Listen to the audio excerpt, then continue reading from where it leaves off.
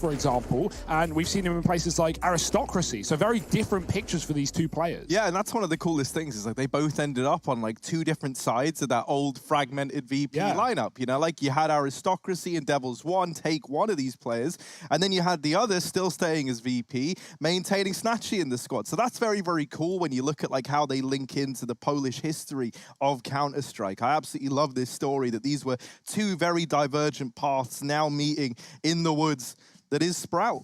Well, let's take a look at the veto and find out what we're going to be seeing today, because I'm kind of curious to see if Sprout play their old faithfuls, which are Dust 2 and Mirage, or if they decide to surprise OG, because I'm guessing they've done the homework. I'm guessing they've seen what OG brought to the party against NIP. I wouldn't be surprised if we had both of the maps you just said, right? Because OG love both of them, and as you said, Sprout, they love both of them. Train coming through as the first pick for Sprout. That's an exciting one. That is homework, because OG did not have a great two-side the other day. Yeah, I think honestly, right? Like, so Sprout being a team that's still on the rise, they still play online a hell of a lot. And so as a result, like their map pool is very, very fleshed out, because you often find it kind of has to be when you're a team still grinding through these online qualifiers. Even here, while Cologne is taking place, they are playing in events online as Sprout. So look, we have these vetoes coming on through. Train going to be the pick for Sprout, OG taking Inferno.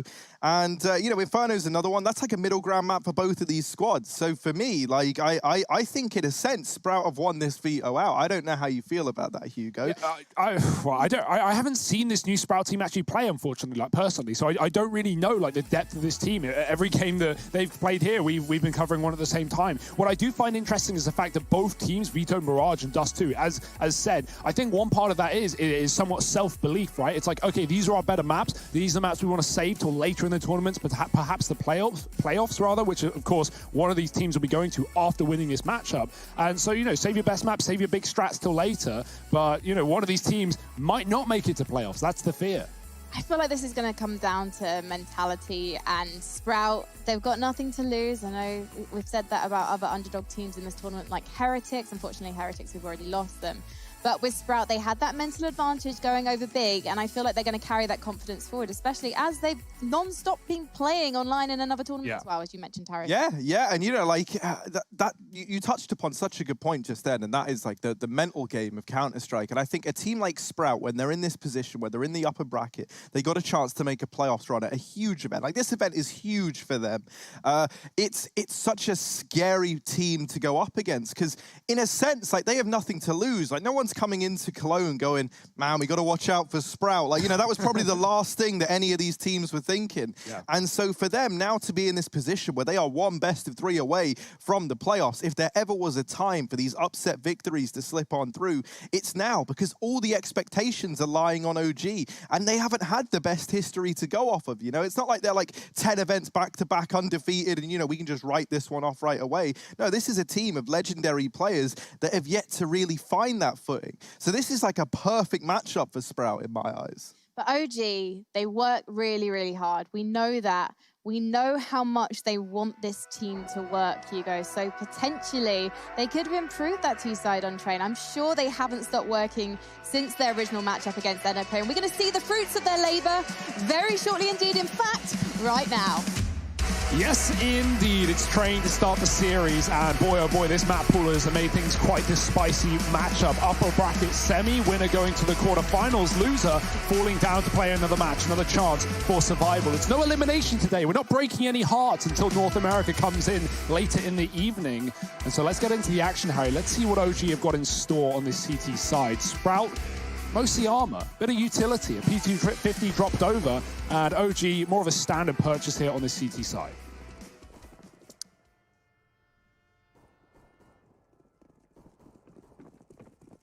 Look at this, right? They're throwing the con smoke in on this B aggression. It's just going to be a B play out of the gate. Now, that smoke has given a nice early warning sign to OG to come in on this rotation. And Man 2 here already does have teammates in rotation, ready to hold the line behind it. Whoa. Is getting pressured. Man 2 going to fall to Diha, but we're left in kind of even odds. It's a 3-on-4, but with a bomb down. Sprout, they're still feeling fine with how this round is shaped up. The flash doesn't like really enable too much of a peek, but actually, as I say that, Favin's just peeked on out and taken MVK out of the round. So, smoke now down on the bomb.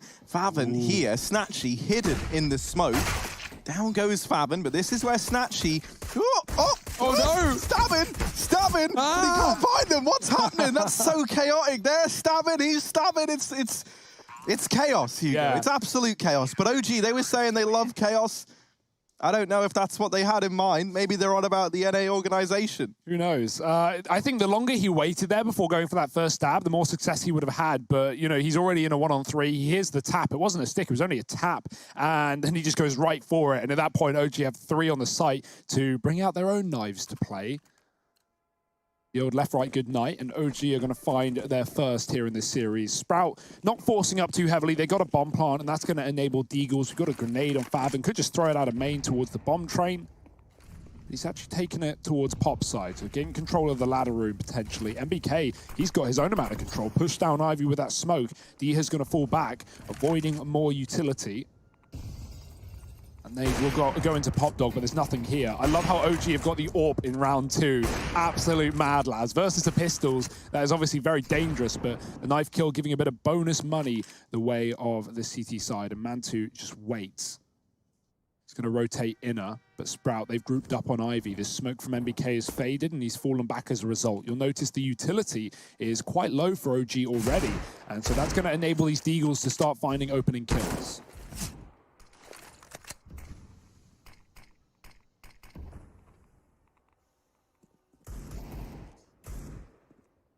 Issa moving into Pop Dog.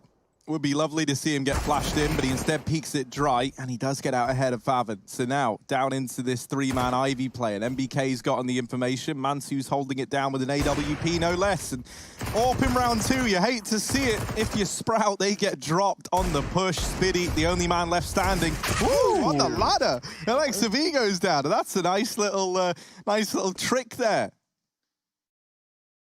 A bit cheesy. Not going to get away with that again, but it will find at least a couple of kills here for Sprout in a round where they don't really have a whole lot. We're waiting for the guns, though, and that will come through here and now. OG should be able to upgrade some of these SMGs as well, considering they lost players. MBK still taking the hit, as is tradition, but everyone else is absolutely fine into this 3rd round. Now, what have Sprout got to show, right? This is their map pick. They're starting on the T side. This is a huge game to get to the playoffs. Neither of these teams really were the expected victor of their opening match. Just keep in mind, what this game could have been is Big Nip, which we had in the lower bracket. Harry, you love that one, don't you? But yeah, that was a great game for sure, but it ended in Big getting eliminated. Right now, no elimination station. Ooh. Nice try from Mantu. It's not going to hit the flick.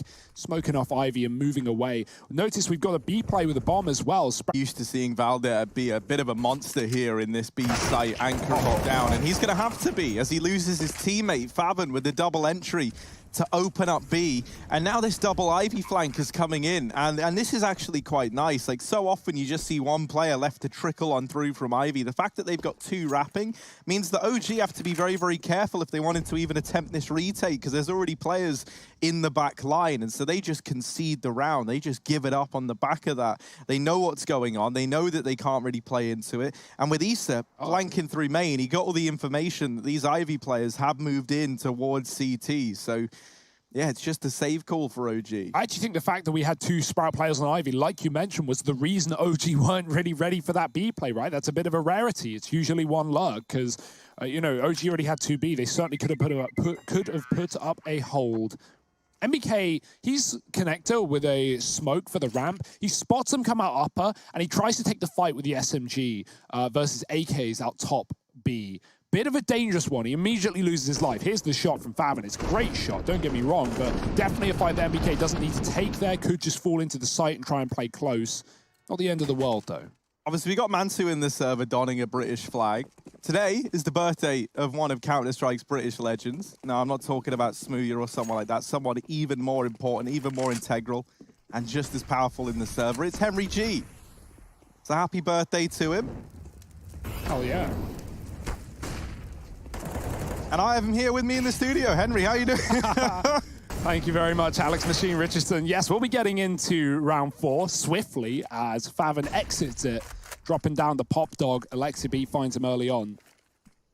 And OG a man up. They're going to re-smoke it as well. Dennis will get down, but he won't hang around. And Sprout are taking the bomb towards Ivy this time with 2 more.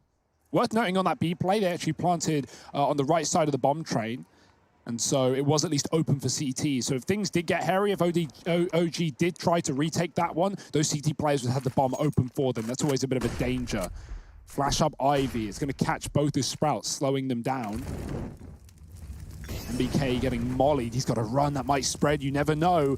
Molotovs can be fickle at times. He actually would have survived, but now they've heard him move away, and this boost from Snatchy looking for a kill. There it is, he gets rewarded. Another Molotov, and MBK tried to move back into safety, but the Mothman of OG gets betrayed by his attraction to the flames. Mantu and Valder left in this one in a 2-on-4, the bomb down. I have to say, I'm absolutely loving the way that Sprout are approaching these takes into these bomb sites. Like the way that they're splitting this site in 2. They did it at B with the Ivy flank. They've done it again in the A site, splitting main and Ivy. Is so cool. Like look at how constricting that was for OG. They had no ground left. Like they were tucked into the bomb site, having to kind of cower away and hope that the fights come to them. Mansu looking to hold on to this AWP, but he is holding down Ivy side. But if this AWP gets dropped, that's a bit of a disaster. Luckily enough, he nails that shot, the shot that he had to hit. So a second on the board for Sprout. They tie us up nice and early at 2-2. Weapons saved, but that's going to be all OG have moving into this 5th round. Yeah, this has got to feel great for Sprout. You know your game plan is working wonderfully right now. You force back-to-back saves for OG. That's not comfortable. It's not where you want to be on the CT side of train.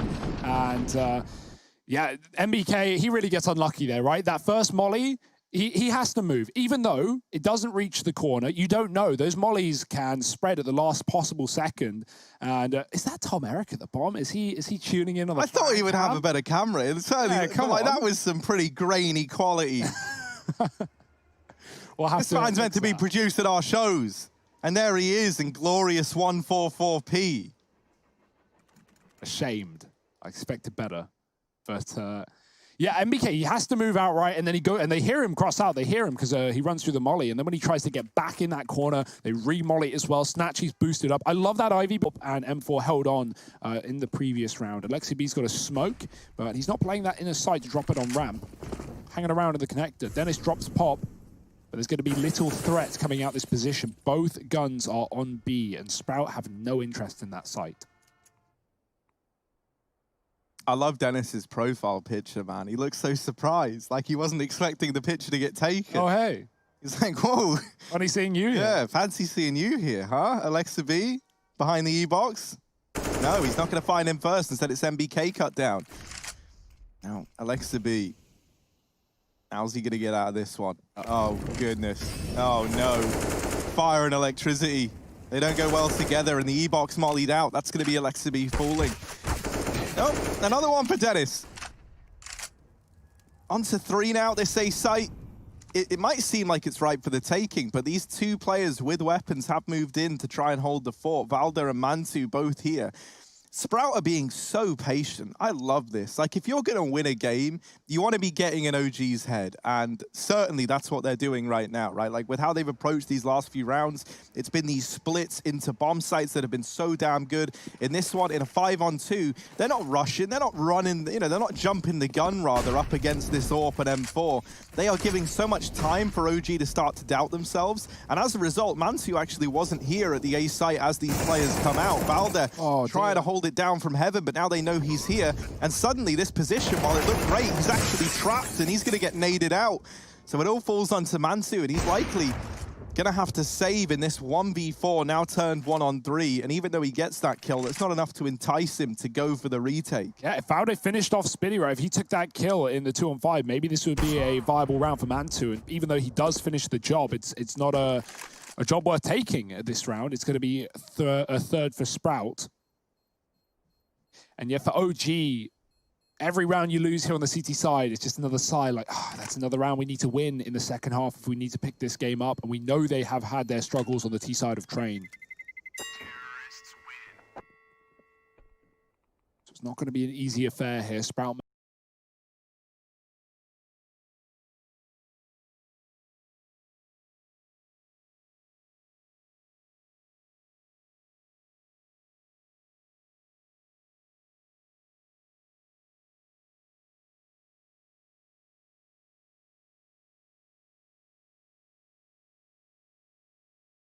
Well, remember, this was brought up in round 2, and it's still in the hands. Look at our dude in the bottom left who splashed out on the green screen just for the occasion. I love the dedication, man. I absolutely love it. He's got the Sprout background on show. And let's see. Sprout in this round. They do get a man fast out through main. That was Spiddy. He tried to capitalize on a pop dog kill, but it didn't quite present itself. They do know, though, that they've got Issa trapped down here in the pop dog. And his retreat is now solidified by Alexa B actually pushing up and taking main control, so he at least has been given an avenue to get the hell out of here. But Fabian just hops down and deals with him, leaving them in a 5-on-4. Alexa B's going to now creep into the pop dog to take up Issa's position. This leaves main a little bit vulnerable, and so you can see the effect this has had across the minimap. Mansu has rotated over from B. Valdez taken a very passive lie at this B bomb site, and while all this is going down, OG is still pushing and prodding at main, just making their presence here known as the rest of the gang tiptoe their way over towards B. This is an excellently cool T-side right now. Sprout are just doing everything they can to make this as painful as possible. Nice tag onto Spiddy, but it's going to have really no effect as Sprout hit this B bomb site. Rotates in for OG. Alexi B mollied out Pop, can't even flank up the ladder, but Valde talking of up, he is up and above everyone on this B bomb site. Bomb dropped on the ramp, MBK holding strong with a double from the connector, and Valde doesn't know how deep Dennis has gotten, but it goes both ways. Dennis waiting for Valde to overstep the mark, hoping he makes a mistake. Does get a kill. MBK falling at the back of CT. Valde pushed in towards upper. That grenade could do good damage, and they need to cover the plant. Valde doesn't swing off the back of getting hit down to 10, and so it's him and Alexi on the retake. They line up, all the info there. Spiddy trapped the oil, and Valde coming in for the top line. Spiddy hits a shot, and it's a one-on-one. The mind game versus the in-game leader of OG. He's creeping around the back, but he's getting flanked as well, and Alexi B is going to save the day for OG. Plenty of time to go and salvage that AWP for Mantu, perhaps, wherever it was dropped. There it is. And there's the round. That's going to be OG finding 3, equaling up.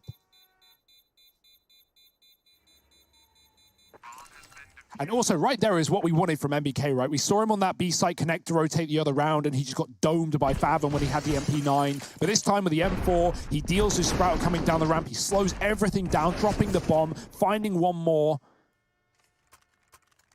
Experience showing through, and even though Sprout get the plant, enabling another buy with plenty of money left up, including the AWP, it's still going to be OG feeling pretty good about that reaction.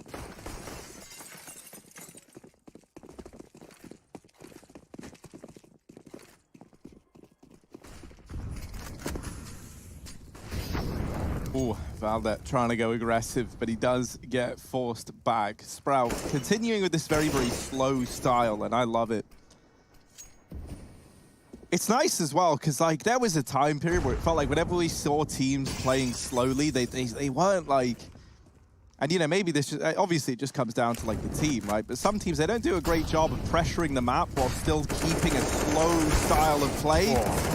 But that's not a problem for Sprout. They're trying to hold on to these key areas, though. And OG, they get a bit sick and tired of all this waiting around. They push the boat out. They go aggressive into main, and they snatch 2 away.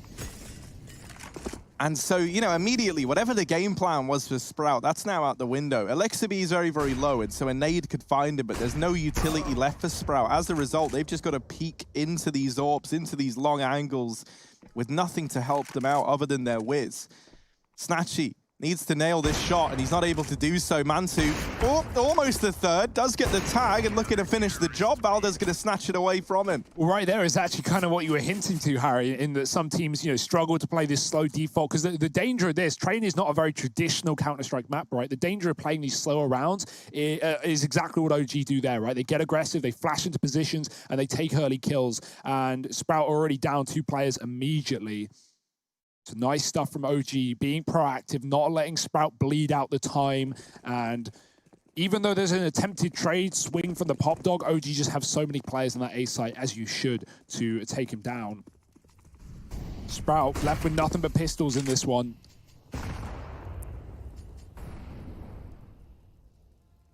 Train can be a very weird map at times, right? Like teams just swapping between going for those immediate A bursts that, you know, are just honestly 50-50 at times, and then really sweating the clock and trying to pressure every position. The danger of that is you often leave like one player a spot, right? You'll have a guy Ivy, you'll have one main, you'll have one pop, and then you'll have someone holding B, and then, you know, the extra play can kind of float.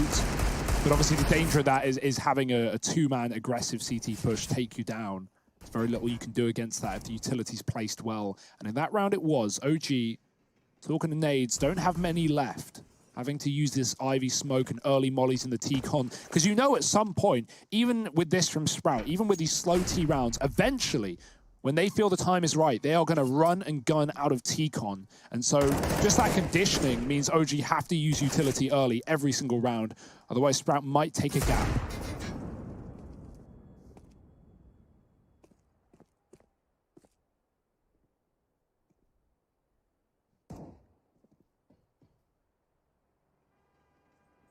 Issa just made noise going up the ladder and drops down. That's drawn the attention in, and Sprout, they don't even consider Alexa B. MBK gets glocked out of the round, but that should be it in terms of the damage here for Sprout, and indeed it is. So a 5th on the board for OG. They deal with that eco nicely. They keep it pretty clean, and they're feeling a little bit better now, stumbling back to their feet here. I would like to see a bit of a faster round at some point, right? Just to keep that pressure on, as you say. I think that's very, very important, because one of the problems we've seen, even with a team like Na'Vi, right, who prolifically like to be a reasonably slow team on a map like Train, one of the problems with teams like that you find is that if you get used to them being very, very slow, then you do just hold on to that util. And so finally we have a bit of a faster round, at least from Spiddy. He goes out through main, he wastes all that utility out. So a lot of Molotovs, a lot of nades getting dumped early on. Now, while Spiddy does get caught, it's not the end of the world. At this point, Sprout, they've set themselves up well to try and find a round. And it would get even sweeter if they can catch on to Valde being aggressive outside of this B site. He's pushed up into the halls, and he does best Favon in that head-to-head. That feels like a very key fight to win, because now, not only have you lost your upper control, Valde's allowed to just stay here. That enables a 4-man stack in this A bomb site. So it's so much information for the side of OG, and it allows an even heavier presence on the other side of the map. And now Sprout, they're constantly scared of him pushing as well. They don't want a flank to come through and their plan to get abruptly ended. So they've got to try and retake this control, try and get Valde out of this position. Flash in, Valde dodges it, goes back, and there's the drop. Spinny with no teammates to trade. His teammate is in Pop Dog. They are going to split this A site and find it. Very good kills. Diha dropping MBK down on Ivy. Now that bomb is still back in spawn, and so Snatchy will have to return for it. That could really slow things down, and with 25 on the clock, things are problematic. Mantu looking for this pop lurk. He knows that Dennis is here, and dropping this smoke. Mantu's holding a passive line. Doesn't need to play aggressive with the time in the favor of OG. Oh, the timing on that. Mantu was holding for that exact peak. Now Valde's helped out, and Issa able to get one more. It's down to this 1v1. Snatchy looking for the player pushing in through Ivy. Is going to try and get this bomb down. Valde knows he has to be sticking that plant, so the nade finds good damage. Snatchy on the bomb train. Oh, that's so damn quick. I didn't even realize he got the kill. Snatchy locking it in the 1v1. And it's another round for Sprout. 4 on the board now. When they've got the rifles, when they've got all their pieces, they do look deadly. That's an unreal shot. This guy has big boots to fill, right? With Searson previously being on this Sprout roster, we know how explosive him as an AWPer could be moving over to Big. But Snatchy, that is a great flick. That is a very, very key clutch. And yeah, I like to be a bit shocked after that one. I don't blame you. You don't expect Valde to lose something like that. I think maybe even the nade for Valde is a bit of a problem. Snatchy doesn't know where he's coming from, right? Valde goes for the long rotation all the way around, previously in B halls, down through CT, coming in through Ivy. Good damage. He hits Snatchy in the face, but it's not enough to win the round, and Sprout are going to find 4. OG's last buy before they're broke. MBK might have to take another SMG here. It's on the FAMAS instead. Still got enough for utility too. And it's not like Sprout are rich either, right? They win the round, but only just. And so we got Galils and, you know, lack of util on some of these T-sided players. But a round's a round, and they're going to be happy they got it, keeping things close. Not letting OG run away with his CT side. Sprout even trying to retake T main. OG is suffocating with how much control they're getting. We've seen MBK push Ivy, Valde in the box halls, and this is even going to flash himself in to pop the jump. I don't know if that was necessary. He might have hit the shot considering Dennis had turned around, but by the time he's hit the ground, he's already gone from it. Oh dear. That is not the start OG needed, and MBK wants to patch that wound. Oh no, is this about to make it even worse? MBK up close. Ooh, Oh dear. ooh, little jump scare. There he is. It's a fake flash in. That was thrown from Alexa B. Throws the decoy into Pop, designed, you know, hoping that they look away from it, anticipating it's a flashbang, but it was one player playing anti-flash, and so, you know, they already had that safety net in place, and the fact that it wasn't actually a flashbang there comes back to punish OG. Nice idea, but didn't work out. Mantu now holding it down with the AWP, has Snatchy and Diha, the Polish duo, on the other side, and Snatchy's going to come out ahead, clears the close angle, and now this has forced the rotation back to A, but look at the bomb, it's in the B site, and OG have no idea. Sprout are the most annoying team to play against. Snatchy is in with another, and this round comes to a close. It's them tying it up at 5.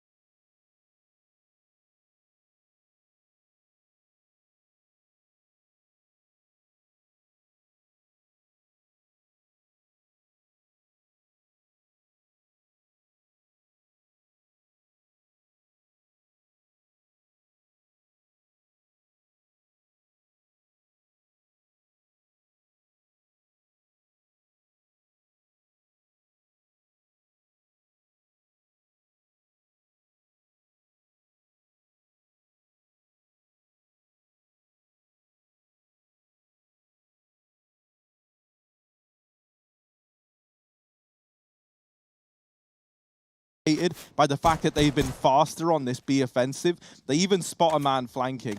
However, like, maybe that sets a bit of a warning sign that, oh goodness, they might have stacked this B site. That's where Diha is like a nice little fail-safe, right? He gets the information that B is clear, and so now the rest of the squad just walk on in. So that flank, the timing that Diha was able to hit, has actually just enabled this B play. Yeah, when in reality, you know, Diha making noise up Ivy meant that after OG pushed T-Con, they split 2-2, 2 down Ivy, 2 on the B flank. So Sprout, you know, they're worried for a second, but they go, okay, guys, we have the guns, they're on pistols, let's just trade effectively. They walk out heaven together, and there's no trade needed, there's no kills to be found. Careful not to move too far away from the bomb, but no one there for OG. They've triple set up in CT. Diha, pressure's on you, bud. Don't want to give away an M4, but he's going to walk into 3. Now the trade for Faven. Oh dear, they could line up. Mantu's grabbed the gun. He saved his teammate's life. Get down, Mr. President. Alexa B's turn, but they all know he's here. And Dennis is going to clean it up. No guns saved here for OG, not today. 6 for Sprout. We've got the OGs of German CS leading Sprout to victory. Dennis and Spitty in control right now. Dennis at 10 kills. I do love that we've started to have like an influx of Polish talent into these other international squads. Poland it was such like a good region for up and comers in CS, but it felt like honestly, you know, as sad as it is to say, like the VP squad kind of like ended up suffocating that tier 2 of the Polish scene for so long, right? And you were just eclipsed by this team that stopped giving the results you were used to. So it is really nice to see some of these names that everyone was considering to move into that VP team back then, now finding their footing in other avenues. And I think it's going to make them more well-rounded individuals and better players as a result, you know, just because it has been an uphill battle for a lot of them. Even if you look at Snatchy, right, he had that stint in the VP team. So, you know, he was one of the lucky ones, I guess, if that's the word you would want to use, who was he was brought up through the ranks. We had AGO for so long, and they were really exciting, of course, with Snatchy as well. So I think the only other player that a lot of people are talking about as well is someone like Mihu, who's over in Envy, right? Team's been a bit quiet recently, but maybe we'll see some more from them in the future. Not here at ESL 1 Cologne, though. Sprout, little B fake, hoping to draw rotations. They've walked 3 up Ivy with the bomb. Now, MBK is still here. He's not shuffling over just yet. No one's really moving. Aside from this double B setup, which OG have been leaning towards for good reason, Dennis is going, guys, it's clear. They might be stacked outer, but now he's been caught. Valde hiding on the train. MBK, good patience. Will it pay off? Oh, he moves and then gets peeked. Welcome to Counter-Strike. Spitty finding the opening kill on A, but the bomb getting dropped and the AWP with it. Snatchy gone. Spitty wrapping Mantu's in the fire. He can't move away. And Issa gets shot in the back as well. Even late lurk from Ivy. Diha with his second, and now Valde in the clutch. Out from Popdog very, very fast, but Spitty here could catch a great timing to deal with him. Valde gets that kill, and he's not ready for Spitty, already back in main, so it's 7 on the board for Sprout. They continue this great T-side, and one of the problems when a T-side starts to spiral out of control like this, you know, this being the 4th round in a row for Sprout, is that the CTs, even with that loss bonus building up, you get stuck in like this back-to-back pattern of, you know, you lose a round, you buy. If you lose that round, well, then you're down into a partial investment, then you lose that, and then you just rinse, repeat that cycle, and it's very easy to get stuck in it. And then the other problems that brings with it is, you know, like you're kind of running some lackluster utility. Maybe you don't have the AWP all the time that you want it.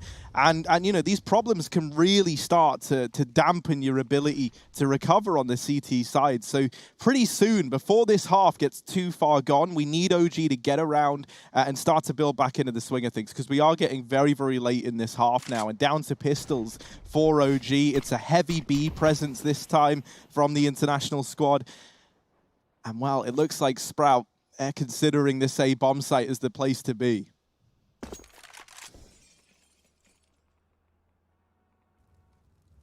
Yeah, OG have quite a different opinion, though. 3 on inner, and once again, wrong place for them. It's been so unfortunate. Even their gambles have been just incorrect. Alexi B might be calling for some support, especially with that kill. Dennis getting an opener, and him and Spitty finding this A site once again for Sprout. Nothing OG can do but look to get exits here with the Deagles. Sprout. So it feels too good to be true, right? They're clearing everything. Guys, we've only got 2 kills, but hey, I guess there's no one here. Free plant for us and OG. If they could grab an AK and get out, that'd be nice, but Sprout have not been throwing away these guns in the post plant. Even when they've had like Diha go out and lurks and lose his life, it's often been traded. And other than the weapons that OG bring into the round that they often save as well, they can't really steal many away from Sprout. Look at this setup. Everyone's still hanging around on A.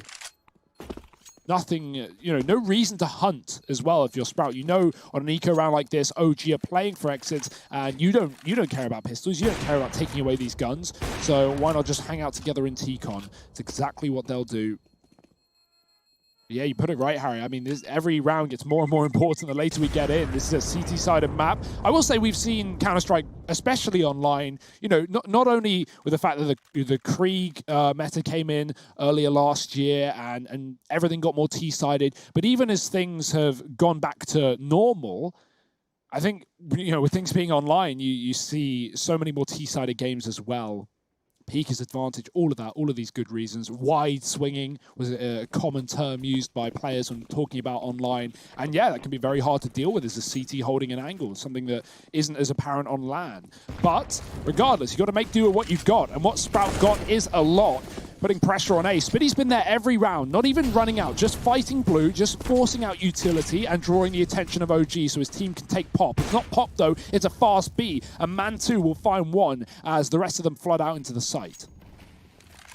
Yeah, Mantu, crucially though, has bought time for these rotations to come in, and he's still alive, still a threat here. Now do keep your eye on Dennis, who's gone very aggressive, but Alexa B, peeking over the smoke, senses that something might be awry, and deals with him. Now Snatchy here has Diha close, and oh, Diha's got the double! Down he goes, MBK gets the trade, Snatchy trying to peek back out, 21 points of health, he's in a rough spot, and he gets naded out of the round. Spitty now left in the clutch. He does deal with Valde, and just 2 players left to find. MBK damage onto him, and the kill locked in. It falls onto Mantu, he taps the bomb, but scoping up, Spitty 1 HP and a missed shot. Mantu follows up with the kill, but there's no time for the defuse. It's 9 on the board for Sprout as that bomb goes off. They continue this deep T-side run, try as Man2 might, it's not enough in the clutch. That's so unlucky as well. Both the kits for OG are dropped on the lane, right, by the grey train, just in front of the ramp, but there's physically no time for him to go back for them. He was the behold. He shouldn't even need to really worry about the kit. The AWPer as well, he's already spending enough money, and he gets a couple in the round, but it's all too little too late. Great work from Sprout, man. They're just everything. Despite OG getting the man advantage, despite Dennis being delayed coming down ramp with a bomb, and Sprout only just getting the plant, being in a 3-on-5, D had doubles up on lane side, and Sprout and make every round winnable. 5 in a row, 6 in a row. I'm not giving them enough credit. Maybe one more, looking for double digits at the end of the half.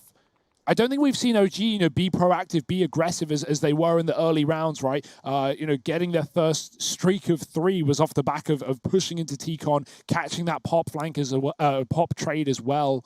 But it is very hard to do it when Sprout are playing, like they haven't run out of main. We were expecting that. They just haven't needed to. And why change now? Things are working wonderfully. They're running very sweaty, slow rounds, even though they throw every round this early utility, and Spitty puts pressure on main. They don't commit. Nice kill from MBK. He takes the pop spawn, a position that Sprout have often been in first, and it's denied by OG. But we had a man advantage for them in the last round, and it didn't do them any favors. So will this be any different?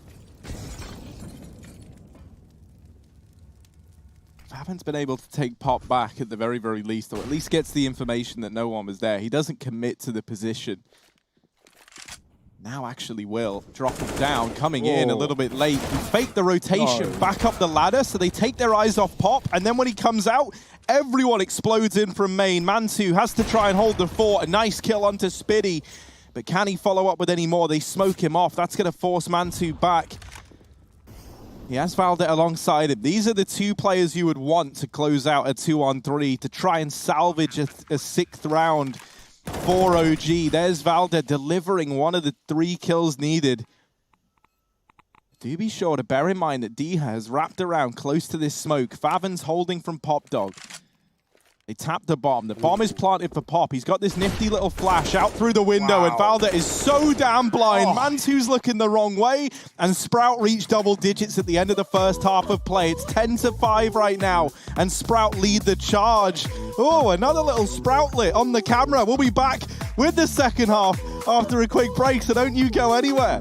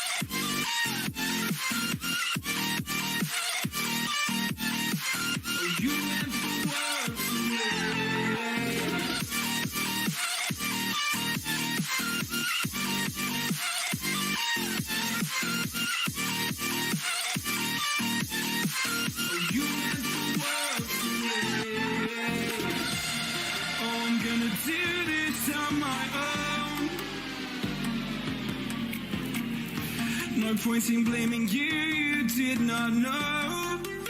Oh, I thought you were the one for me. That's why I give you everything. Held you close by the stormy seas. Oh, you meant the world to me.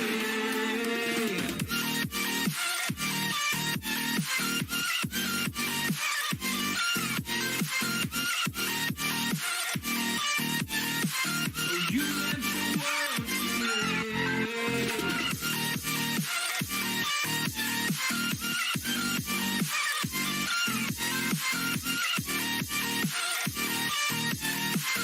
You meant the world to me. Oh, I'm gonna do this on my own. No point in blaming you, you did not know. Oh, I'm gonna do this on my own. something when you did not know. I thought you were the one for me. That's why I give you everything. Held you close by the stormy seas. Oh, you meant the world to me. Said that you moved on. Where did I go wrong? I tried to make you stay, but I guess my love wasn't enough. Was it me or was it you, love? 'Cause I'm dying to know. Why do you wanna end? Was it real or just pretend? Tell me, why do you wanna end? Was he really just a friend? No sign of you. The last 7 rounds in a row going the way of Sprout. They are in full control of this map and series currently. It is their pick as they show off their T-side on Train. And OG, well, they might need some more training in this game because things are not going their way. 6 of the 10 rounds that Sprout win are bomb plants going off. That just really shows the difficulty that OG are having on the CT side, right? Constantly being in the wrong place, constantly getting faked out by Sprout's rotations, and now they've got to do some of the work on their own over on this T side. I think it's probably a breath of fresh air for OG moving over to this half, getting to dictate the pace for a change rather than just be put in the wrong place. Triple nade for Sprout. Hello, it's going up and high into the pop dog, but OG are already down and out. They're already pushing through the connector into this B site. Oh, I love this already. And all that utility is gone for Sprout as they lose their players off the back of this push. What a great pistol from Issa. Double kill on the opener and a B bomb plant. How do you like a taste of your own medicine, Sprout? I love that. I love that cool, man. They smoke off the bomb train with a little wall of smokes, and then they push through it. They catch those players in rotation. If you're Sprout and you lose those players in the A site, and then you see that there's a connector smoke down, the last thing you expect is NBK, of all people, and Issa to come barreling through it with pistols and take your heads off. So I love that decision from OG. And that definitely feels like a bit of a flex, you know? Like they want to send a message early on. Like, okay, yeah, you might have bullied us in that first half, but that ends now, right? Like, we're the ones dictating the flow. We're the ones dictating the pace. And so OG, they immediately set a good standard right out of the gate. MBK even hunts down Snatchy. As a kit as well. How's that? How's that, Snatchy? Yeah, he lost the kit and full armor also. Dennis, I think, was the one to get away with it for Sprout, but yeah, look at how Dia's getting caught off right. He has a nade out. He's trying to throw it towards the bomb train, stop this heavy setup. Sprout clearly had an idea there. They had their game plan with 3 full sets of utility, but they don't even get to use it because OG make it so quick. Here's the force in round 2. 3 scouts. I love this. We see Astralis do it from time to time when they do lose the pistol. It's a great success. Snatchy taking his on B upper. He's spotted an arm. Can he take a leg? Valde not going back in. He wants nothing to do with this. And he's holding passive for this little aggressive play from Diha. There's the swing. It's traded. The scout finds a head. And that's a great shot from Snatchy, keeping Sprout a man up in this round. Oh, it's a big nade, but it just falls short. That could have made all the difference. That could have been man 2 out of the round. Dennis here. Oh, that's almost a lineup, and he does get a tag off. I love this triple scout train by. You're right. I remember when we saw Astralis pull this one in, and it was a treat to see. Now we've got Sprout donning it to devastating effect. You can see why it's so deadly. Train is like the one map in the pool that lends itself to this buy so damn well. You force all these long-range engagements out of, you know, SMG players for the most part, and a few rifles here and there. And as long as you get a tag a peek, you know, you're winning the round. So Spiddy up here in heaven with a scout, Favin boosted up in the connector. Spiddy, the watchful eye. The eye of Spiddy opens wide and does get tagged up by Issa. Damage done on the Deeg from Favin, but this leaves Snatchy in a 1v3. Everyone is low, though. These are all one-hit kills to this scout, and that's scary. MBK going in with a repeat. He might want to think twice about that one. Mansi was just tucked himself in over towards Old Bomb, and that position might have to solidify them the round if Snatchy has his wits about him. MBK at the E-box. Swing from Snatchy, and the aim punch sends his aim to the sky. So OG, they just about get that round on the board with 40 HP left between the two players standing. And so 7-10, the Force Spy not giving the results that Sprout were hoping for. They had that early advantage, right? I think it's just the late Ivy take was not what Sprout expected. Rather, they'd already cleared that position from the start with one of the scouts, and so OG group up and go there later in the round, flank that A site. It's going to feel good. Triple nade. I imagine going into main, but MBK hears all of them, and he can make that call. They've got a heavy A-side setup, guys. We should move away from that. OG looking to take Ivy instead, but you know that Sprout really don't have anything in this round. You killed everyone. Oh dear, up the ladder. The grenade drops below, and the MAC-10 will find everyone. That's great. Lots of money made for Alexibi. Might be able to drop over that AWP to Mantu as well in the follow-up round.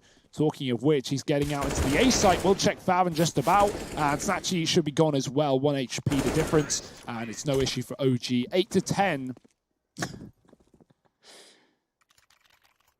Here it is. This is the buy. This is what we've been waiting for. The Force finds a bit, but not enough. Now, the AWP for Snatchy, and Alexibi not buying up the AWP, staying with the MAC-10. We know that he likes to do these hero explosive plays with his spawns, go in, get a kill, jump through a smoke, die, and get traded. Set his team up. On a map like Train, that might be very difficult on the outside to find effect with the MAC-10. He's actually throwing utility. Didn't have the spawn, so Issa will be the first out, and that's a great round, a great opener rather. Alexibi flashing out Issa. It's not an issue though. It's Faven putting up 2 at the back of Old Bomb. OG is still down Olaf at least, but Snatchy's flanked B. He's here very, very quick. That's the bomb court moving back. Faven in with another. He's so mobile. They just saw him over on the bomb train.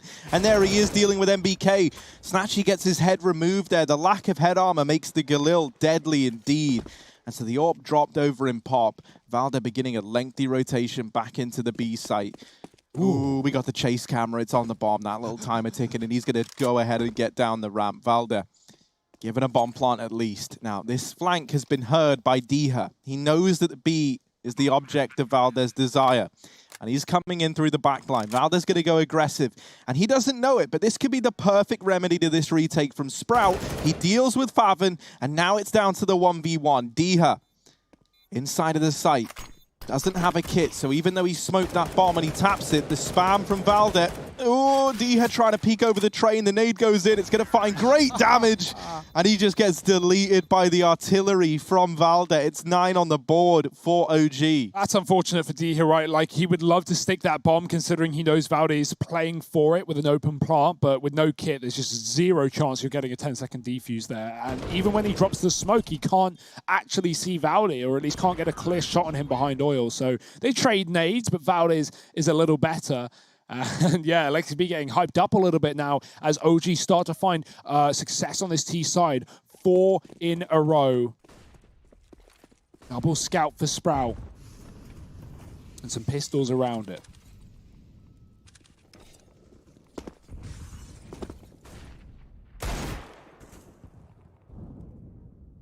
I like that Spiddy has the Chris J stickers on his scout. Nice bit of homage to an old friend. And this B site is very heavily stacked. OG, they don't know it yet, but they are walking into the lion's den. Flash is good though, and that's taken the scouts off the angle. Spiddy and Faven, the scouts have suddenly come alive. Dennis has taken out Alexibi. And oh my goodness, it's all onto Issa. He's left scratching his head. Guys, I was meant to be holding pop. You just had to get into the B site. How hard is it? Well, they've all fallen. Issa's going to drop this little one-way smoke. That gives him vision into the connector here from ramp. But, ow, it's not nice. It's not pretty. He gets tagged by the scout on the peak while he has followed up on a Dennis. Crossing now in front of these 2 scouts is a scary sight to behold. Ooh. Trying to play around the smoke. Faven surely going to see him. Does hop down, gets spotted.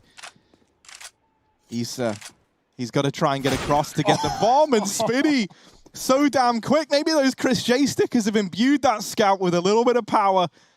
from the Dutchman. It's 11 on the board for Sprout as they get it done with Scouts and Deegs. That's unbelievable from Spiddy. The collateral on B upper as well. That's just such a rough round to receive for OG, right? The perfect, the perfect round. You think you can just drop out onto B. You know they have low money. You know there's very little they can do, but the Scouts save the day. Oh dear. OG, they still have a buy. They still have fight left in them yet. They're not going to give up after one round, but that's going to give Sprout everything they need. The AWP is back out on Snatchy. Spiddy doesn't want to upgrade, and I barely blame him. OG, they're going to try their hand at it again. They know that it's unlikely that Sprout will just quad stack that B site in back-to-back rounds. And so they look to execute early into inner. Snatchy is here. Another sniper watching upper. OG might want to smoke deep there. Could be a bit of a problem. They're going to get smoked off on ramp, dropping that con side one as well. And yeah, it will just be a burst out through heaven with the bomb. Good shot from Snatchy. Oh, and the follow-up as well. Oh, he's looking for a third. Shot misses, but Favin's there to deal with Valda. And Alexa B, he knows he's lucky to be alive. I don't know how he is. The bomb plant's going to come through for Issa, but Favin is already closing the distance, already closing the gap and playing around this smoke now. Issa going to get caught lining up utility, perhaps, as Favin goes through the smoke. And it all falls onto the MAC-10 King, Alexa B. 1v4, and he's just going to let them have it. So maybe I've called him out a little too early. MAC-10 King, he's renounced the throne. He's given it over, and it's 12 on the board for Sprout. Yeah, I mean, Alexis, but he's right. He's lost the round. He knows that. What can you really do? But the sad part about that is it's not like you're saving an AWP or anything. You're saving a MAC-10. It's not really going to do anything. And OG are broke anyway. They get the bomb plant, but oof, it's not like loss bonus is built up yet. It's only 2 in a row for Sprout, and better late than never, hey? They may have lost the opening 4, and it wasn't even the guns that was the solution. It was the snipers. Now an eco around this. We got back-to-bacticals. 2 tacks in a row. I think it was 1 for Sprout and then 1 for OG. Or did OG just use them both? Didn't quite catch that, but regardless, it's going to give plenty of time for OG to construct whatever this eco is going to be. I think somewhat talking about the next rifle round as well, right? Because in a round like this, what can you really do other than look for kills with your deagles, hope for the best? It's going to be interesting to see if Sprout full passive or try and take those aggressive A main positions and pop like OG commonly did on that CT side. Because if you compare these T sides, OG, they are just going for set pieces and executing quite fast, whereas Sprout, or at least when they had rifles on the T side, would just wait and bleed the clock out and fake OG with utility. Talking of utility, there's a few nades here on MBK and Alexa B, so maybe they can set their teammates up for success. Nades on the bomb train, a couple of seconds too early. Spiddy does get hit, but that could have been the kill with 2 grenades. Not quite. And all the utility is gone already. OG, they're stacked up outside of B, but Alexa B, he's gone deep in through Olaf. Hidden himself, stealing himself away.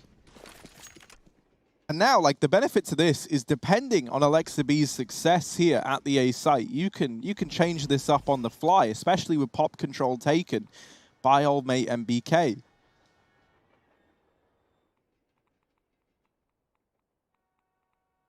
They really wanted to wait. They could go all the way to Ivy and just have a triple play there with the Deagles, but it seems like they want to support Alexa B with some pressure on main.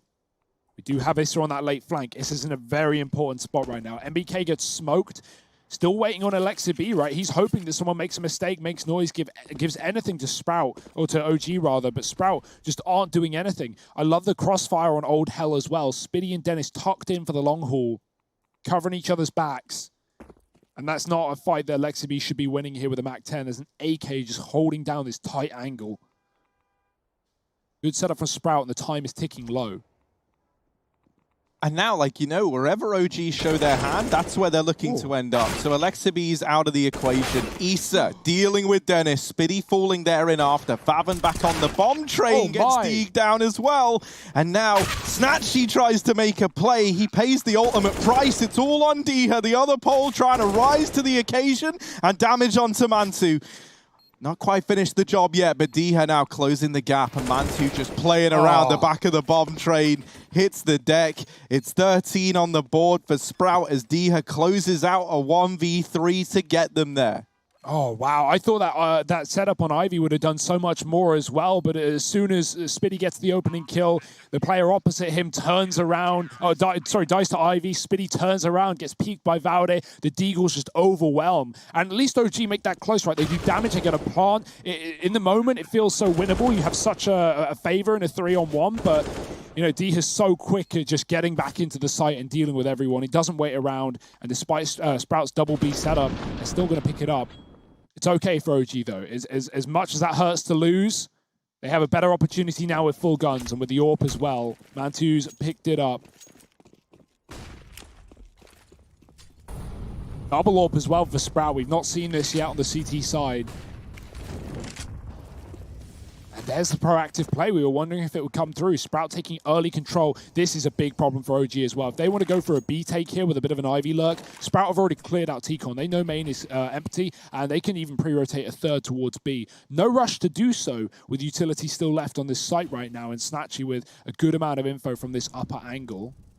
And in fact, it may not even be a B play right now. OG is still split, still spreading out. Sprout want more information. They're going to get it. Pop is theirs. You can even wait here with a double setup. Not only, you know, shielded from main to a degree, but you can hear OG setting up utility towards B. If Alexi B wants to, oh, he considered it. If he mollied, that could have been huge. And he might still go back to it after, but throwing a smoke towards the A site. That's going to set Issa up to get in position and try and come in on this late lurk. And the timing is caught. It's tremendous, tremendous. Let's see, he's coming in through the back line. Diha holding down, the flash is good. It blinds the first man in and gives him a bit more room to maneuver. Snatchy's gonna help out his Polish brethren, but this is where the flank from Issa. Oh no! The turnaround from Snatchy. Mantu's traded, but Faban has already arrived on his own wrap through the pop dog. MBK falls, and Faban and Spitty coming in on that wrap. They play that to perfection. Snatchy, I think, single-handedly there makes that whole round way more doable than it ever should have been as well, with that kill onto Issa, because suddenly it became these players in the bomb site's responsibility to deal with those guys pushing in through connector, holding the top side as well, right? And while they do find them, as a result, as a consequence of that, they're not holding the flank, they're not even considering it. Yeah, and on top of that, it's the double pop setup, right? It just enables such a quick flank. You know, Alexi drops that molly, but it's not, he can't hang around. It's not going to do enough forever. And so immediately Sprout climb up the ladder, and both players are there. Even though only one peeks out, only one gets spotted, you know, there was just no way out of there for OG. But yeah, that kill from Issa, ooh, that needed to happen. It would have at least enabled an open plant potentially for OG. But instead, Sprout 14-9, looking to do this the hard way, 4 in a row since they found their first on the CT side off the back of the scouts. They have not stopped. And OG, yeah, what can you do here? You've got to buy. Don't want to play for OT at this kind of scoreline. You're going to save a bit of money. MBK is late out of spawn with Mantu, but it's coming to terms of the situation they're in. This is Sprout's map pick. Keep that in mind, right? We got Inferno as a second. We know OG like that map. But this is a very impressive display from the German-Polish team right now.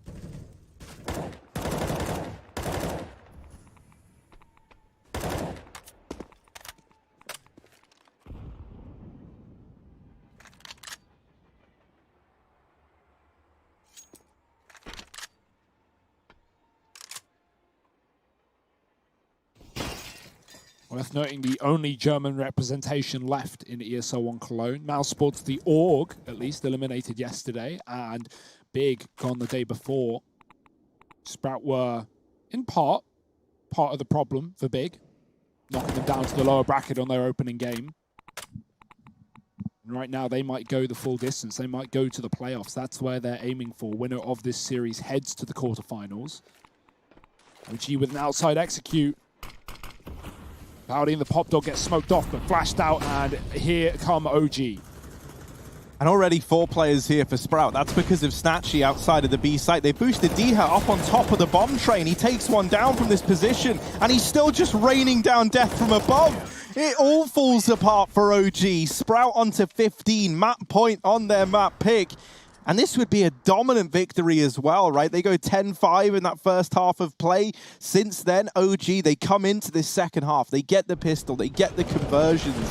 And then if you remember, it was that little cheeky scout round after losing their first rifle that has propelled Sprout over and onto the finish line. Yeah, I love how much Sprout are using OG's utility against them. OG throw that top train smoke to stop someone from one-waying on top of the bomb train. You often see that. And so, you know, Diha boosting up, like you said, just uses that smoke as a one-way instead. And it just gets worse and worse. Favin dropping MBK right out of the pop dog with that flash.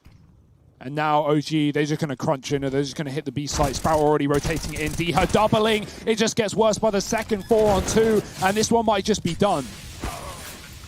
Man2, 1v4. Can he manage anything here? The bomb down, and he's trying to keep OG's lifeline here on train. But with Favin and Spiddy both on the other side of oil, they spot him. They've done damage. He does get the first kill. But up above, it's Snatchy hitting the deck next. The wrap round is coming in from Dennis, though, and he's got it dead to right. Sprout, they take their map pick 16-9 as they get this one over the line. That leaves them 1-0 up in this series. And Inferno still to come up next. That's the map pick of OG, where we're hoping they can give us a bit more to get excited about. You're going to have to stick around for it. We'll be back with Inferno after the break.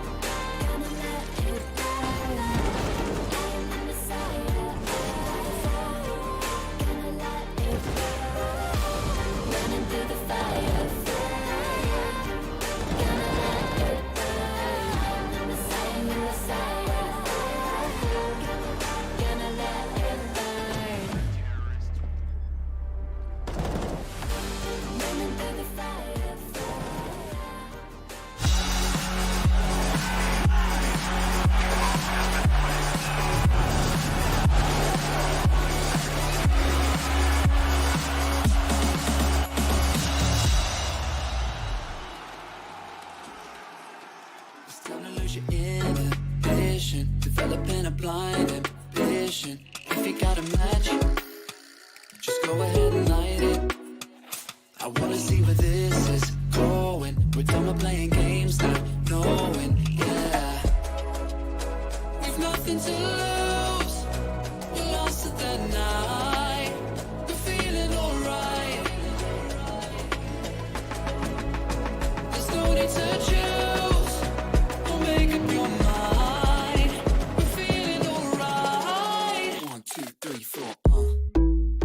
Gonna do it like this, gonna do it like that. Everybody's on that, gonna do it like this. Yeah, we never look back. Oh, got the bodies on tap, getting rowdy on it, getting cloudy on it. Got me on the right track, yeah, you got me on it. Gonna do it like this, cause that's the way we want it. Gonna do it like this, gonna do it like that. Gonna do it like this, yeah, we never look back.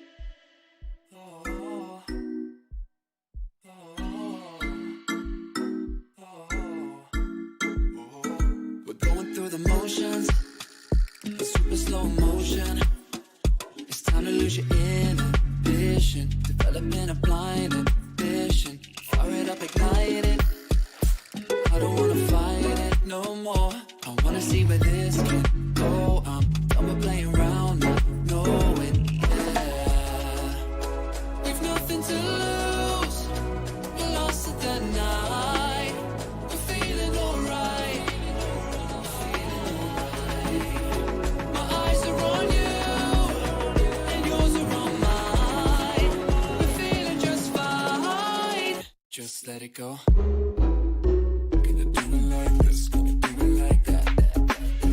Everybody's on that, gonna do it like this. Yeah, we never look back. Got the bodies on tap, getting rowdy on it, getting cloudy on it. Got me on the right track, yeah, you got me on it. Gonna do it like this, cause that's the way we want it. Gonna do it like this, gonna do it like that. Gonna do it like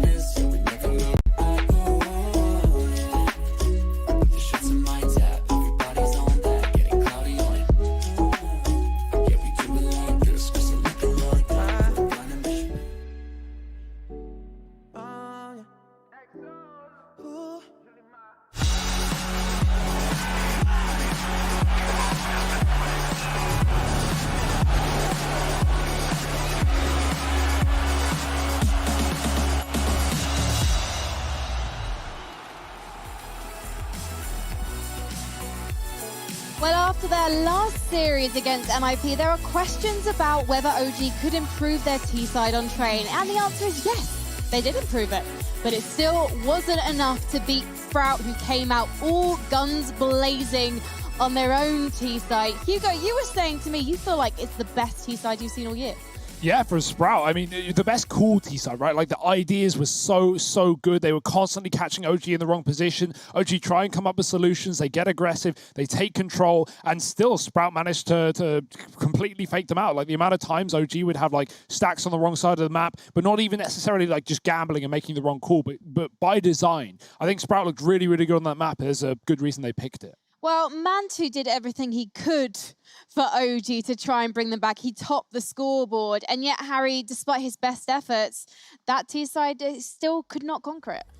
Yeah, you know, like, it's one of these weird situations where, like, you have a lot of kills on the OG side, like Mantu, right? You might look at his stats and think, like, Mantu must have been popping off. And in a sense, he was. Like, he was getting a lot of these kills, but ultimately, they just weren't having anywhere near as much impact as players like Sprout were having on the other side. Like, Snatchy, for example, finishes a lot further down the scoreboard than a man like Mantu does. But I would argue that Snatchy's AWP kills are actually leading to something in those rounds, you know, whereas a lot of the time it felt like, for me, when we compare between the two squads really as a whole, a lot of those kills from OGs were like, you know, players saving or rounds that were already too far gone, so you weren't actually getting to play into it. And it's one of these, like, weird situations where OG have more frags in the game, but they get blown out the water. Yeah, even some of those opening kills from Mantu, though, right? He was 3-0 in opening duels. In two of those rounds on the CT side where he would take opening kills, they would still lose the rounds, and that's because Sprout's calling was so good. I think the Polish talent as well in this team is really showing through in a map like this. Diha and Snatchy obviously having so much impact. You've mentioned the AWP for Sprout side, but for Diha alone, his Ivy lurks, his timings were impeccable, and he was constantly catching OG with their pants down. Well, I'm curious to see what's going to happen on Inferno, because OG, we know they're very comfortable with this map. I mean, it's their map pick after all. But if Sprout can turn things on like they did in this map, it could be a fast 2-0. Yeah, that's like a danger, right? And, you know, I'm hoping that OG can bounce back. Another reason why I hope that they can as well is, like, when you compare and contrast these teams and, like, the situation they're in, for Sprout, the whole idea of, like, having this international squad where everyone's having to communicate in English is more foreign to them than it is to OG, who have been trying this process a hell of a lot longer, right? And when you look at the names, when you look at actually who is in this OG squad, they should be the better international team. So I think, you know, when you look at it like that and you kind of think about what's on the line, Sprout being newer comers to having to be in this situation is a bit worrisome if they're able to beat OG, right? Because you'd like to think that this team of Counter-Strike legends would be able to walk all over a team like Sprout. Well, what are we expecting to see on Inferno very quickly, because we've got to head into a break. But in fact, you know what? I want us to have some time to speak a little bit about Inferno before we go into that game. So right now, we're going to keep you guys on the edge of your seats. So wait with us, or grab a cup of tea if you fancy it. If you're a Brit like me, I appreciate a cup of tea. We'll be right back after this break with our next map of Sprout vs OG.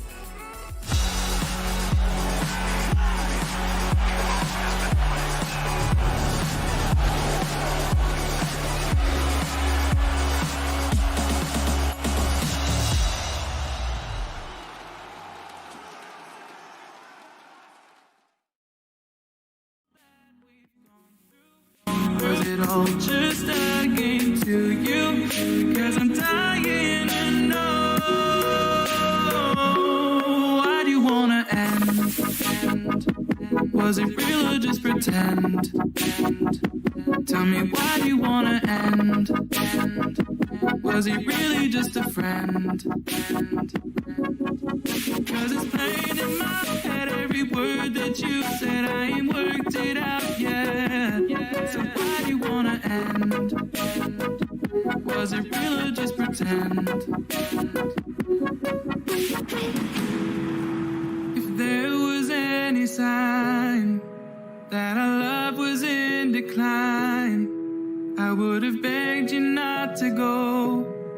I would have given even more. My heart is breaking up inside. Can't believe our love has died. Yes, it's out of my control.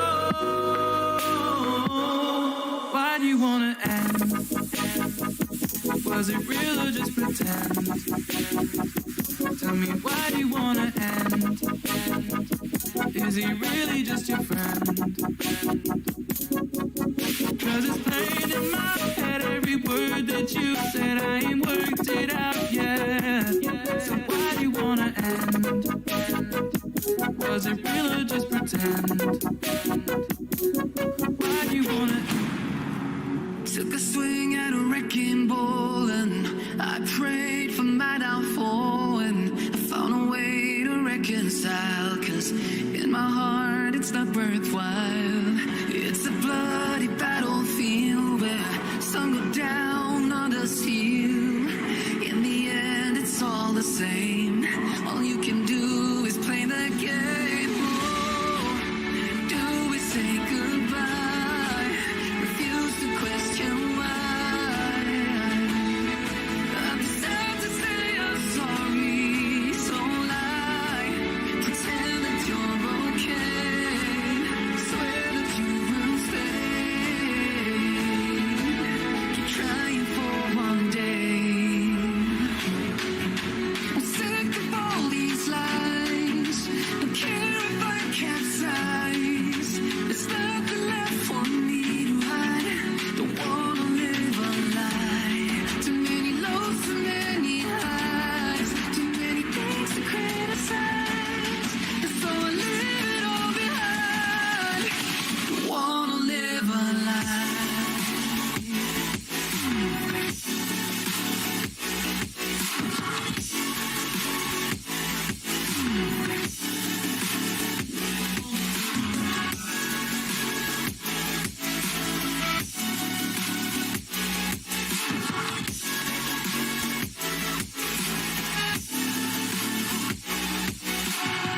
Life kept spitting at my feet and forced me down a dead-end street when all I had went up in flames, burning only dark remains. I covered up every part of my skin, oh, cause I don't like the person within. Oh, I know I'm the one to blame. All I can do is take the shame. Oh, do we say goodbye? Refuse to question why.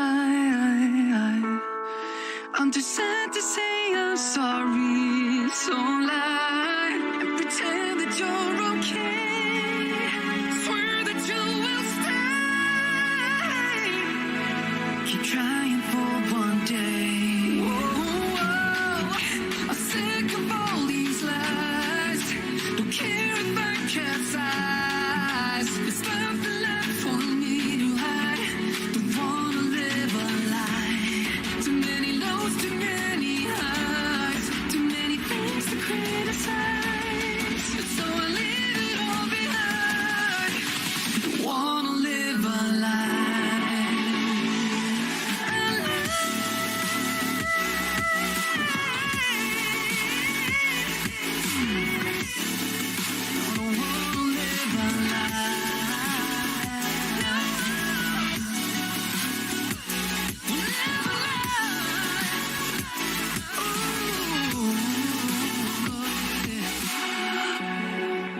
Sick of all these lies. Don't care if I capsize. Oh no.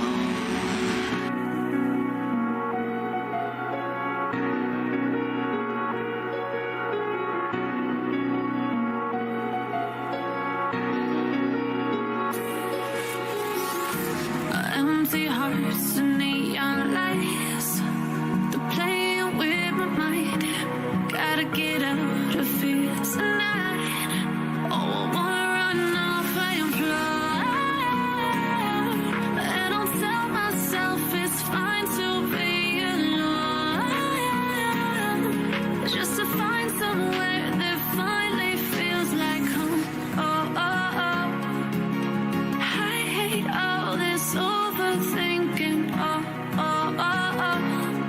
The more I swim, the more I'm sinking. Take me to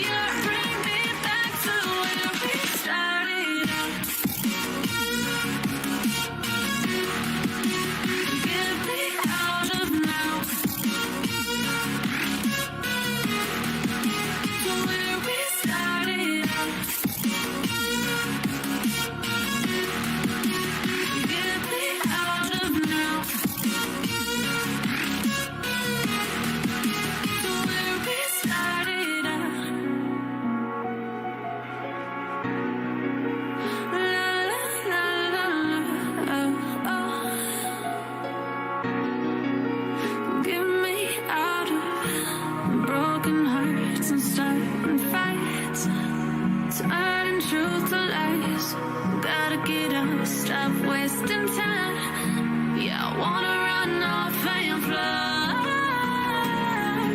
And I tell myself it's fine to be alone, just to find somewhere that finally feels like home. I hate all this overthinking. The more I swim, the more I'm sinking. Take me to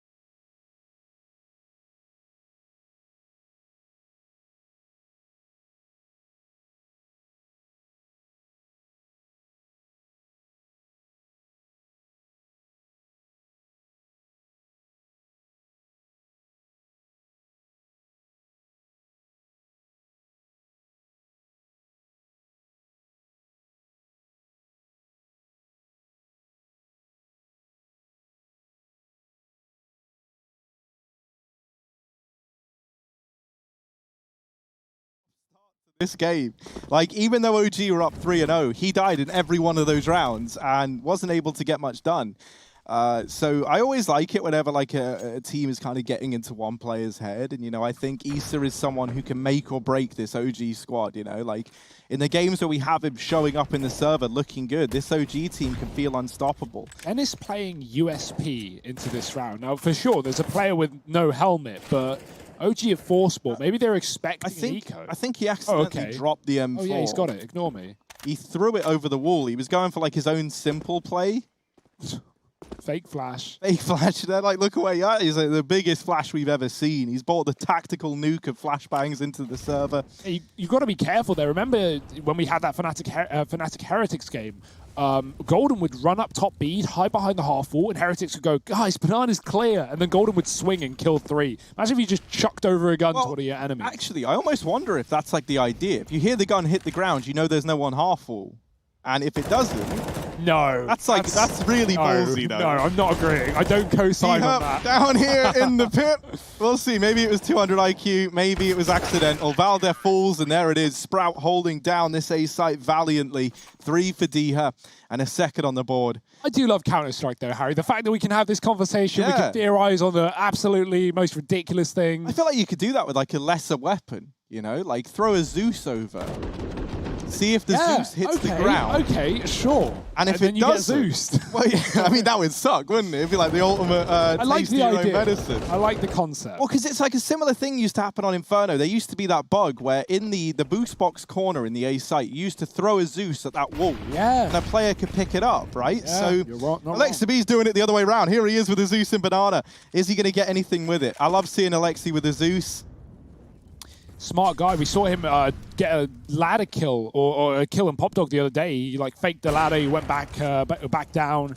Player came into Pop, and then oh, they're coming. They're coming all right. Oh no, there's cover. Spiddy, he runs down, then he turns around, and Alexi tries to pounce, but Favon with the AWP, finding kills. It's another one. Spiddy doubles it. Favon with a pistol, and it's going to be the double AWP doing the work here for Sprout. I mean, they say the double AWP. Only one of them is needed, but I'll take the third.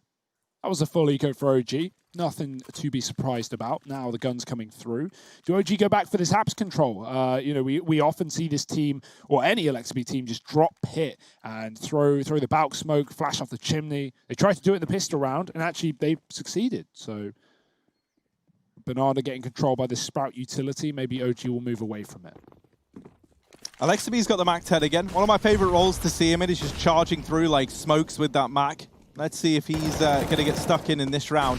It's lots of Banana aggression out of spawn from Sprout. They take a very deep line. And that's going to kind of shoestring OG into having to make this A play happen. I meant hamstring, shoestring. They have shoehorn. Shoehorn. Yeah. Hamhorn, of course. Oh, here it is. The A play coming in. Diha down in the pit. And he does get taken down, but it's still the advantage for Sprout. Favon holding with this AWP, and it's a double AWP setup inside of the A site. That there is a bit of a struggle for these players on the OG side. The AWPs trade favorably. Snatchy with 3. Now Alexa B is going to get that kill onto Dennis, but Spiddy's still holding down long, and Snatchy's back here anchoring this short side with the AWP. Alexa B up into the apartments. This man knows his way around a flat. So here he goes, creeping on in. Can he find anything from this position? Snatchy right now homed in on short. Alexa B, it's a roll of a dice. It's a guessing game as to where this AWP lies. And here he is in the firing line. Snatchy's going to put him in the grave. It's 4 on the board for Sprout as they find another. That was up against the full buy of OG. So they are in full control of this game now. Yeah, I mean, maybe I was around early because the double AWP does it again. It's just Snatchy, though. 4 from him. It's Favon in the previous round on B. And that's so sad for Alexi B. Can we get 5 likes? Because he had the molly. He could have dropped it pit, but he was expecting Snatchy on the site. He swapped over once his teammate from B cleared long, getting into the CT spawn after Alexi caught Diha rotating back. And so they knew that he wasn't coming moto side. Snatchy looking good with this AWP. And OG back to pistols. This banana control's been great for Sprout, and they're not taking it on rounds they don't need to. They are retaking it right now, though, dropping the molly over the roof and flashing their way back in. We've been seeing MBK throw this this top B smoke in some of these rounds, that old school Fnatic smoke that lands by the sandbags. It isolates a fight towards the car. We still call it the car. There is no car there, but I'm not going to stop now. But Sprout have had no fear in pushing through that exact smoke. A very risky play, and it's been working for them. Not this time, though. It's OG back to middle, getting some damage off with the Deagle. Snatchy has to fall back. Yeah, Snatchy's in some real danger here. If he goes down, that's an AWP given over. And this is where Spiddy's position becomes even more important. Dennis getting that kill has alleviated a lot of the pressure off of Snatchy. Spiddy does come in to save the day over at Arch side. Mantu, though, with the Deagle. And now in with a chance. A missed shot from Snatchy. This bomb is under Sprout control over at Longside. But I'm not ready to count out a man like Mantu. He got his first ace, the first ace of ESL 1 Cologne on this map the other day. And he's looking to do it again. Up here on the boxes, though, is Spiddy, and he's got that one dead to rights. I say boxes, it's pallets, though it's just a box that's yet to be assembled. It's a 5th round for Sprout as they deal with that eco well. The money is out of control right now for Sprout. They have so much cash after this buy still. So OG are going to have to work really hard to get back into this game. They're going to have to win multiple rifle rounds, and they can't be allowing saves. On a map like this, that's pretty common. Not that I think the Sprout are going to be saving in any of these like 2vx situations here when you're leading like this. 3 early rounds for OG, 5 in a row now for the CT side. Mantu on the AWP. Holding down Banana. We've got those early grenades coming in for OG. It's so hard to see anything once HEs drop. You're just kind of hoping you don't get spammed because it creates a lot of black smoke that you really can't see through. Same as the Molotovs. Ooh, apps control for Sprout. 3 players, and I love these setups. Snatchy holding with the AWP. If he fires a shot, he can run back, and he has a player in Boiler watching, the bedroom side as well as this headshot angle. OG, are they interested? MBK might die at the first hurdle here if he walks into the angle. Ooh, little bait, little jiggle. Snatchy doesn't need to repeat because Dennis is there to cover his back. He will get spammed through the wall, but Diha's here also. It's not just the AWP, it's 2 rifles. Mollying it off and falling back. Don't want to overplay your hand. In the meantime, OG are working their way slowly up Banana as Favin's begun his rotation. So Spiddy, we've seen him get 3 at the back of B. He might need to do it again. Yeah, an important thing to note is that neither of these B-side players have any utility outside of this one flashbang on Favin. So that's going to have to really prove to be valuable as this push comes in. He's going to use it early to try and delay the play from OG.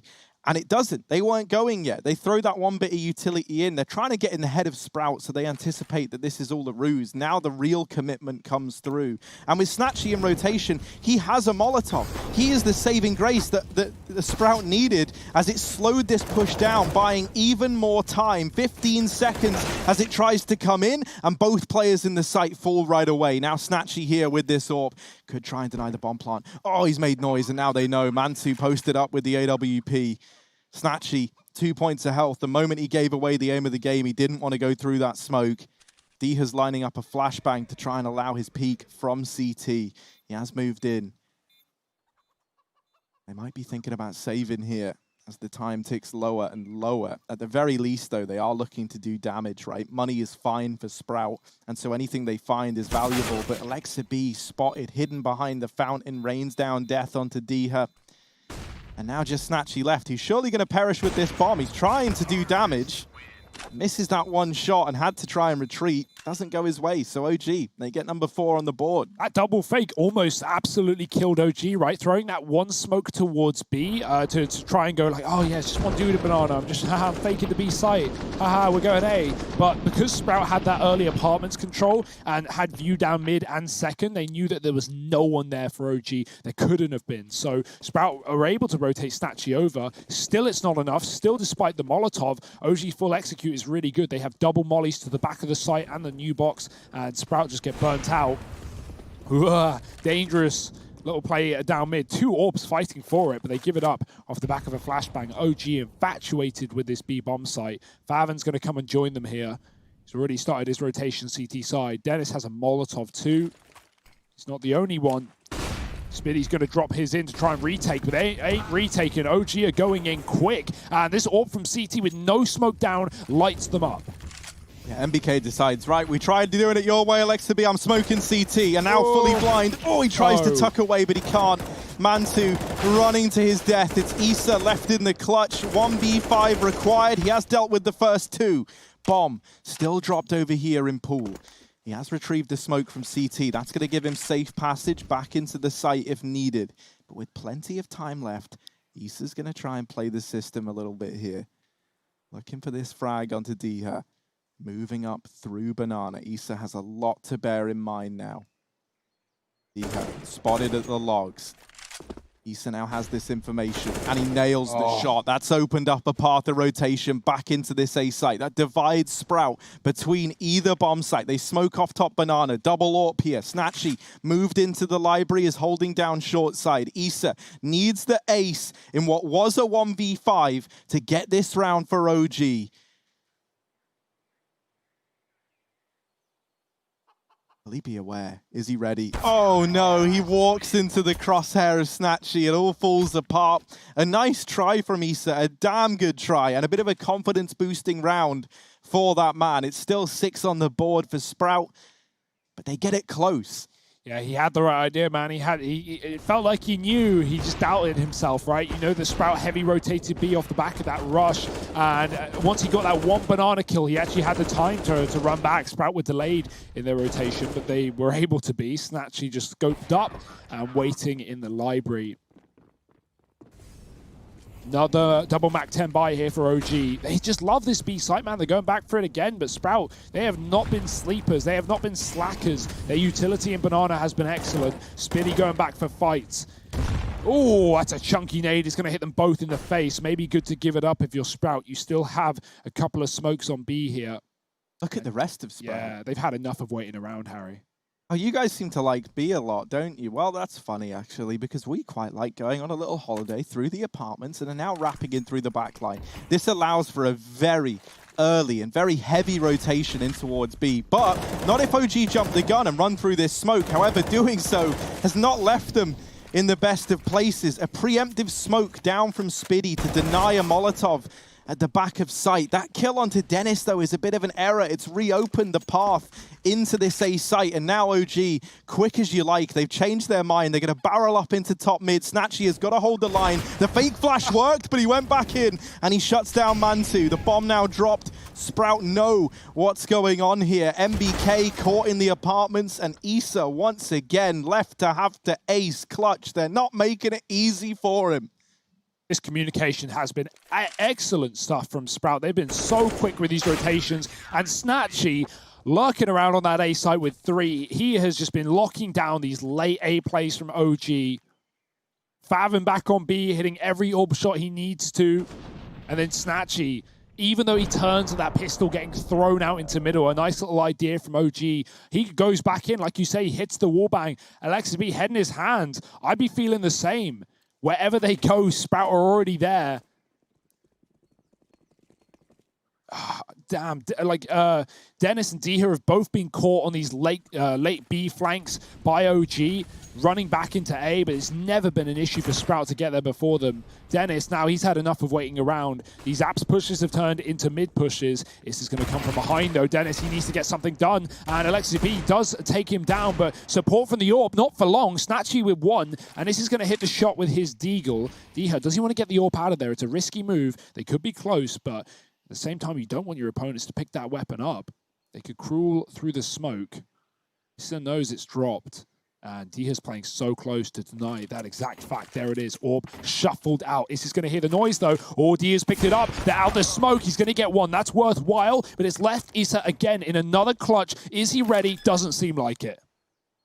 Oh, Favon, you little tease. He hides in the site. He shrinks himself down. He hides behind the sight box and just waits for the plant. I love that. I love just, you know, when a team, when a player wins a round, not through like aim or doing anything sick, just doing the right thing, just hiding, just playing the sound game. Yeah, and OG have never known that, you know, like in every one of these late A plays, Sprout have always been there before them. OG need to start expecting stuff like that. And remember when we saw OG playing against NIP on Tuesday, Alexi B, he could just buy Mac 10, he could just rush up short. Today, he's not winning any of his open duels. In fact, really, none of OG are. Yeah, he's been buying that Mac 10, but they've been taking it towards B pretty much every time. And I don't think Sprout have had any issue with not only controlling the banana, but even eventually when they do get hit by the HEs and they concede it and they fall back, you know, Alexa B, he'll run an X second to B and he'll either not smoke CT and then the orb CT and it kills him, or he does smoke CT and the orb's at the back of the site. It's just, yeah, everything bad that could happen is happening to OG. And that's thanks to Sprout. I mean, they are making all the right calls. And this early rotate back to A is the right call as well. Two of them going. Favin's got a deep line down banana. Now, this could be the game plan for OG. They look like they do want to back up, or at least have Valde there for the late round. And BK is going to flash him out, and he needs to kill this AWPer. Oh, Favin. Oh, he gets one, and that's really all you could ask there. Valde gets that trade, and that trade was needed. Now the B site is cracked wide open. And this is where Sprout, as they try and rotate, as they completely switch things up, this is where Issa can do so much damage on this lurk. He's dealt with Snatchy, and now the bomb heading in towards B. Dennis is going to get boosted up late. They were able to catch and deny a bomb plant previously from doing exactly this. No. But this time it's only one for Dennis. Diha falls in the meantime back at the A site. And so for Spiddy, you know, he's got a fight waiting behind him. He's got a fight waiting in front of him. And his fate in this round could be decided. Hiding in this smoke, Valde looking away, catches him on the reload, but Mantu's got it locked in. It's 5 for OG as they get another one past Sprout. Yeah, they want this B site, man. They're going to do everything for it, and that was the right call, right? We've seen all these rushes. We've seen all this banana control. It doesn't work. They put Valde in position. They set him up deep. They go quiet. They go A, and Sprout, they make what seems at the time like the right call with all of that info down banana, but that's exactly what OG wanted them to think. Flashing Valde late in, poor MBK, nothing worse than, you know, when you peek banana like that and you die when you got a teammate in front of you. But hey, it's what had to happen to win the round. OG needed that B bomb site, and Sprout finally leading a solo player there was their own undoing. Can OG do it again, though? Because backup banana seems to be the play, taking this control as Sprout set up with 2 in the apartments, boosting boiler side. We had Issa lurking to great success last round in this spot. He's really been a man of many talents in this game so far, even though OG aren't really strongly in control by any means. That's a great shot, though, of Valde doing what we need him to do. Double opener into B, and that's the round done. Yeah, the only way you maybe get re-interested is if you catch MBK. And what do you know? They've caught MBK. So now this 3-on-4. For Sprout, I think it still might have to lean into this save. It's not, you know, it's not an easy round to win by any stretch of the imagination, and you have no money left. So, you know, you're already up 8-6 at the end of this round. You're going to take what you can with you into round 15. Because the odds are you go for this, you lose it, you lose your weapons, you're force buying, and suddenly you've opened the door to a 7-8 comeback for OG, and that there leaves it doable. So they're going to play it safe. They're going to play it by the numbers. Yeah, lacking that money is the big problem. OG, they've finally done it right. They've finally broken the cash. They may have not won, like, you know, all these rifle rounds, but they've at least been taking enough players out. That's been those clutch attempts from Issa doing a lot of damage. That is very psychedelic. Ugh. But nice camera shots and nicer shots from Valde up the top of B. Those flashes work wonderfully. Yeah, it's a sad moment for Spiddy, who is so astronomically blind he can't even get out of danger. And that's the thing, right? Like, we talk about the stars on this team. Issa, he recovered from that very horrific hand that Sprout had dealt him out of the first few rounds, and is looking really good. We're just waiting for the usual suspect in Valde to start to find his footing. And with that double in that last round there, securing them around, I feel like we finally got his presence being felt in the server. He's looking a lot more confident now, leading the charge into Banana. The flash is good. That's going to hold them back, and it looks like Sprout are positioning to try retake top B. That's why Valde drops that smoke there. You might think, well, hasn't he just done them a big favor by smoking off top Banana? In a way, yeah. Like, you know, now they don't have to use one of their own smokes, but it also denied Sprout retaking that control that they'd lost. So that's actually a nice little detail for Valde. Also gets him out of the car, which just got mollied, right? He would have to jump across that choke point, and if they're holding it, he's dead. So yeah, definitely the right call for Valde. It's one that you don't want to have to do, but you know, it's going to save your life. It's going to save your bacon. Diha dropping MBK in the apartment, and this is a crucial final round of this half. If OG can get 7, they can be very, very happy indeed. 6 is fine. Ooh, he's coming through this smoke. Dangerous game with a man on top of the pallet, but Dennis has just fallen back from close short. Back to B for OG. There's 3 there for Sprout. No orbs in play this time to be the bane of their existence, but a re-smoke at the top of Banana. 30 seconds. That's going to fade to the 15 mark. They might have to go through, but look at this double CT-sided setup. They're making noise, B. They're throwing this fake smoke, but they're going back into the unstacked site. The right call for OG. They just need the kills, and they need them quick. Yeah, time is the problem. You've got to be fast. You've got to be ferocious. They've got to hit every single shot. Dennis and Diha. No! Alexa B's! It's gone over his head. It's leapfrog. And down goes Diha. The A site taken. And the bomb goes down with 3 seconds left to spare. 3 on 3 now. OG, very little time to get comfortable in the site, but Issa already down in the pit. Valde in graveyard. Sprout creeping their way in through Moto. They boost Speedy up into Issa's eyes. They run boost him in, but to his demise, Valde with 2. And it's OG stumbling back to their feet. 7 at the end of the first half of play. This game's getting chaotic. We wouldn't want to be anywhere else. We're at the right time now, so stick around. We'll be back with the second half in just a moment.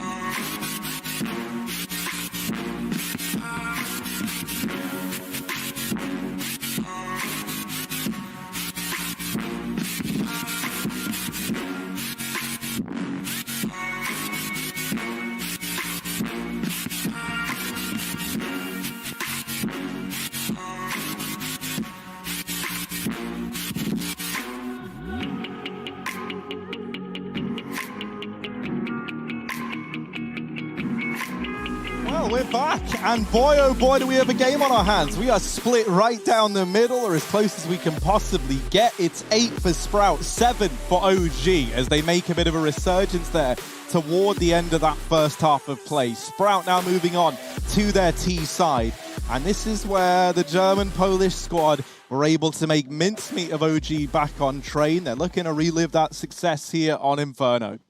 Yeah, I'm very excited to see what we got in store for Sprout, especially on a map that OG are going to be very comfortable with when it comes to these rotations and knowing what and when is a fake. 4-man A setup for OG. That's where Sprout are going with the bomb. They've got banana control. They're holding on for aggression, but Alexi has a smoke and a kit. That means he's a long way on this rotate. And so OG, they need to call him off early. Nice bit of trading in the apartments. It's actually going to go in favor of Sprout, 3-3. Bomb spotted. They've got this B control. They can always run back, and Spiddy is trying to sell this fake. Valde wants nothing to do with it, going right through the smoke, and he's called their bluff. He knows this is not going to be an A take right now, and Spiddy has just fallen back. So we should have this rotate back to B off the back of that info, but Valde doesn't hang around forever, and so we'll stay here alone. Alexi, it's all on you, bud.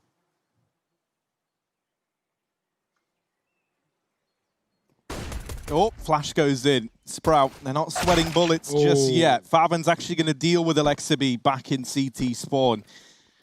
One plant coming through.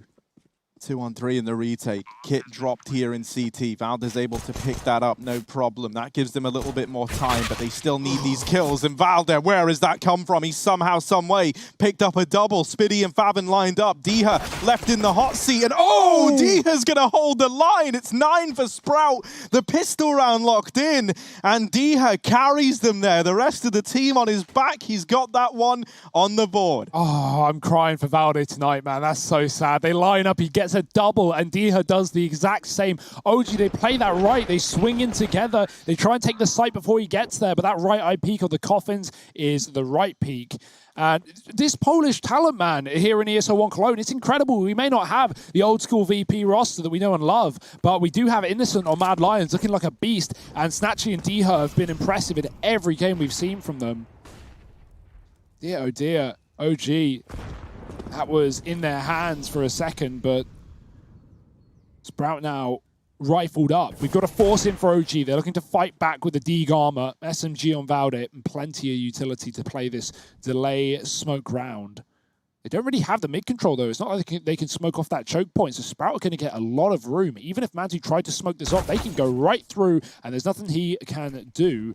That corner smoke might send them back to short, but it's got a huge gap, and so not that they even know it, they're going to go back to B.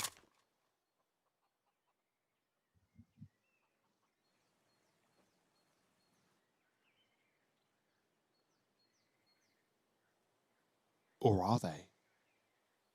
That's a mystery. We're all waiting to see, Hugo. The tension is Palpatine. And I can't. I'm beside myself with excitement. Where's this one going to end up? It does look like it's going to be B. You're right. You called it. The Oracle of Counter-Strike, some call him. Here it is.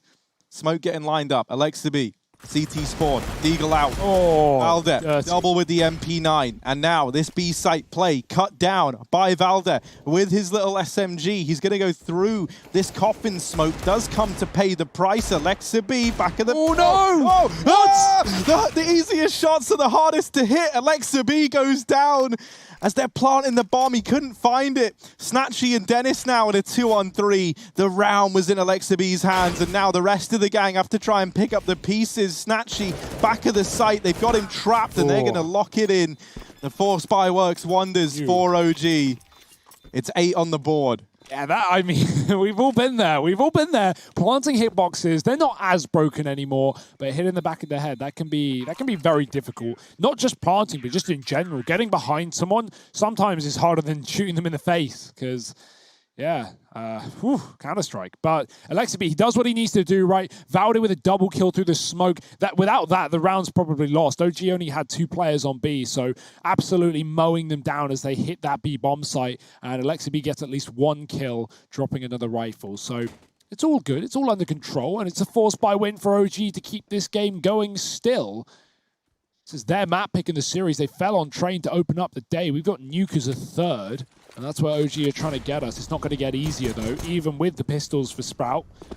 One flash on Snatchy. They look to just burst into this B-bomb site, and even with 2 players here, they're rifled up. They should be ready to go.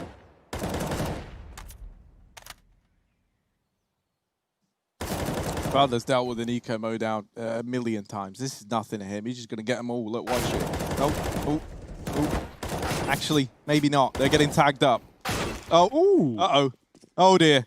Oh, no. Valde, come on. Do me right. Oh, he gets away. He's still alive. It's fine. You know, I wasn't wrong. It's all good. There it is. Mantu gets the round. It's 9 for OG, and they tie this one up. It's all fine. They lose Alexa B, but that's not the end of the world. Now the full investment comes in for Sprout, and this is where things are going to get a bit more exciting here. Bomb gravity is the most annoying RNG part of this game. Not that I want it to change, I think it's hilarious, but yeah, Valde sprays down the player on the site and the bomb goes flying into pools, so it's not like they could have even planted there. Makes you wonder, man, what would have happened if Isaac Newton hadn't have invented gravity in the first place? Well, we certainly wouldn't have apples, that's for sure. There's certainly a joke in there somewhere. Maybe I missed the mark. Yeah, man, that's comparing apples and oranges, Hugo, and that's not what we're about. Dennis has this Mac 10. Rest of the gang on the rifles, and Dennis is going to smoke off alongside MBK. Not going to get a chance to play into this round as it's a fast A play here. Mantu lands that flick, not able to follow up. Issa having to drop down, actually. Still fighting from the balcony, has MBK over here in the site. Another for Issa as they make quick work of this A play. It is just kill after kill coming up in favor of OG. Snatchy has gotten past Valde, but it's calm to Alexa B, who turns back round and deals with the threat. Diha now left in the clutch. It's a pretty tall order. Bomb dropped over at short side. Knows that another man was here. MBK in behind the site boxes. Diha sees the head, but MBK one step ahead is going to get a 10th on the board for OG. Yeah, no plant either. So 1 round lead for OG. This is where we kind of expect them to shine now on the CT side. Mantu AWPing short as well is always an excitement. You see he lets them get past. He can't get the first guy out. And at that point, you just kind of know you're dead. You just have to take someone down with you. As Sprout is certainly going to swing off the back of your first shot, whenever that is. He's now taking it towards B. We've got a triple set up here early. A deep smoke thrown by Alexa B, and Mantu almost hits it. Very blind. Oh no, that's not how you want it to go. Shot through the smoke in the back of the head, and an AWP dropped out in the open. Valde trying to hold on to it. He doesn't want to let Dennis get Q with it, but that's a second for Dennis.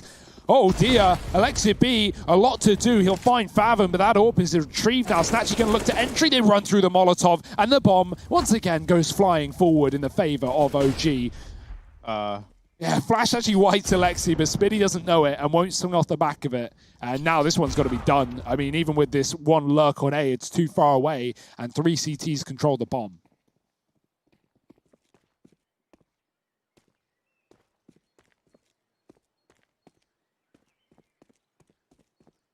Oh, Diha feeling very, very paranoid. These guys could be anywhere on the OG side. He's only got this Deagle. Everyone's facing Banana. This is a scary fight to take, and Issa's going to nail it. So 3 for Alexa B. Those are the most important frags in that round. He holds down that B site. You know, if he falls, if he only gets like 2 in that situation there, suddenly B is overrun, bomb plant comes in, you're in for a 3v3 retake. Would have been a very, very different round. So he is so important at locking that one in for OG. Sprout coming back in with a buy, and at least in these eco rounds, when they have only had Deegs and some armor behind it, they've at least been doing good damage. That leaves Sprout in a spot where they can still turn this game around. Oh, and there's the collateral. Snatchy, there he is. We were waiting for something big for Sprout, and they know it when they've seen it. Now this A site looking tantalizing, looking tasty. They're licking their lips. And Issa over here at short side, well, he does have teammates in rotation. He can hear footsteps all around him. Nade's going to help out, do a bit of damage. Flash dodged by Issa, and he's still holding the line. Valde gets one before getting dealt with. And up here on top of the balcony, it's Favon raining down death from above. Alexi almost caught that timing. He just peeked long as the third player, Snatchy, came in through that smoke. He's going to shut down the round as well. No worry for Sprout. Snatchy gets 3 with the AWP, the double opening, the collateral down mid, and the closer. Dear, oh dear, is not what you want. I imagine OG was setting up for an aggressive mid-push round there, right? Where you have the orb supporting from long, and you have one player pushing down towards the bench. Snatcher, yeah, that's exactly what they were doing. Well, he hits the perfect timing. He had the best spawn, so that's what we needed. Sometimes luck is, well, luck. And it works wonder. It's not just luck, though. Hits the shot. 11 to 10. Orp is back out for Mantu. This is OG's last buy before they're broken, so the pressure is on. Mantu's not going to fight middle. App's getting mollied from ult, and already a player climbing up. Oh, the barrel. It doesn't give it away, but it does eventually. Mantu hits the shot, falls out with the smoke. Snatchy tries to catch him, but he can't get it. And that's a huge untraded opening kill here for OG to start.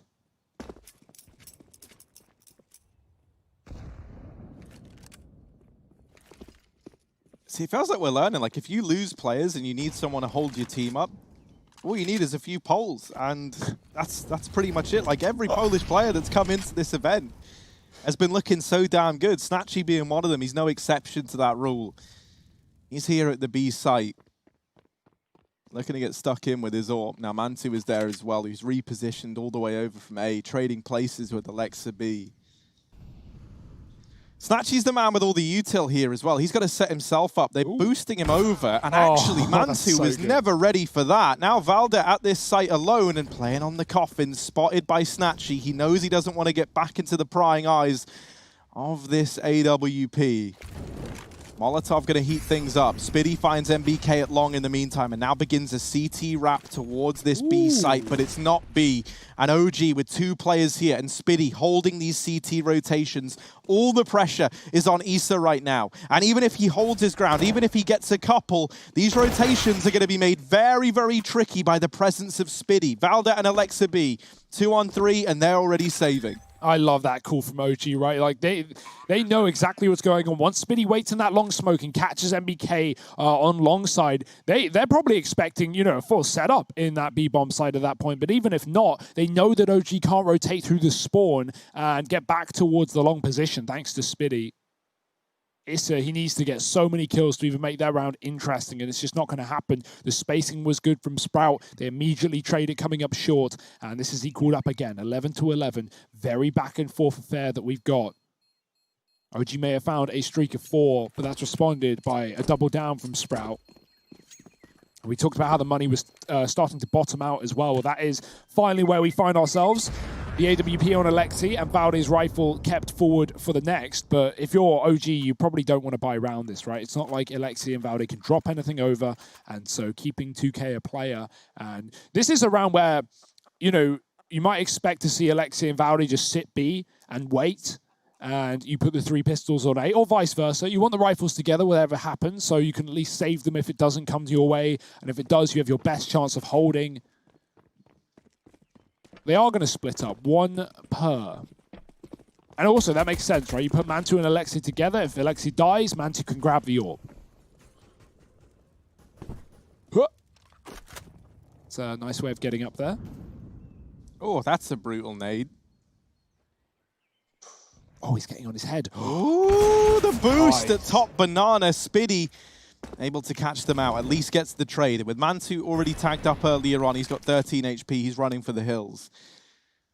Sprout, you know, these are the rounds where things get scary, because you're into this 4-on-4, you've already given up a man to this this full eco around the saved weapons, right? And this is where you maybe start to get in your own head. So they're just going to group on up. They don't give any more 1v1s over to the side of OG, and they look now to get out here into top mid. This is where everyone is for OG. MBK jumps the gun, Valde falls, and that's it. The A site belongs to Sprout. So Mantu will be able to save this AWP. And that's pretty important for him. They're not going to have one in this next round if this AWP isn't saved. That also gives even more weighting, though, to Sprout maybe looking to hunt this last player down. Yeah, they know exactly where it is. They know what it is. They don't know they tagged Mantu, but it's not really going to make much of a difference. So Snatchy beginning to move up into B. Dennis cutting things off from the spawn side, but that's where Mantu waits. There's no flash to go through. Not yet, at least. Snatchy has a smoke. Oh, he's going to drop it. In CT as well. That lets Dennis cross safely. I like that idea. Flashing the site as well. Mantu's so blind. It's not going to get any easier from here. He has got to hit every shot. There's the rifle, there's the barrel. He knows one's coming, but is it all at bay? Oh, he predicts the climb up. Snatchy gone. The molly's going to push him out. He crosses to the back of the site. He takes no damage to Dennis. Is he going to just try and run him down? He knows where he has to be. And Mantu's found a second. He can't get a third. Swings out. Dennis takes the AWP. And that's going to be Sprout finding the round. Nice hold, nice try from Mantu, but there's only so much you can do when Sprout play it that safe. They really planned on getting that kill as well. Like, they even dropped their other AWP down at the bottom of Banana. So if they wanted one, they needed to get it. They do. It's no problem. And that has some pretty big ramifications looking into this one. As we say, that AWP, that was the only chance that they had of having one here on the OG side. Them losing out on it means everyone's downgraded onto these rifles, which, you know, for a guy like Mantu, that can make all the difference. 3 players here at top B. Early nades go down, but Fathom was already ahead of it. Normally, you'd see a teammate line up a flashbang, and that's what Snatchy's coming back to do. Spiddy out into top mid, didn't spot Mantu underneath the short side. Diha follows up. It's a bit chaotic over here at A, and Snatchy's still running in solo. Now, does pluck Issa out of the round. There's another player close, and Snatchy with the flick. Now just Alexa B left. Favon is wrapping in through the B site. He's got it under lock and key, and he just sets up to deny the rotation. The bomb leaves safe. Alexa B, if he tries to rotate back, he's running to his death. So this round should be locked in for Sprout. Alexa B, smart as he is, as big a brain as he has, he's not going to be ready for Favon, surely. And there's the kill. He did check it. He was expecting. But it's still a 13th for Sprout. Snatchy there, so important. He has the bomb. He's 1v3 at the A site. He deals with this first player, doesn't even spot Valde as he moves back in, and then just flicks onto him. Look at this. Whoop! Goodbye. And that's Valde taken out of the equation. Yeah. What a way to get a 13th round. We saw a start of that on Trainwright when he wins that one-on-one on the A site with a really quick click onto Valde, and that already started up this series with a bang, and he is just continuing his performance, 24 and 12. It's so hard to find value out of a T-sided AWP on Inferno. We didn't really see Mantu do a whole lot in the first half when he had the AWP here, and so to see Snatchy just making fools of OG right now, finding collaterals, clutching rounds, taking 3 on the A site. It's beautiful work.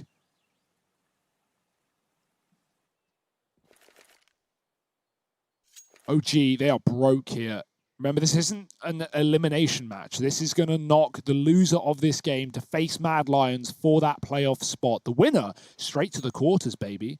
Sprout looking to go in with a high seed in this upper semi. Not the team we expected to be here, but well-earned nonetheless. Just wondering if they can push it over the line. Favon going for that top boost as well that we've seen Snatchy take down Mantu with. It's just nice, clever little ways of getting picks like that that we're seeing catch off this CTAWP. Full B execute. 3 players here for OG, but those mollies going to push things off the top. Valdi's got to go. He's so blind. No smoke spam this time. No escape either. Alexi will hit his dig, and Issa comes through the smoke with a double. It's actually one more from Alexi as he hides at the back of the site. They got to hunt him down. They can't afford to plant just yet, but they do have the time. Oh dear, Alexi dropping the bomb. That's more like it, but it's left Spiddy in a clutch. He's going to get the bomb down. Will he get any more? He spots MBK, but MBK's Deagle comes to life, and the B play gets shut down by OG. Armed with nothing more than Deagles, they're able to find a 12th and long this game out a little bit more. Defuse coming through, AWP retrieved. They keep it all with them into this follow-up round. Heartbreaking for Sprout. That would have been them on 14. And it also would have been OG 1 away from having to take another force buy if that round had eluded them. That was like, you know, getting that round should have been the game locked in for Sprout, but now it gets a lot more interesting. Very much up for grabs. OG reaping the rewards. They've still got money left in the bank after this buy too, so that's going to feel good. The AWP on Mantu back on A. We've still got this triple B setup despite that, so now they're fighting for the top of Banana. The utility is down for OG, and they've got way more where that came from. Sprout getting a taste of their own medicine. They barely let OG take Banana in that first half. Oh dear, Valde, that's the start that OG need. Finding Favon through the smoke. Alexi, he might even go aggressive with this as well. There's deep smoke Banana to the bottom of ramp. Now that tag might have been heard by Snatchy sitting on the ramp with the AWP. He's going to get out of there with the bomb. Doesn't want to lose this one. Setting his teammates up for an A take with a flash out mid. Mantu's not going to get blinded. And this is a hard shot to hit, a tight angle. But Spiddy coming through. And look at OG's rotations. They're already shuffling a fourth player over. They don't have the banana control. They don't care. They've read this one like a book. 5-man rotate. Everyone's here. The whole party's in town. The whole squad is in. Spiddy flying around this long smoke. And Alexa B on the other side. This man tucking himself in, playing the bait and switch with Valde. This could be devastating. You're walking into this two-pronged defense. Valde draws the attention away, allows Alexa B to spring his deadly trap. Smoke goes out. Alexa B still waiting.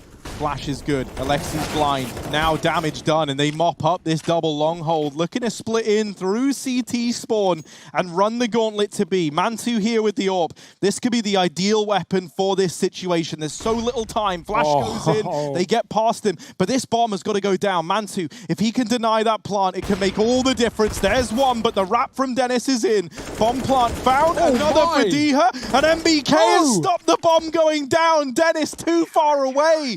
And it's 13 for OG. NBK, the savior that OG needed. He may be having a rough game. He may be 0-5 and opening jewels, but that is the kill. That is the round won by MBK and MBK alone. Diha even was pre-firing that spray. He was ready for Issa, but the shots give him away, and MBK strafes out wide with a double. Oh my.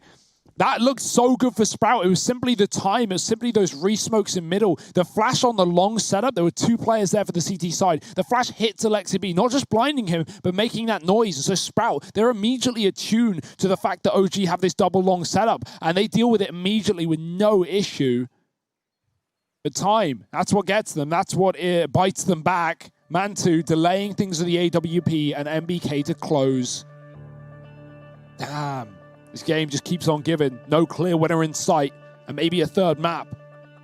If OG can get us there. Sprout, they are broke. And they are fully buying into it as well. Snatchy, this is his time to shine, right? 24-14, having an excellent performance. But on a round like this, you lose it. You're up against 14. You're either ecoing and playing for OT, or you buy until it's done. Neither of those options are pretty. So unless Sprout win this round off the back of the AWP and the AWP alone, they are in a very big predicament. I love the thought, though, of Snatchy being the man who was to make a difference in this round, right? That's an exciting idea. Him on this AWP. We've often seen him, you know, playing into things in the mid-round here on T-side Inferno. Well, now you're looking to him to give you your answers. A passive hold inside of this A site.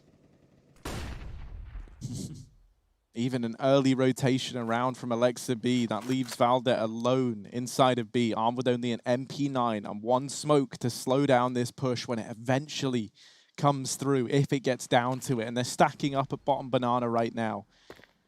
It's a question of how loud is Sprout on this approach. If they go quietly, if they take their time, they can catch this B site while there is only 1 man here. As that smoke fades, that's going to be Alexa B's cue to come rotating back. He's held onto this Molotov very purposefully to slow down any B aggression. That nade does great damage onto Valde. And now here comes the push. Can Valde stand the test of time? Because Alexa B is gone at the first hurdle. He now has to make all the difference. He's hiding, playing around this smoke. Valde going to try and do it all. Catches Snatchy, looking for the follow-up. And there it is. USP out and does get dropped. But here's MBK up through banana again, being a nuisance. Bomb plant looking to get locked in by Spiddy. And that's something to go off of. A bit of extra money, but they want more than that. Deagle not lining up for Dennis. Both players at the coffins, and MBK, the master of banana, locks in a 14th round for OG. He is full of potassium, isn't he, right now? He has been saving these last couple of rounds for OG without these immediate flanks down mid and into the back line. Sprout, well, they would have had the bomb plant there for sure. Without a great delay, dropping the AWP first and foremost, but also the bomb as well, which just, again, stalls things out for Sprout.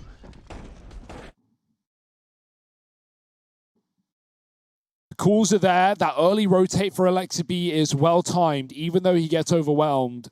And Sprout now, what's the call to make? Yeah, they got the bomb plant. May as well eco and play for overtime here rather than just dig yourself a hole with force buys. It will have Snatchy on the AWP as well coming into next round, so it's not all bad here for Sprout. Getting denied that banana control. Deep nades, double down, but no one there. Sprout have given it up. They're going to go back towards A. I'd love to see some more abs control or something on a round like this, right? You have pistols. You're not really seeing anyone there. It's just been a dominant force in this map. A lot of close clutches on the T side and holding down balcony when Sprout have come his way in the second. Not that it really has been that much. This has been a very B-focused game for both teams. And that will not change. Alexa one smoke, spots the scout. Diha's trying to put pressure on the apartments. That's going to keep players here. Snatchy's dead. And with that kill, Valdi can swing and he gets all the info. Now, he can even rotate back towards B. They know Diha's still here, but he's been picked up as well. One more lurk on A. It's the scout back for Spitty. These two are about to push into the smoke through B. Without Spitty getting a kill here, it's just going to be a predictable, one-dimensional push. Nothing that Sprout can do with that. Valde finding 3 in the round, OG up to 15, and this is it. Do or die, nuke on the horizon, or overtime for Sprout. I think those two back-to-back rounds where Sprout have such a good chance to pick up a round, right? Like the first one getting denied by MBK, the next one coming down to a big old clutch. It's like they had those two chances to right their wrongs and just blow their way through this game and take it 2-0. But now I'm worried that that could be the straw that breaks the camel's back. The question is no longer can Sprout upset in 2. It's do they have the resilience to long out Inferno, take us to an overtime, and even then keep on fighting. Dennis in the apartment is going to check the right angle, and Issa makes quick work of him as a result. OG, they're so suffocating in the beginning. And Diha with the wall bang. All right, I was going to say, and then they fall out of there. They don't want to give up the 5-on-4. Well, they have, but not really through their own doing. Issa gets caught. Alexa B now going to move over here towards the top of Banana. No supportive flash from Valde back in this B site. So Alexi is alone. They deep smoke the top of Banana. They're trying to give the illusion that they've fallen back into the site. And so as a result, Favin does not check the sandbags. Valde's already rotating. He's already moving back towards A. There's about to be 3 players here. That's an even fight, and those are not the fights you want in Counter-Strike. Mantu holding down short side. Snatchy ready to come round at a moment's notice. Is he going to check this, though? Shadow spotted for Mantu. He's got the info, but okay. Only the hand. Maybe there's a chance. Sprout, it's do or die. They try and move in. MBK with the first. Flash is good. That's going to delay the push even more. So little time, 25 seconds, and MBK's there to round it out. 16 for OG. A third map on the horizon. It's nuke to end this series. A middle ground map for both of these teams, and both fighting tooth and nail to get there. Stick around. We'll be back with it in just a moment.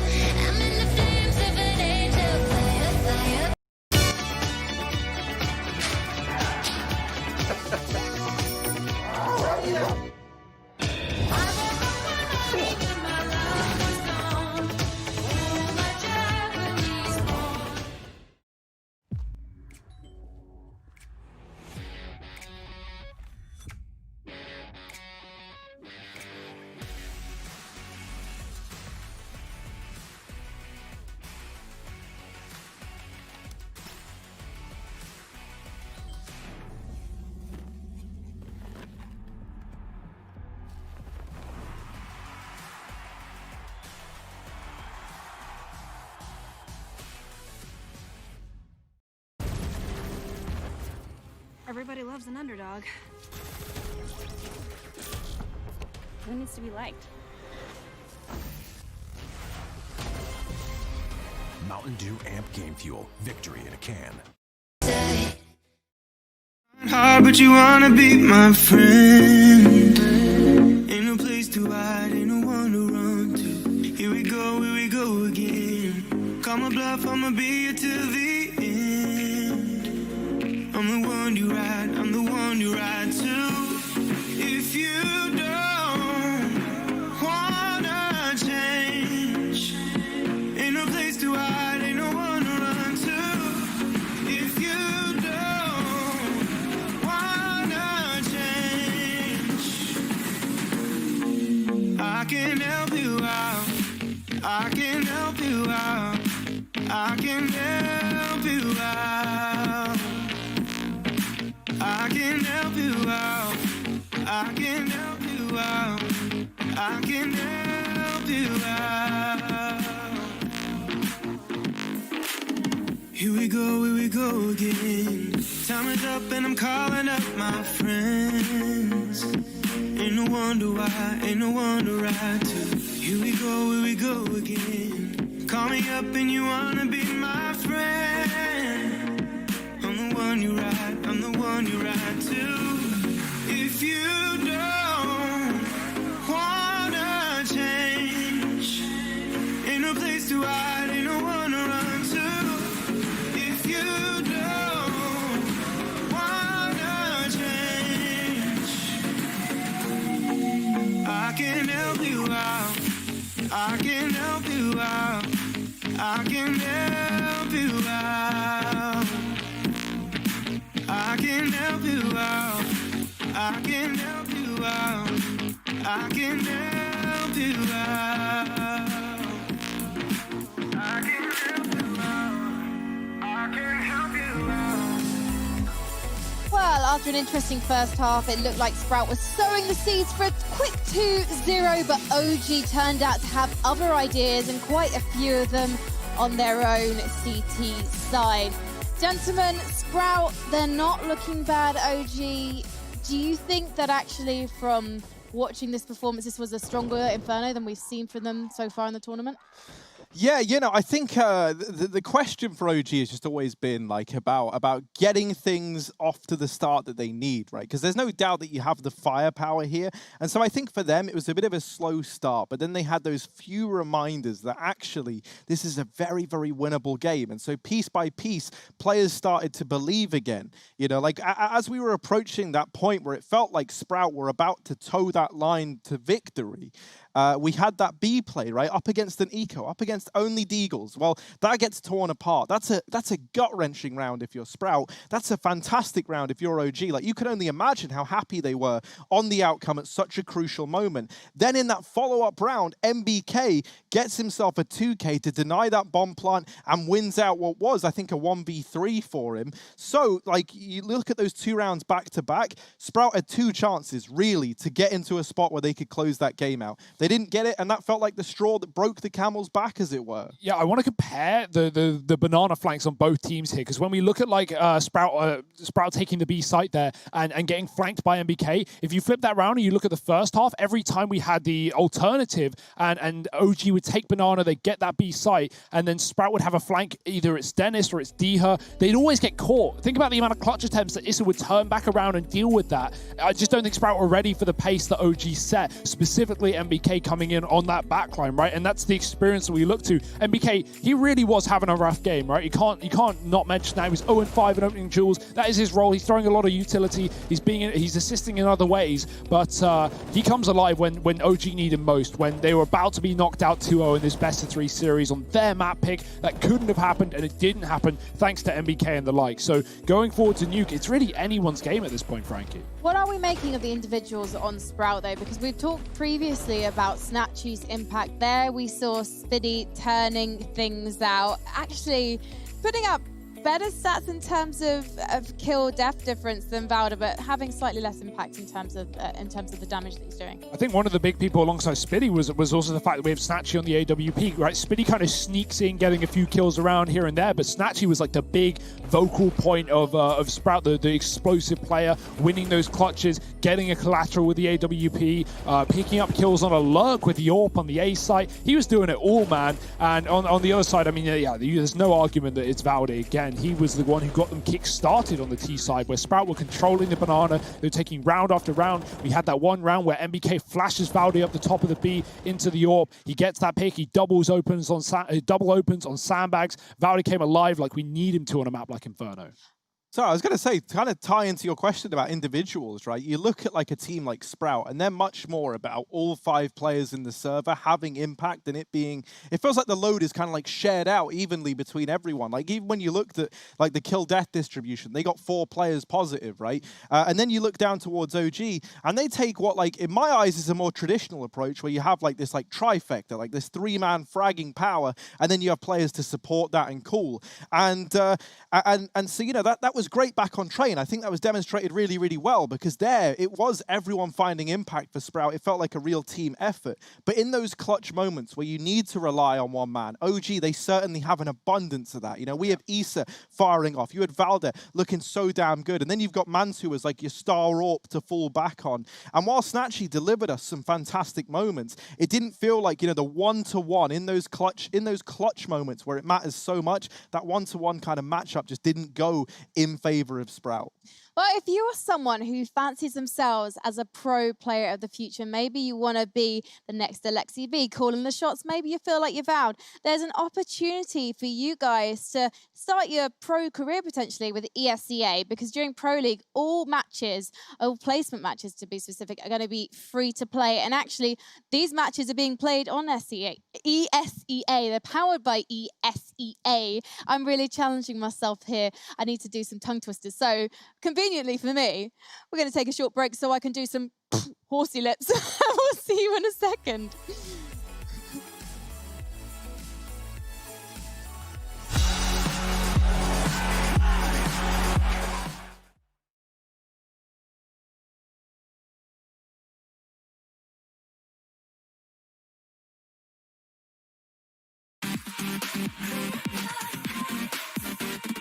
I just need to clear my head. I just need to clear my head.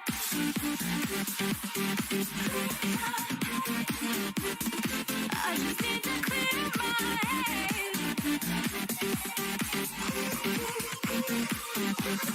I just need to clear my head. I just need to. I just need to clear my head. I just need to. I just need to clear my head. I just need to. I just need to clear my head. I just need to. I just need to clear my head. Can't focus. I can't forget. I've been thinking too much lately. I just need to clear my. I just need to clear my head. Oh, clear my head. I just need to clear my head.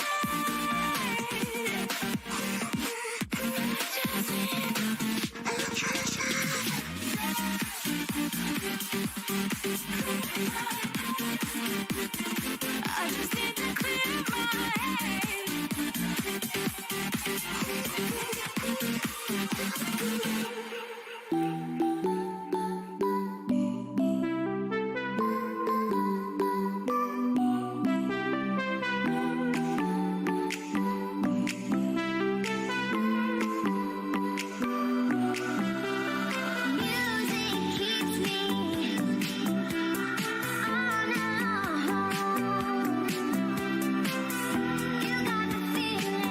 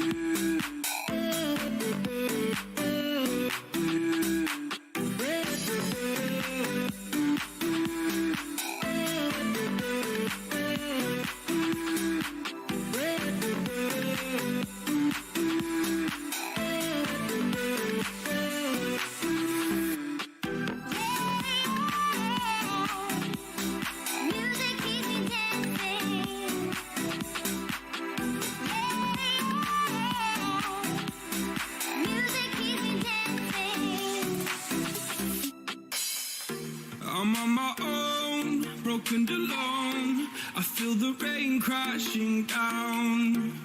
All around this empty town, we're searching for the lost and found. But you don't care, you're unaware. Keep moving like the scars aren't even there. It's in the air, like a blazing flare. I'm scared 'cause the flames will burn us. I thought you were the one for me. That's why I gave you everything.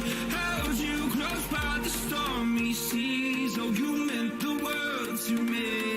I used to kiss your head when you cried for me. Hold your hand while the pain was over. Pick you up by the roaring sea. In one map's time, we'll be finding out who is guaranteed a spot in the playoffs here at ESL 1 Cologne. Is it going to be Sprout or is it going to be OG? Well, OG, they're going to be on the CT side to kick things off on Nuke, so it seems to be boding quite well for them, but I'm kind of feeling things for Sprout right now because they have a discipline on those CT sides, and OG, everything they're doing to disrupt it isn't quite working. So I'm going to let you guys get into this one. Bring the hype, bring the fire, because I cannot be trusted. Well, we got Nuke, it's Sprout, it's OG. The two team names that we've been covering for the last 2 hours, so I shouldn't have had to tell you that. Why aren't you paying attention? It's Nuke, the third and final map, and as Frankie said, it's a CT side start from OG. A start to hit the ground running here, moving in to this third and final map. Harry, look at this goddamn buy. It's double Tech 9 raid boss. We've got two grenades. Are these nades going into heaven? This is absolutely mental. Whatever I'm seeing, I'm a bit grossed out, but I'm also not able to take my eyes away from the screen. And lining up the utility, Yeah. lining up Hot roof. the artillery. They've programmed it in, and it's very underwhelming. Oh, goodness. Oh, Alexa B with 3. On the dual Berettas, let's see, come on. We haven't seen anyone do it yet. Keto has inspired a lot of confidence in these dual Berettas. And Alexa B feeling it right now. Dennis has picked up one onto Valdez, but I'm still waiting. There's still 2 more kills for these dualies to grab. That is not how Sprout wanted this round to go, I can tell you that much. I love the idea, right? They're trying to get out the door with a hut roof nades, knowing that if there's anyone there, they're going to get blown out the water. But yeah, Alexa B, he's on the other side of the hut. He's next to the vent. I feel so bad for Rush as well. You know, it happens. It happens. Sometimes you want to show some of the third-person stuff, and then boom, Alexa B gets 3 kills out of nowhere. Spitty, an undoable round with that bomb dropped. And MBK, he's dropped off the hut. Spitty might hear that one, but it won't matter. Quick tap in the face. And let's check out that dual Beretta 3K, because OG, they are going to be very happy about the start of this map. Here it is. We get the dynamic camera. Oh, They have their back turned. Oh, dear. he's laughing at that point. Ha ha ha ha. There it is. The pistol round. Alexa B gets them there with the dual Berettas. And he's looking happy about it. Yeah, full eco now for Sprout, right? After that one, I would be inclined to agree. Your plan just got absolutely uprooted. But something like that shows that Sprout are clearly, you know, there's a reason they like this map. Both teams do. They've clearly got a lot of ideas to show us in this series. And hopefully there's more of, more of where that came from. Out it, volleying deep. He's going to hear the tick, and he's going to fire back. But these Glocks, oh, they have a bite.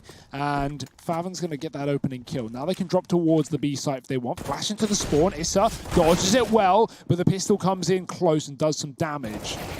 Mantu cleans it up. And the shotgun, well, does what shotguns do. 2 quick kills from Alexa B. He's all about these off-meta weapons, this guy. I like it.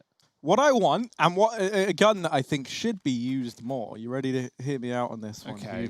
Is that you going to say, can I guess? You already know what it is. Is it going to be the Nova? No, or God, the no. Negev? Oh, you're wrong on both Okay, wait. accounts. I thought you knew me where are better. you going? Where are you Well, going with this one? now I don't even want to say. Oh, whoa. I'm kind of upset. Oh, I okay. thought we were closer. Oh, tell me. M249. Oh, even worse. M249 Nice. literally is on the precipice of being the best gun in the game if it wasn't so damn expensive. Yeah, that's the issue. I'll expand my thoughts on that one more once this buy round is out of the Please way. don't. It's going to be rifles here for Sprout. The only man who's a little bit limited is a fella going by the name of Snatchy. They've downgraded him onto a Galil. And look at this. We put a GoPro on the front of Alexa B's shotgun. It seems deadly, but he's here.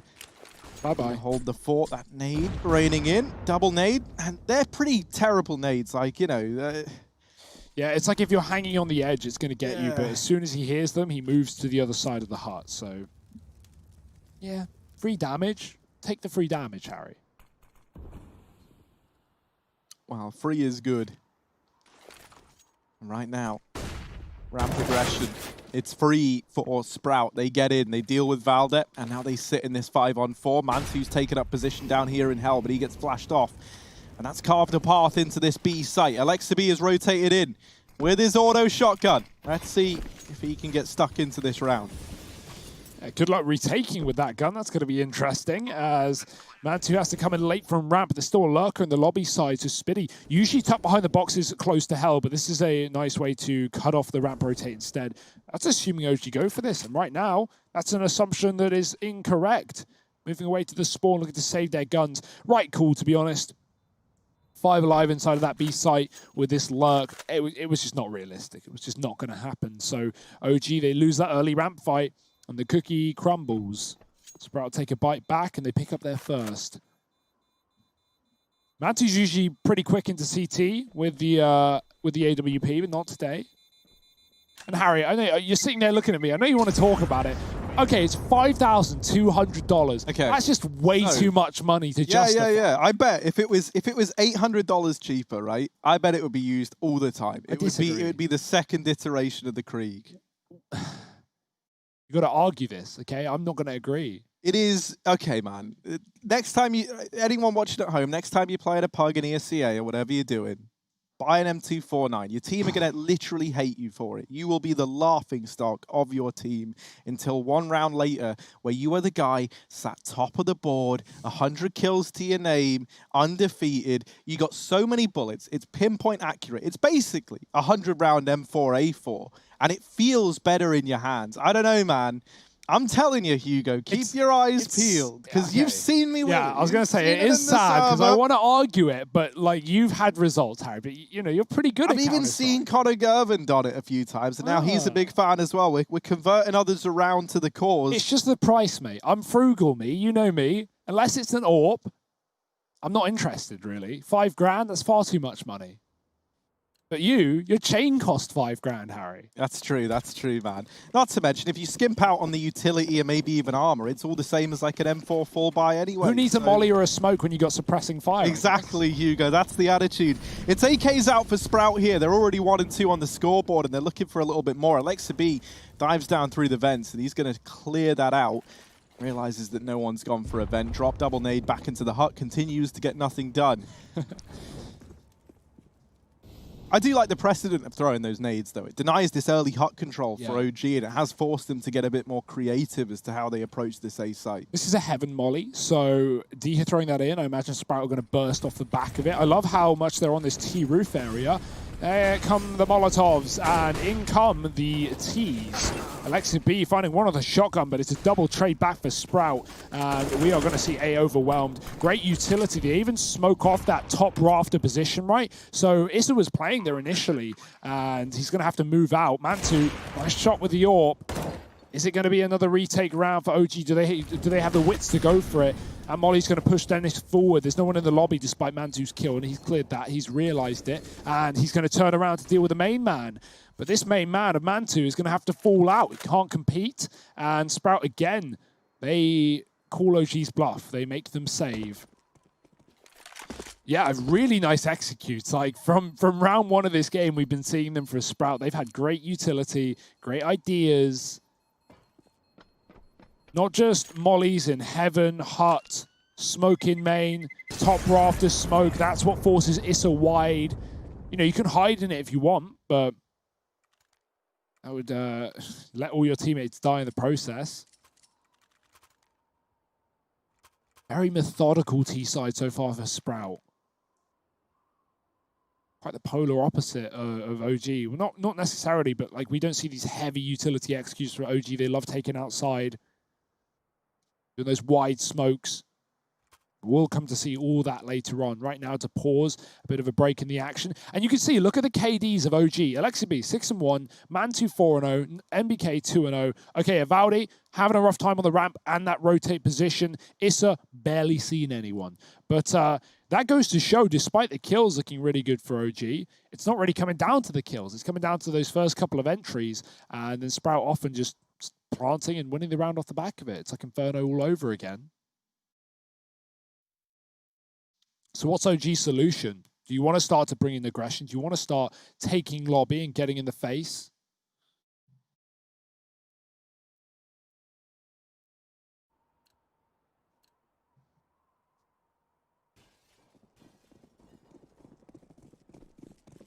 I can't wait to find out. OG are not shy on the manpower to come up with solutions to problems. Snatchy is more in the business of causing problems, though, and he's dealt with one man early on. Mantu's AWP already removed from the round, doesn't get to play into it. While all this chaos has happened, these outside smokes have gone down. Dennis has crossed behind them down here towards B. No one has rotated yet for the OG side, and it looks like they might try and pincer ramp now. This is a nice idea. It's not uncommon for the ramp player to just be playing over towards ramp, drop down at the first sign of contact, and that's where Balder's moving now. As he goes into B, it's not the safe haven that OG are expecting. Dennis, running the gauntlet, has dealt with Valder. Alexa B falls, and ramp room is controlled now by Sprout. It's a B plant all day long. MBK and Issa probably going to retrieve that AWP in main and just head off for the save.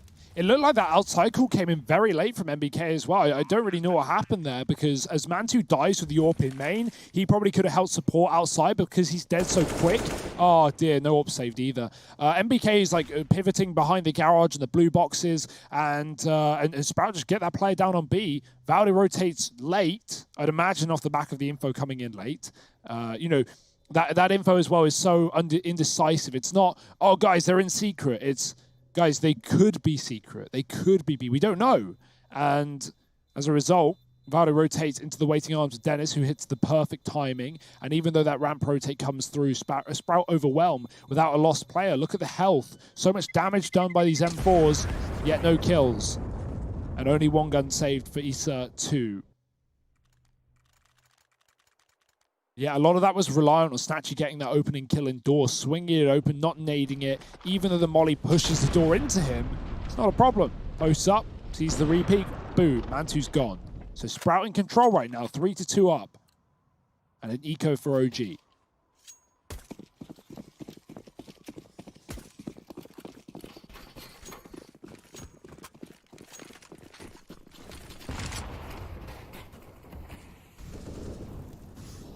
Close smoke to give the illusion that there could be a vent drop. Issa's fighting outside in the meantime, but he is getting pincered from the silo and a man on red. That's Dennis creeping on forward. Issa cut down by Dennis, and that's now the 1 M4 dropped already. So any hope of turning this round on its head is pretty much out the window with it.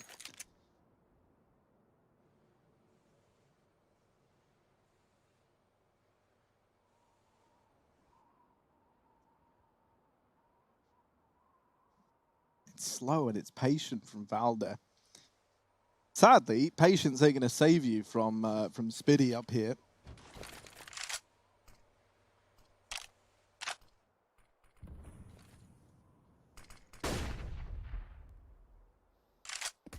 This is kind of what we saw from Sprout back on Train. You know, they're just not going to make these mistakes, especially when they know you're low money, bleed out the clock. Hopping into main. Spiddy in that A site, there's no one here. They've already cleared out that first kill. They've already opened up A. Snatchy brings the bomb late. Alexi B on the edge of the smoke. Valda making noise. He's grabbed the M4. Oh, that might bait Dennis in. Now Alexi can go through, and it fades. He finds a dink, but nothing more. That is very unfortunate. Seeing Alexi struggle with getting kills from behind. Think back to that B bomb site on Inferno. And the planter. Ooh. Don't think back to that. It's horrible. But it really doesn't matter all too much, right? It's one gun safe for Valde anyway. he should be fine at getting away with this one. Mantu hanging around on ramp with his P2. But no real reason to move apart from getting away from the bomb near the end of the round.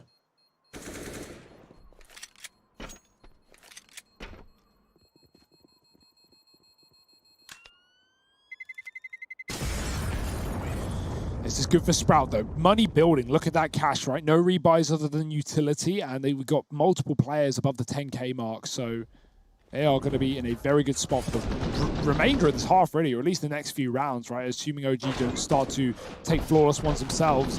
Dennis, very quick reaction. Initially doesn't realize where he's getting shot from. That's a USP for you, but does take the kill anyway. Mantu has glass orb. Could shatter at any moment. An outside round now from Sprout. Snatchy here with this orb. Going to get himself behind red, but this is where Mantu is waiting for this peak. Dennis is there as well. I wonder if they're going to try and boost Snatchy up. I feel like, especially with where Mantu's positioned right now, that would be a death sentence for Snatchy. Unless they boost him at the far left side.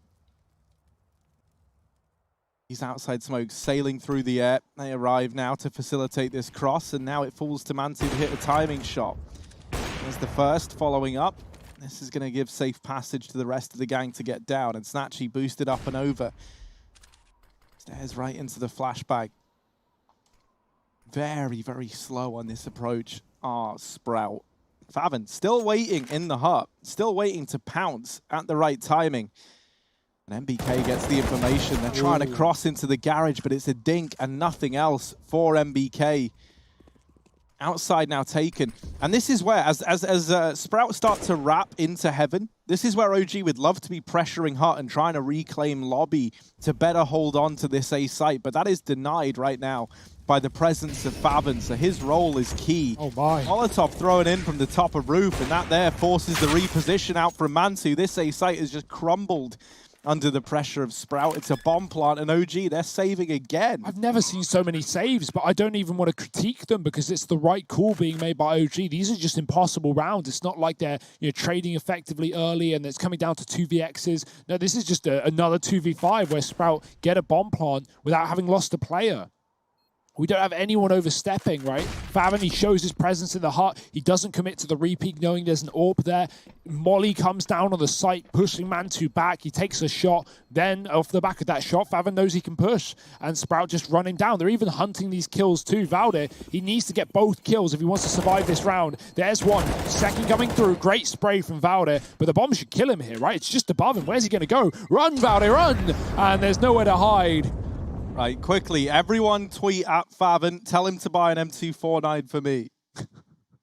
Why? Because he's got the money. He's got the money, man. 12 That's all the reason you need. That's it. Yeah, I hope he's not looking at Twitter right now. Probably got bigger fish to fry.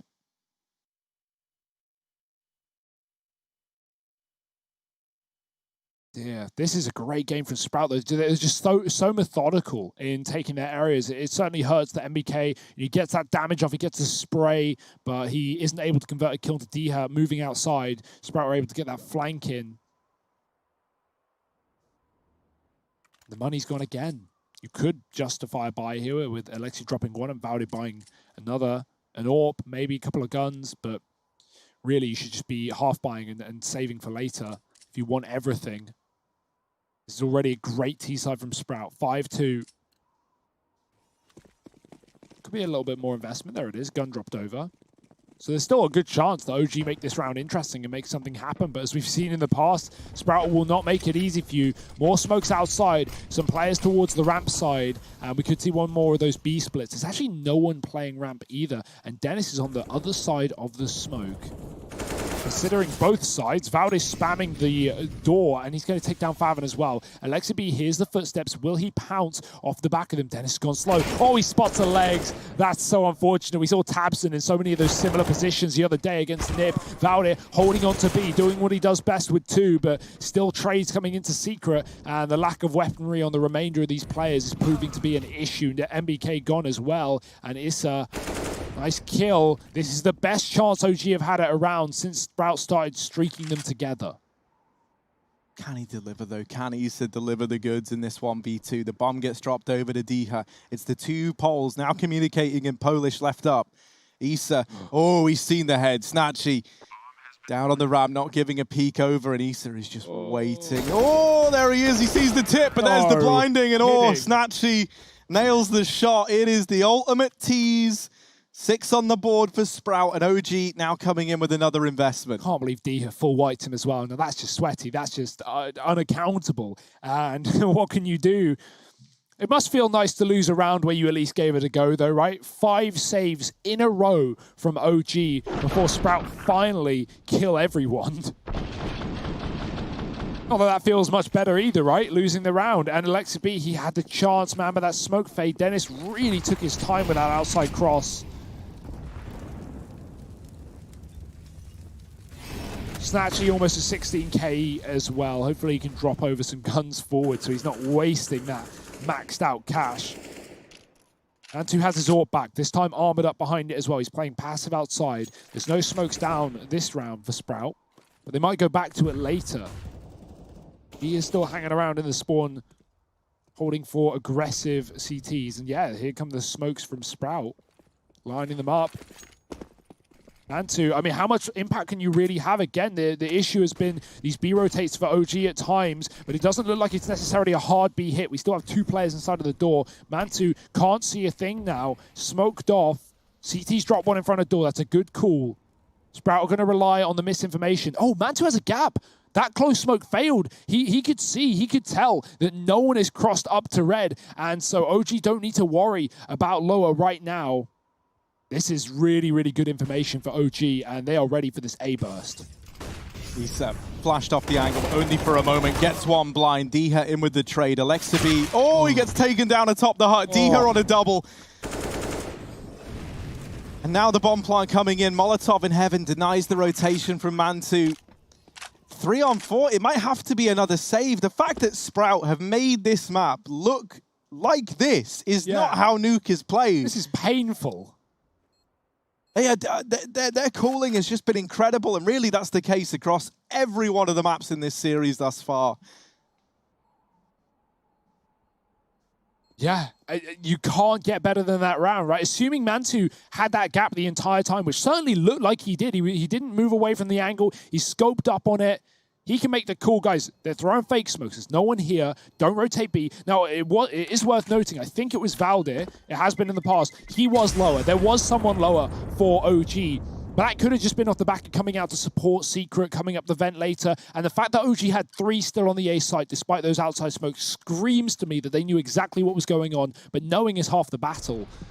And this fast play out of the door is perfect. Issa opens up, he does his job, trade in for Diha, clears Alexi B. Alexi's having a really rough game right now. He had that fantastic pistol round. 6 and 5 though.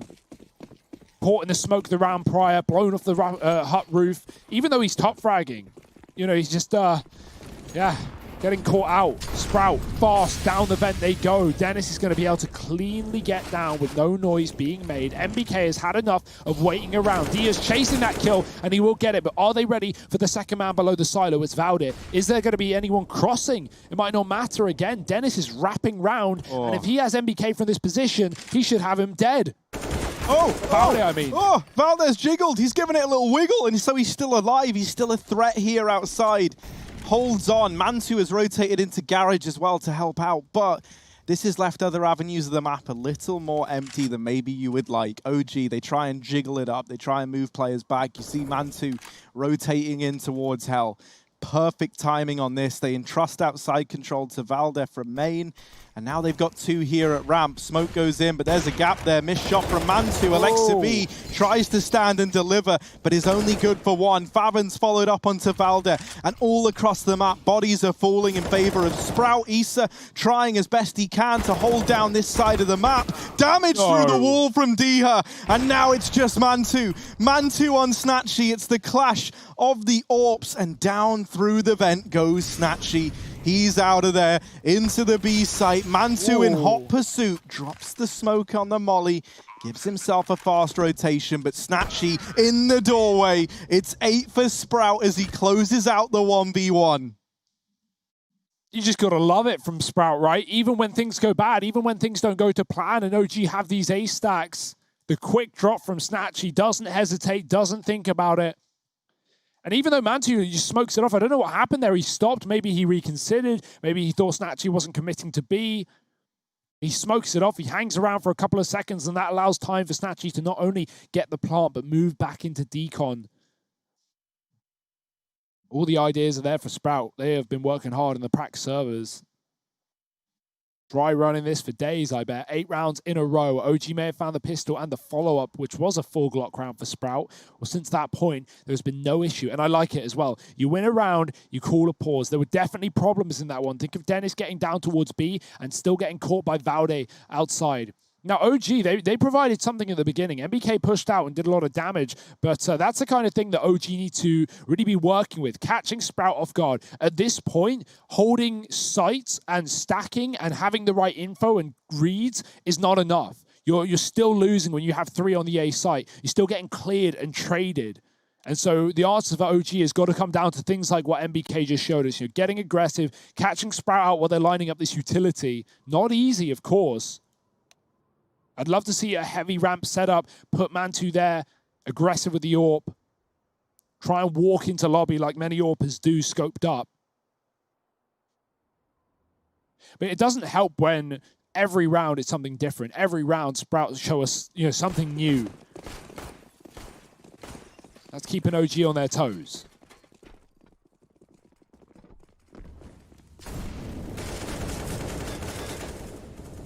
MBK was in main. He just got tagged all the way down to 50 from the spam. Diha is the hot king.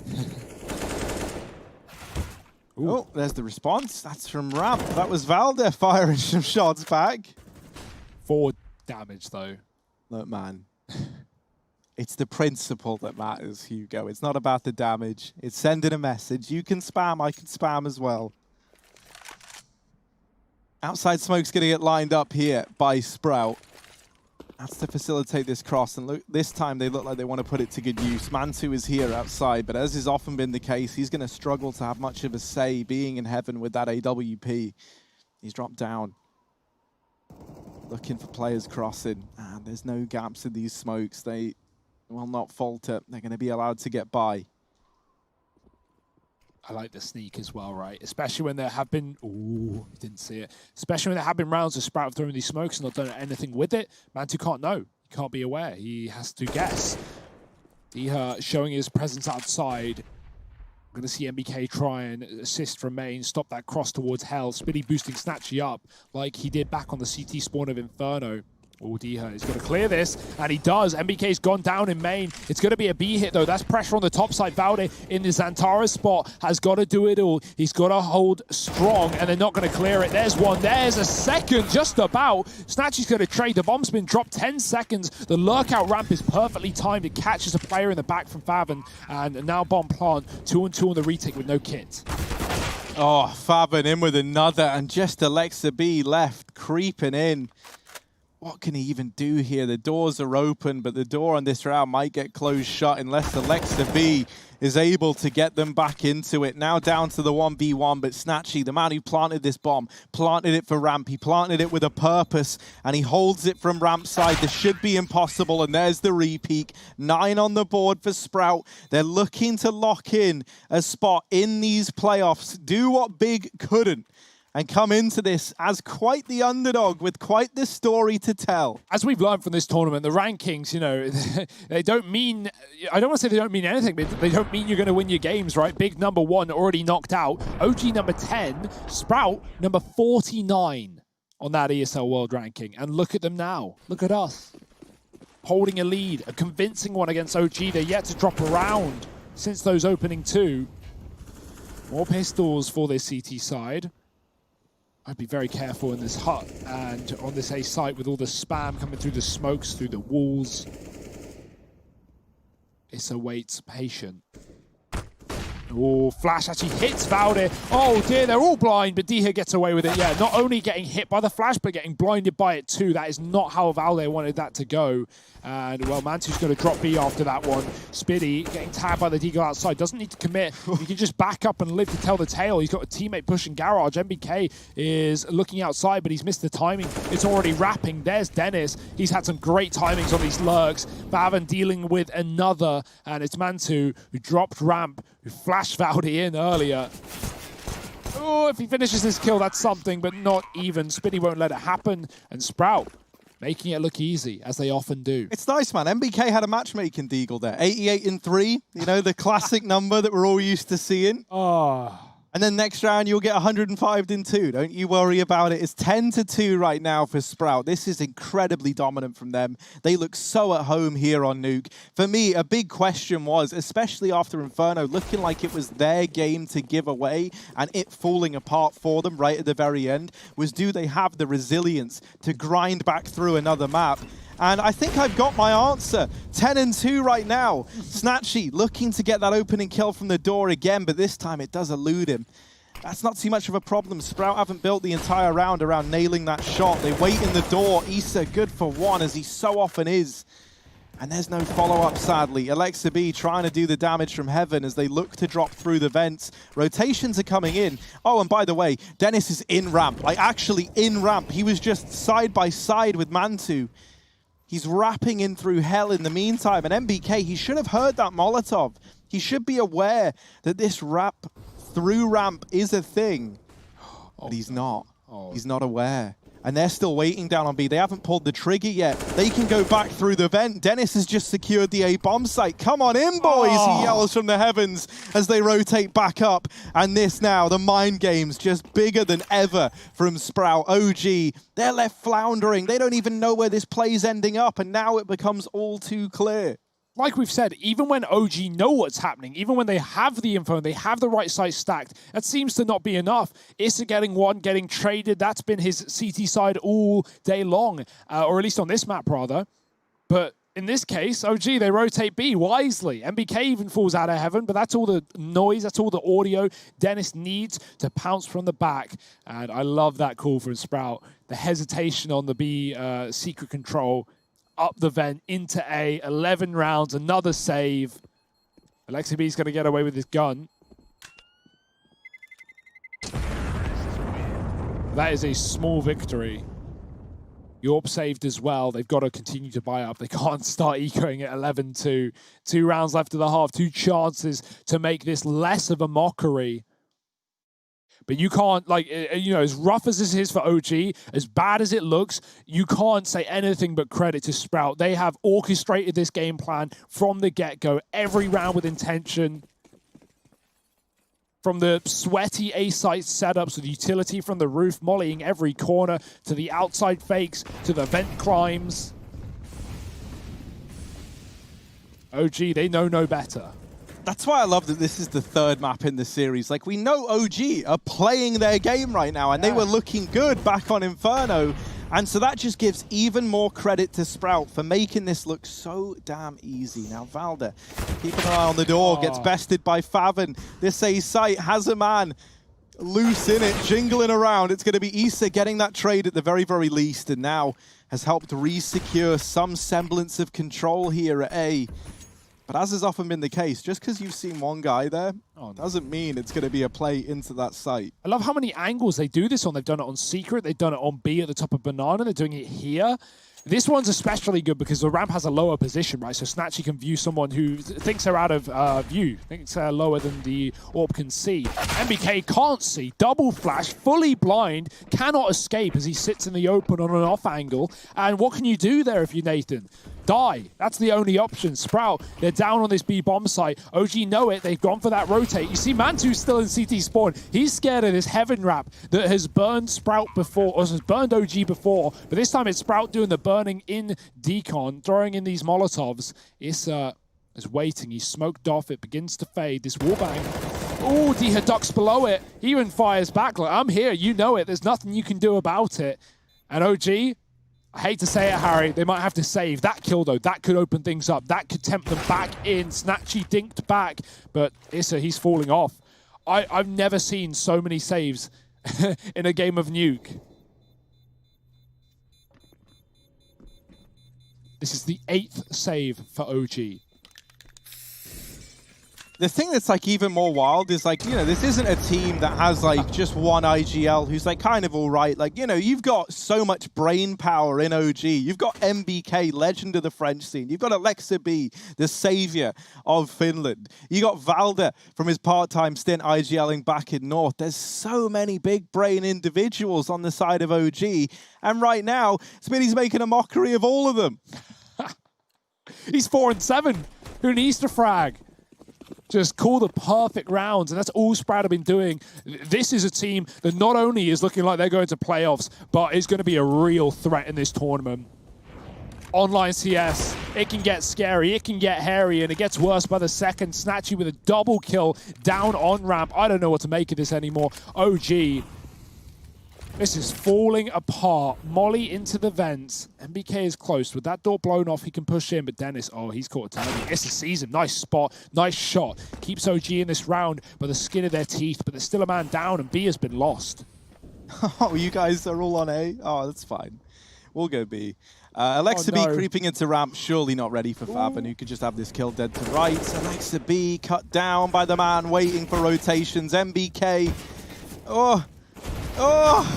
Oh, it gets worse and worse by the second. You hate to see it now. Just Issa needs to ace clutch again. That's a phrase I've said so much with this man on our screens. And what can he do? Oh, more utility. This time they're almost out. It's only Faven with a flash left. So finally the onslaught of utility is out the way. And now it's time for Issa to respond with some of his own. But so much time has ticked off this bomb. Issa looking for anything and running in, back turn, Spiddy cuts him down, 13 for Sprout, an absolutely dominant half, 13 in a row, no less. Sprout are poised to take this series. Is there any way that OG can bounce back? We're gonna have to find out.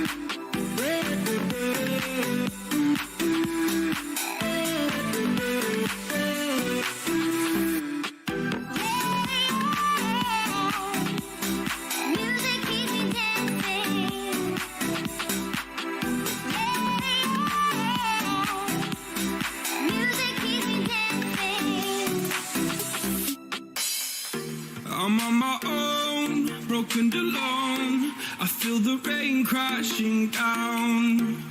All around this empty town, we're searching for the lost and found. But you don't care, you're unaware. Keep moving like the scars aren't even there. It's in the air like a blazing flare.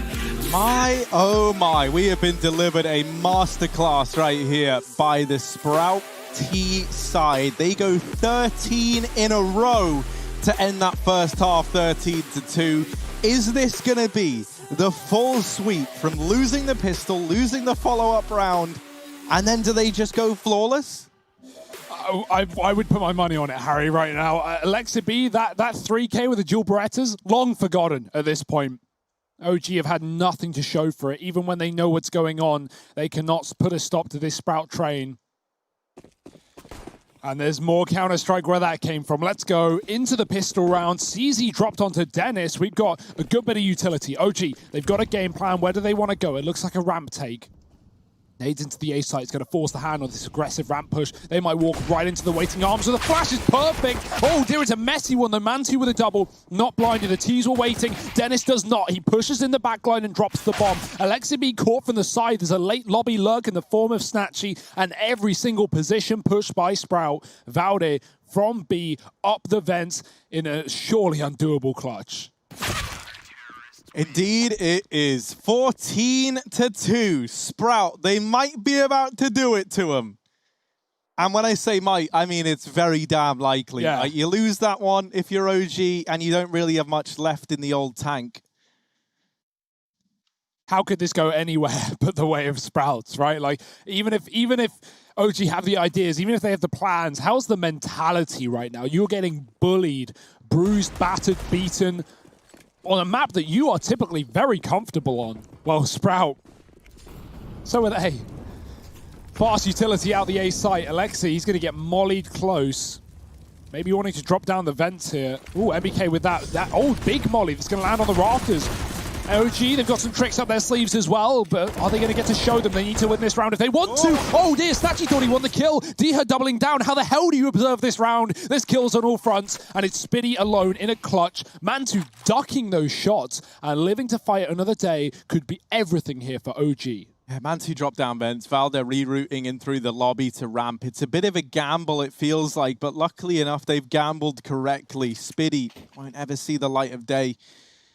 At least not yet. This bomb going down towards lower B. Mantu is holding the vents, and, you know, it's a very favorable fight to take, but he's very, very low, and so all it takes is a pre-fire here from Spitty, and Mantu is deleted. He drops down slow and low, and that there is a recipe for success for Mantu. OG, they get a third round. Ooh. They finally break a 14-round streak from Sprout, but is it too little too late? Look at that. Look at that for Snatchy. He just flies up the vent, does all the damage, thinks he's got the kill. That's a Harry Russell classic, actually. When you shoot someone, you think they're dead, you stop shooting, you die. But Mantu, yeah, he's fast. He does the limbo, he gets below, and he wins the round for OG, 14-3. There's still a chance. Can't count them out, but OG have a long road to recovery. Alexi with his spawn drops vent. OG have smokes for the outside being lined up in the spawn as we speak, and they're going to move behind them. Now, the key is here is, are Sprout ready for Alexi lower? They should be, and that should cut off their rotation. Exactly that. Snatchy goes down the vent. Regardless of whether he's ready or not, he can't put a stop to the in-game leader of OG. And more kills to be found by this T side. Spitty's come through ramp, and he is also on B. So OG, they are going to walk into somewhat of a stacked bomb site. All three players here, but they are well armed for the job. Oh, Spitty, only good for two. Diha now trapped, but there's Favon helping out the CZ with a double. Diha not in trouble yet. Pressure from Favon, another one. Alexa B falls as well. And Sprout match and series point. Playoffs on the horizon. And one round away from getting there. A CZ and a Deeg and a bucket full of dreams. That's all they needed. One away now from solidifying a spot in the playoffs here at ESL 1 Cologne. I'll get Sprout. That is just unbelievable. That is a round that you have to win if you're OG. Despite the stack, despite three players there, I'm sure OG weren't ready for it, but you are armed to the teeth. And a CZ from that range, I can barely get that gun to hit, but he just taps down 3 coming out of the door. If that, I mean, if OG weren't crushed already, that's going to do it. That's just going to blow you out of the water. Drowning. Oh my. Where are Big now? Not needed, I guess. They got Sprout. They got the other German representation going to the playoffs. 1 round away from that exact factor. These 2 new Polish players were quite the pickup. Dennis and Spiddy, the old school boys of German Counter-Strike, are making it work once again. Pistols out for OG.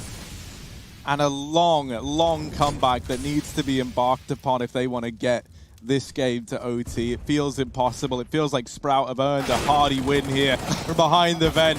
Faven continuing to put up numbers. Here comes rotations. There's 2 in vents. A nasty surprise for MBK. Mantu and Issa, all that remain. And while they do get 1, there's a follow-up from Issa, but it's all on Mantu. 1v3. Degout has found the first, not the follow-up. And Sprout get it done. 16-3.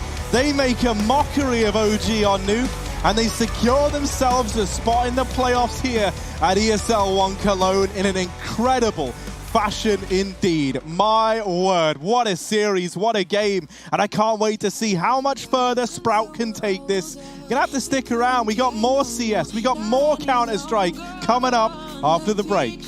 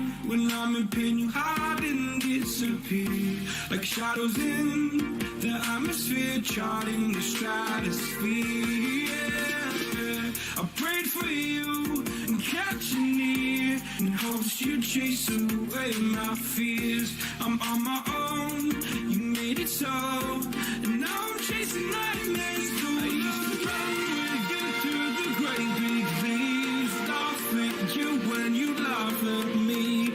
Hope for us because I believe the home was just you and me.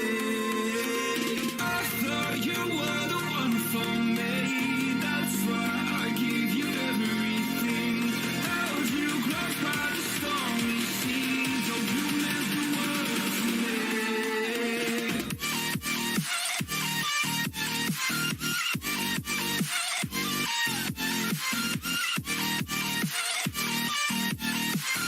You meant the world to me.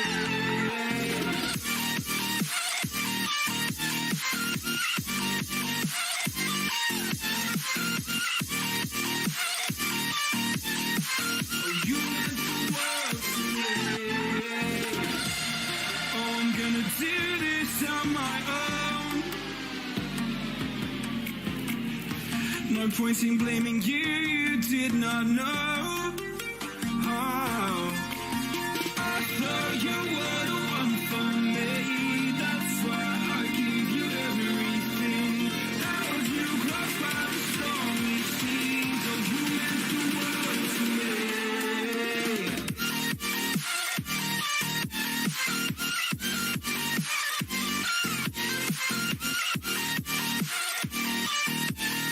Oh, you meant the world to me.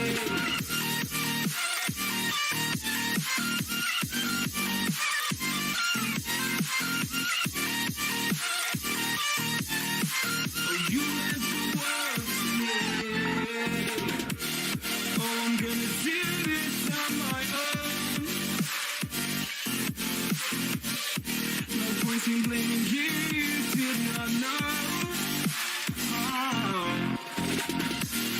Oh, I'm gonna do this on my own. No point in blaming you, you did not know. I thought you were the one for me. That's why I give you everything. Held you close by the stormy seas. Oh, you meant the world to me. Said that you moved on. Where did I go wrong? I tried to make you stay, but I guess my love wasn't enough. Was it me or was it you, love? 'Cause I'm dying to know. Why do you wanna end? Was it real or just pretend? Tell me, why do you wanna end? Was he really just a friend? No sign of you at all. Just pictures on these walls, reminding me of how you threw away all that we've gone through.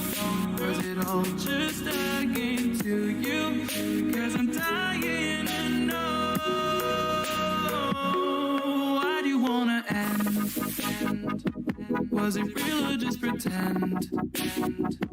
Tell me, why do you wanna end? Was he really just a friend?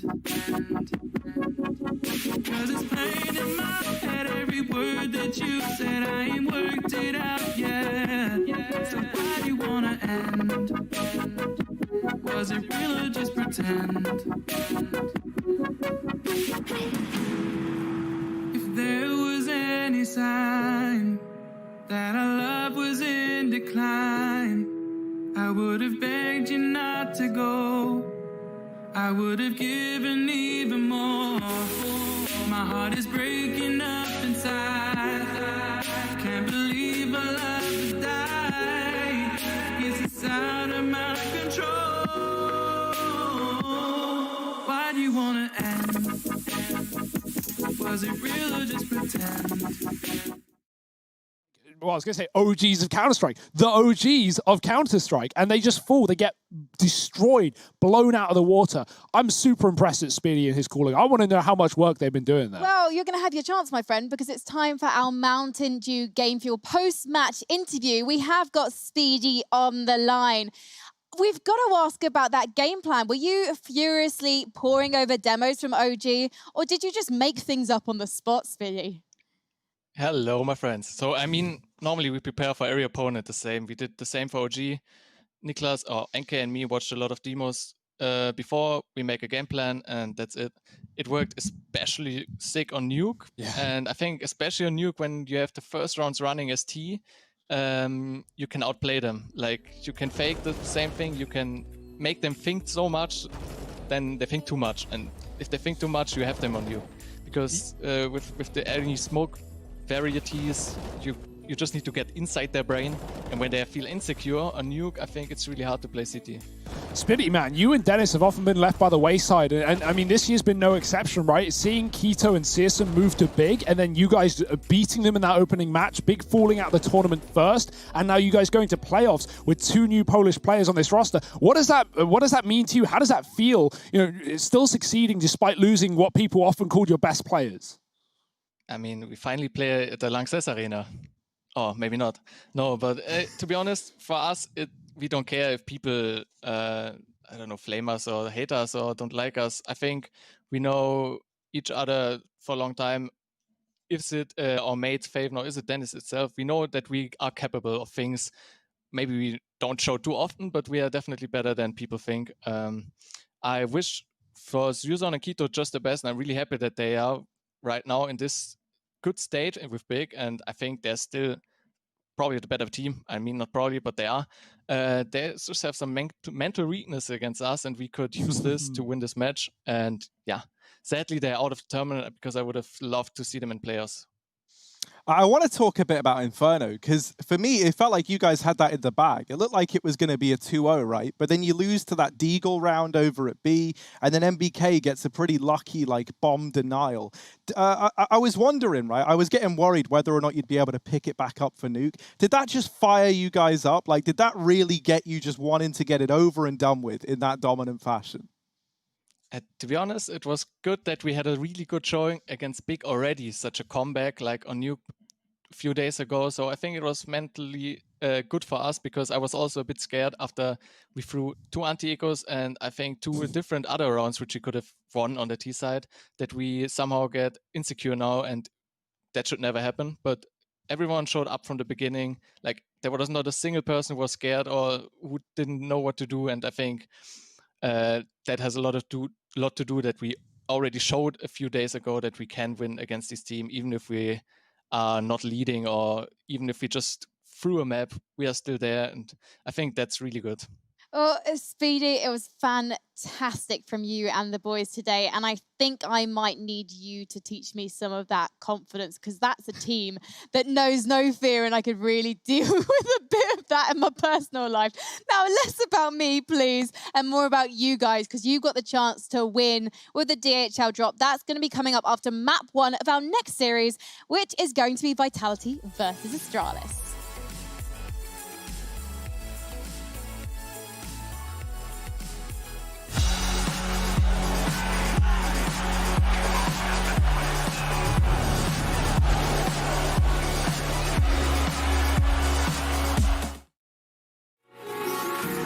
Empty hearts and neon lights. They're playing with my mind. Gotta get out of here tonight. Oh, I wanna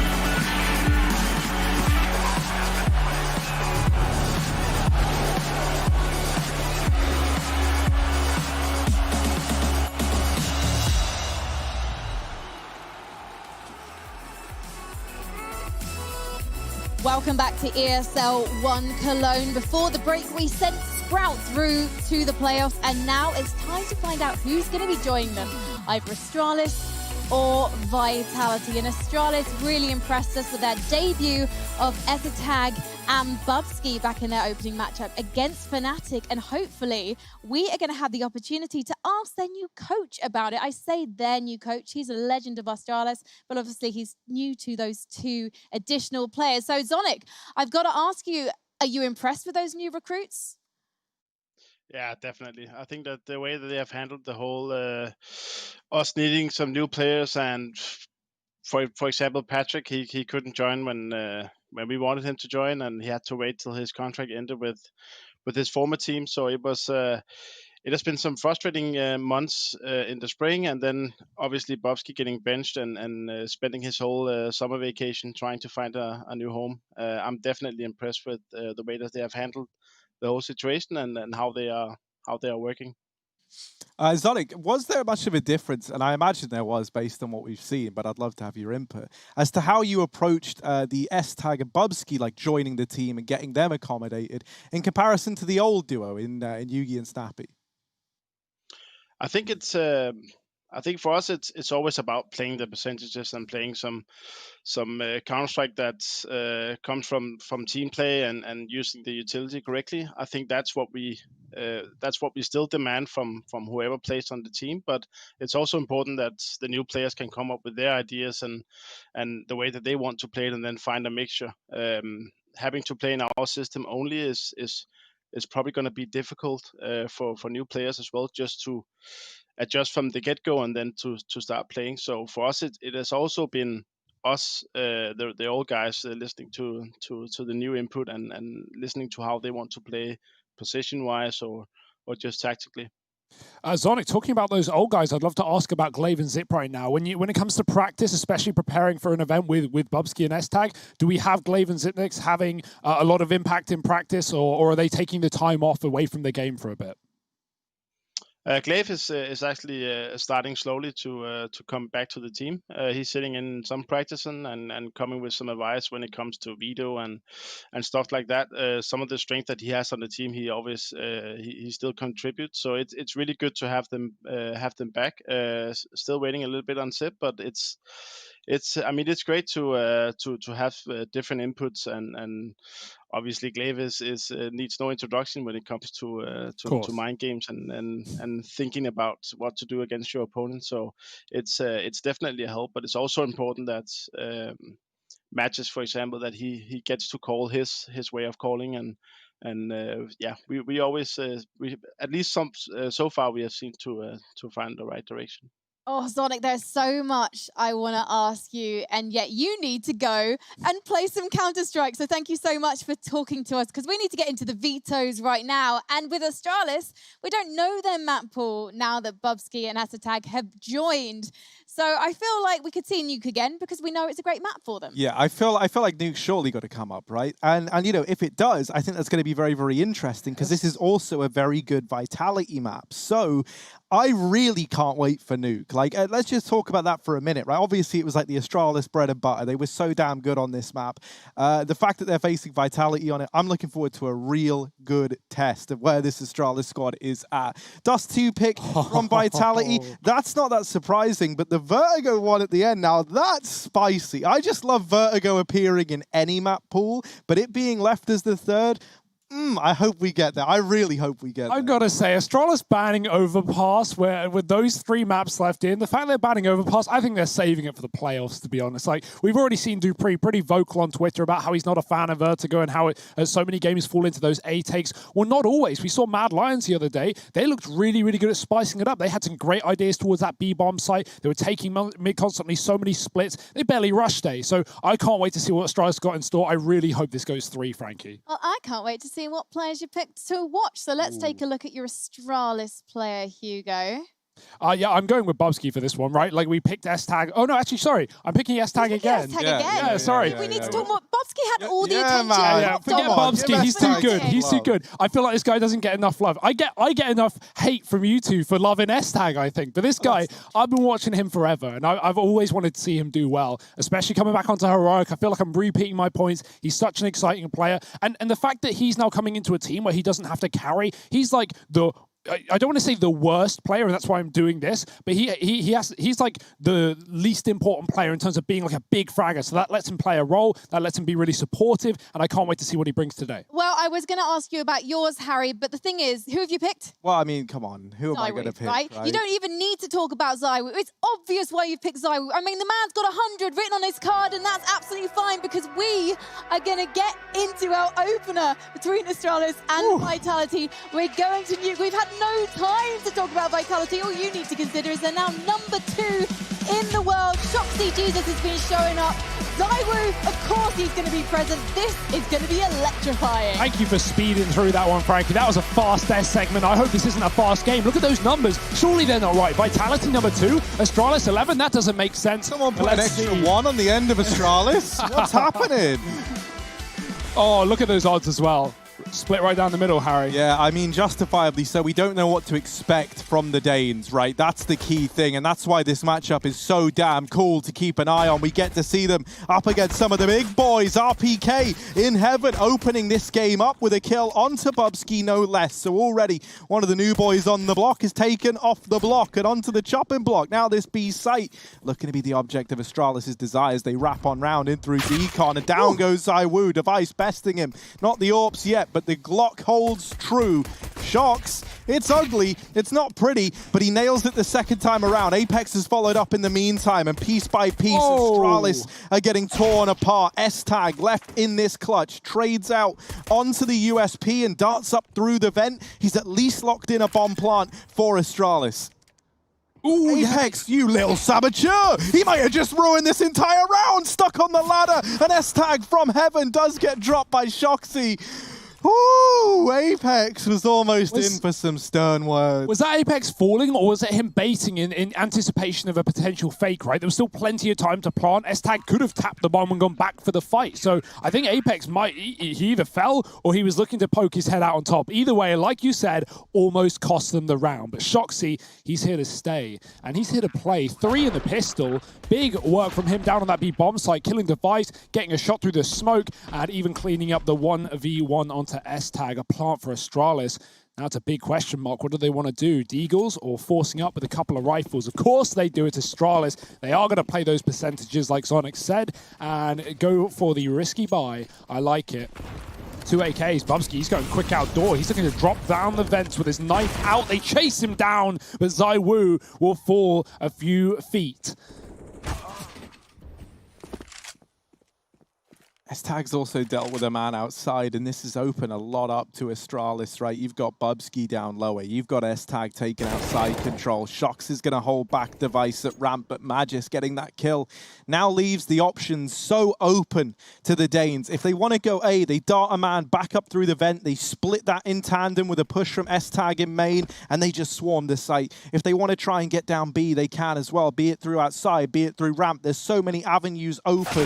Shox gets bested by S-Tag. The patience is key for Astralis here, and it will be that outside rotate. RPK, while he does deal with the first man, Bubsky's going to make a bit of a gamble up through the vent, and that's a fight that didn't need to happen. He tries to jump the gun to deal with RPK, and in doing so has left a 1v1 open to the tank, who will come to life here, moving into Squeaky Door. The rumble of the tank engine, but Magisk, turning on a dime, is able to find it. Astralis, they'll get that first round back immediately with a force buy in the second round. I love how quick these rounds are, right? Like how explosive the rounds that we're seeing are being. Bubsky dropping vent, ZywOo chasing him down, falling there. Apex hits a scout shot outside, S-Tag trading and taking so much control. That's something we saw the other day when we watched Astralis take on Fnatic and brutalize Fnatic on Nuke. S-Tag was constantly dropping main, wrapping outside, getting that hell control.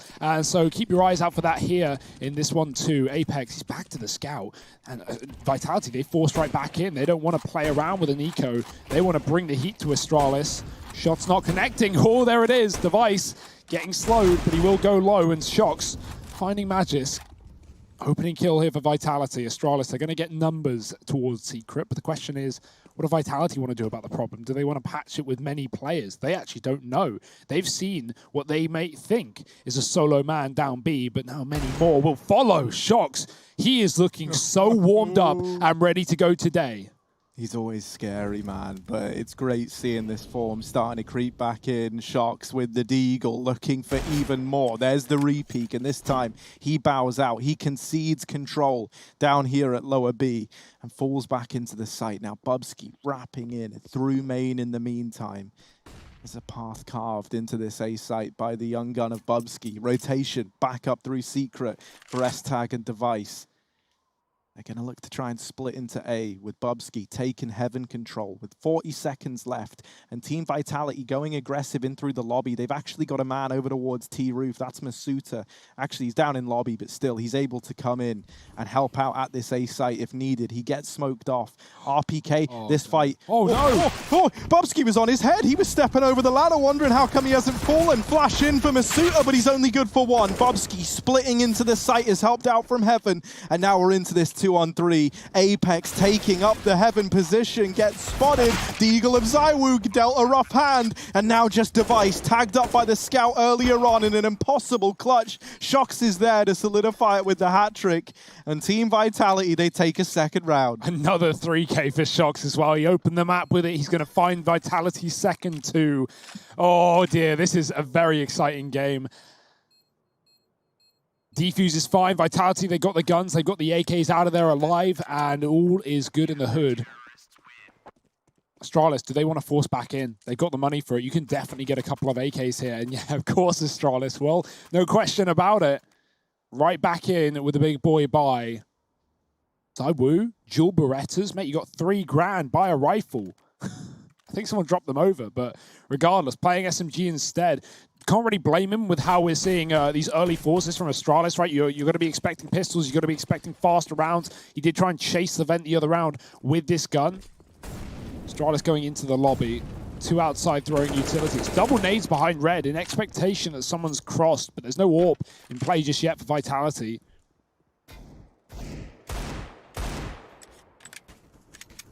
I'm so glad that, you know, we've not come into this game with players, especially on Vitality's side, which I guess were the more under question, you know, coming in not looking warm, right? Shox is looking incredible. We've had some great rounds from RPK here. Apex hitting scout shots. This time it's ramp taken.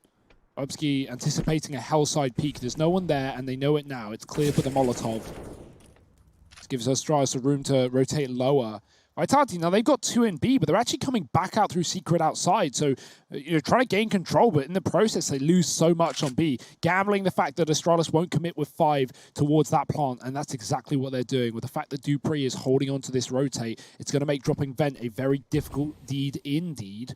So Astralis, this is a great round for them right now. As long as they get this plant in soon, even though Vitality are about to get all this info, there's very little they can do about it. Dupree doesn't realize just how dead he is yet. And the answer is very. Whoop, there we go. Zywoo comes in on the wrap, and down goes Dupree, but the bomb is planted in B. Vitality in a 5-on-4 retake. Shox is here, rolling down the line, good for one before he's traded by Bubsky. And now Astralis, pack animal, grouped up here by the double doors, trying to hold down the line. And S-Tag falls. Bubsky, the only man left, 1v2. They open the door, they bait him back, and Zywoo nails the shot. It gets close, but Zywoo steps up. Defuse going to come on in for Vitality. It's a 3rd round on the board. A bomb planted for Astralis.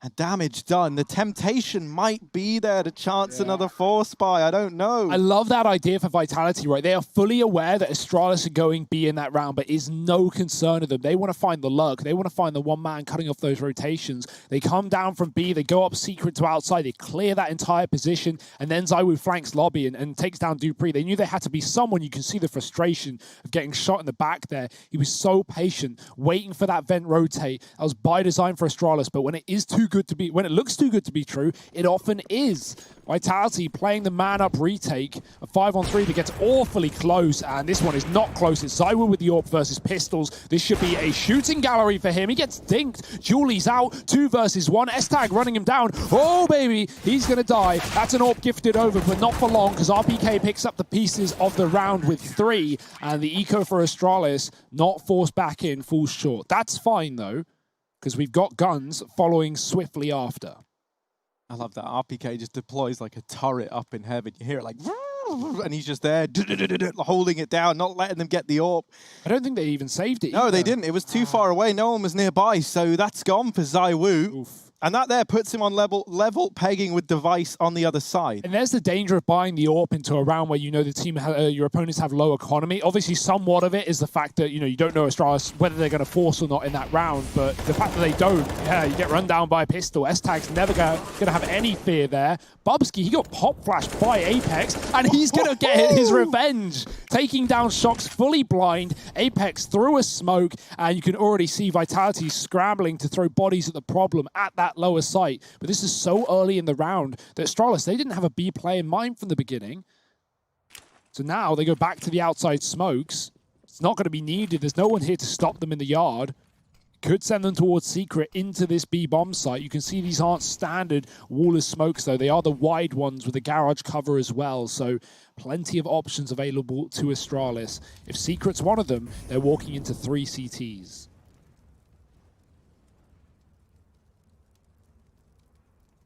I love it, though. They clear out garage. They get the information that outside is completely bare.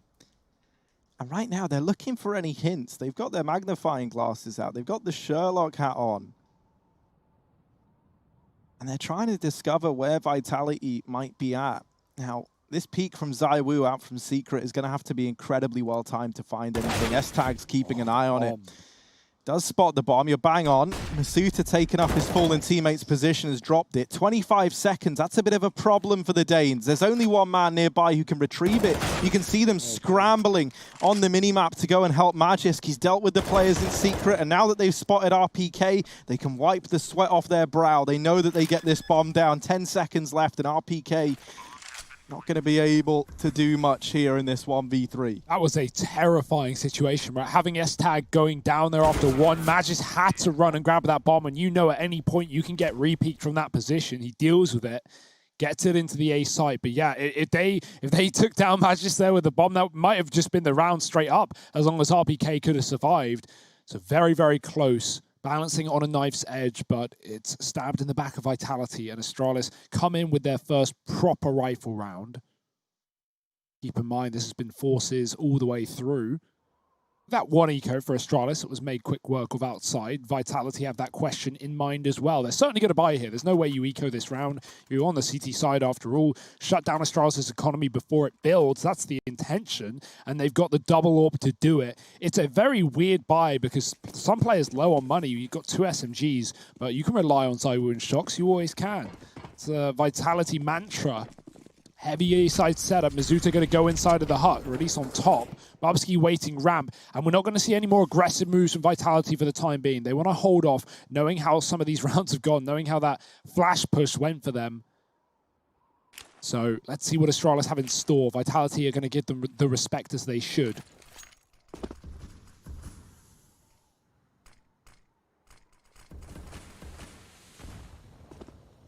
Outside smoke's going in, but it is all a ruse with only one man crossing behind them. Rest of the gang moving over towards ramp. They hear the AWP chime in, and they know that Shox is here now. Zywoo's all the way back in CT spawn, holding passively towards outside. Masuta getting caught up on top of the hut. That could open up a real liability in this A-bomb site. RPK can't stand the test of time. Zywoo on the rotation, bit of damage. Apex through the vent smoke, a lot deeper than they were ready for, but it doesn't matter. He's only good for one. Shox last alive, does have this AWP, and maybe if he knew just how... Oh, hello. Drops that smoke to feign a fallback into CT. Device boosts Bubsky into heaven to hound down this saving player for Vitality.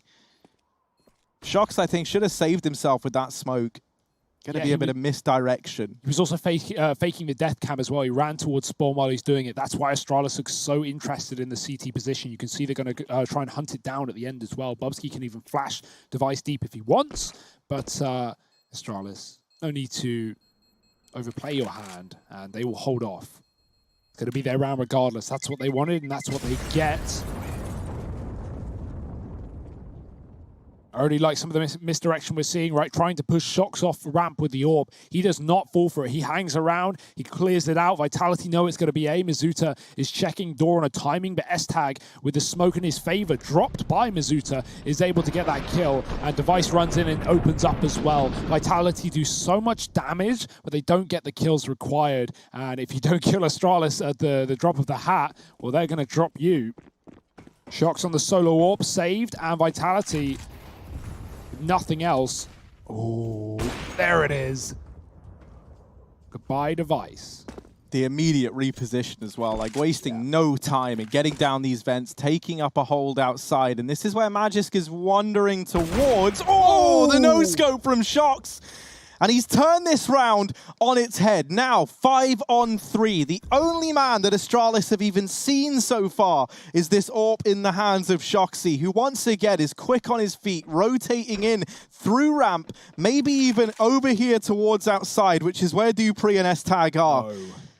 Shox is playing with radar or something. He knows what's going on. There's a player going up above him, holding in this close angle. Shox has delivered so much already. How much more can we ask of him? He's made noise. He goes back to ramp, and this allows these players to get in through heaven. Zywoo blindsided. Still 2 players in the hut, but Dupree has seen feet. He drops down. Bubsky trying to hold the line, trying to hold the lobby, and he will.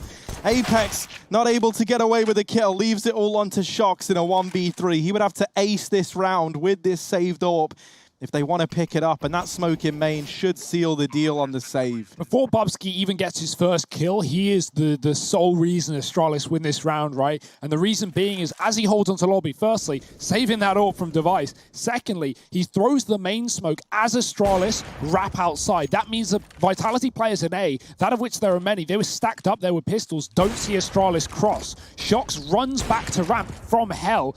Is he going to get the ace here? Bubsky is really hunting this one down, but he's gone. Good. Yeah, as Bubsky, as Shocks is in hell, he doesn't realize Astralis are above him, right? Bubsky throws in a Molotov from ramp, right? Further faking out this position. That draws Shocks back to support his teammate on ramp, and which gives Astralis the room to climb upper. And then, of course, Bubsky goes and kills 4 players. Obviously, that's always appreciated, but the utility alone that he's throwing got Astralis in the position and pulled Vitality away from theirs.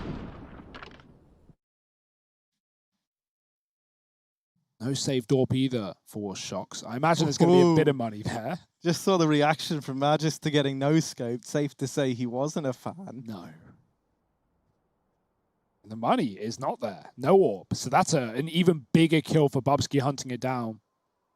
He saves devices, he removes Shoxies, and Astralis 4-4. As soon as you know it, they're back in control.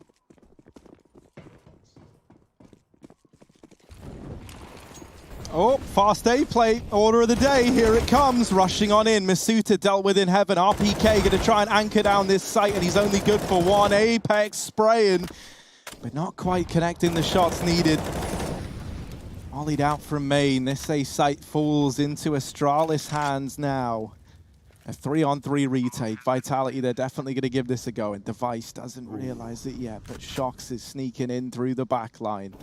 The hunter becomes the hunted back here in the lobby. Shocks gets that kill. Device now removed. One of the only players with full health. It's Bubsky and S-Tag, the 2 new boys on the block, the 2 fresh faces in Astralis. Flash is good. S-Tag's down and out for the count. It's Bubsky again, left in this clutch. 1v3. Flash in. Oh, no. The accidental jump. Now they know that he's in main. He's tagged on down, and surely the 10-second defuse stuck. It's a round for Vitality as they claim a 5th. Scroll wheel users are molding after that one. Poor Bubsky. He had a serious shot. He had a serious chance. Even with the plant on the other side of the site, it was a bit of a problem there, but the money will be good for Astralis. They got that bomb plant at least.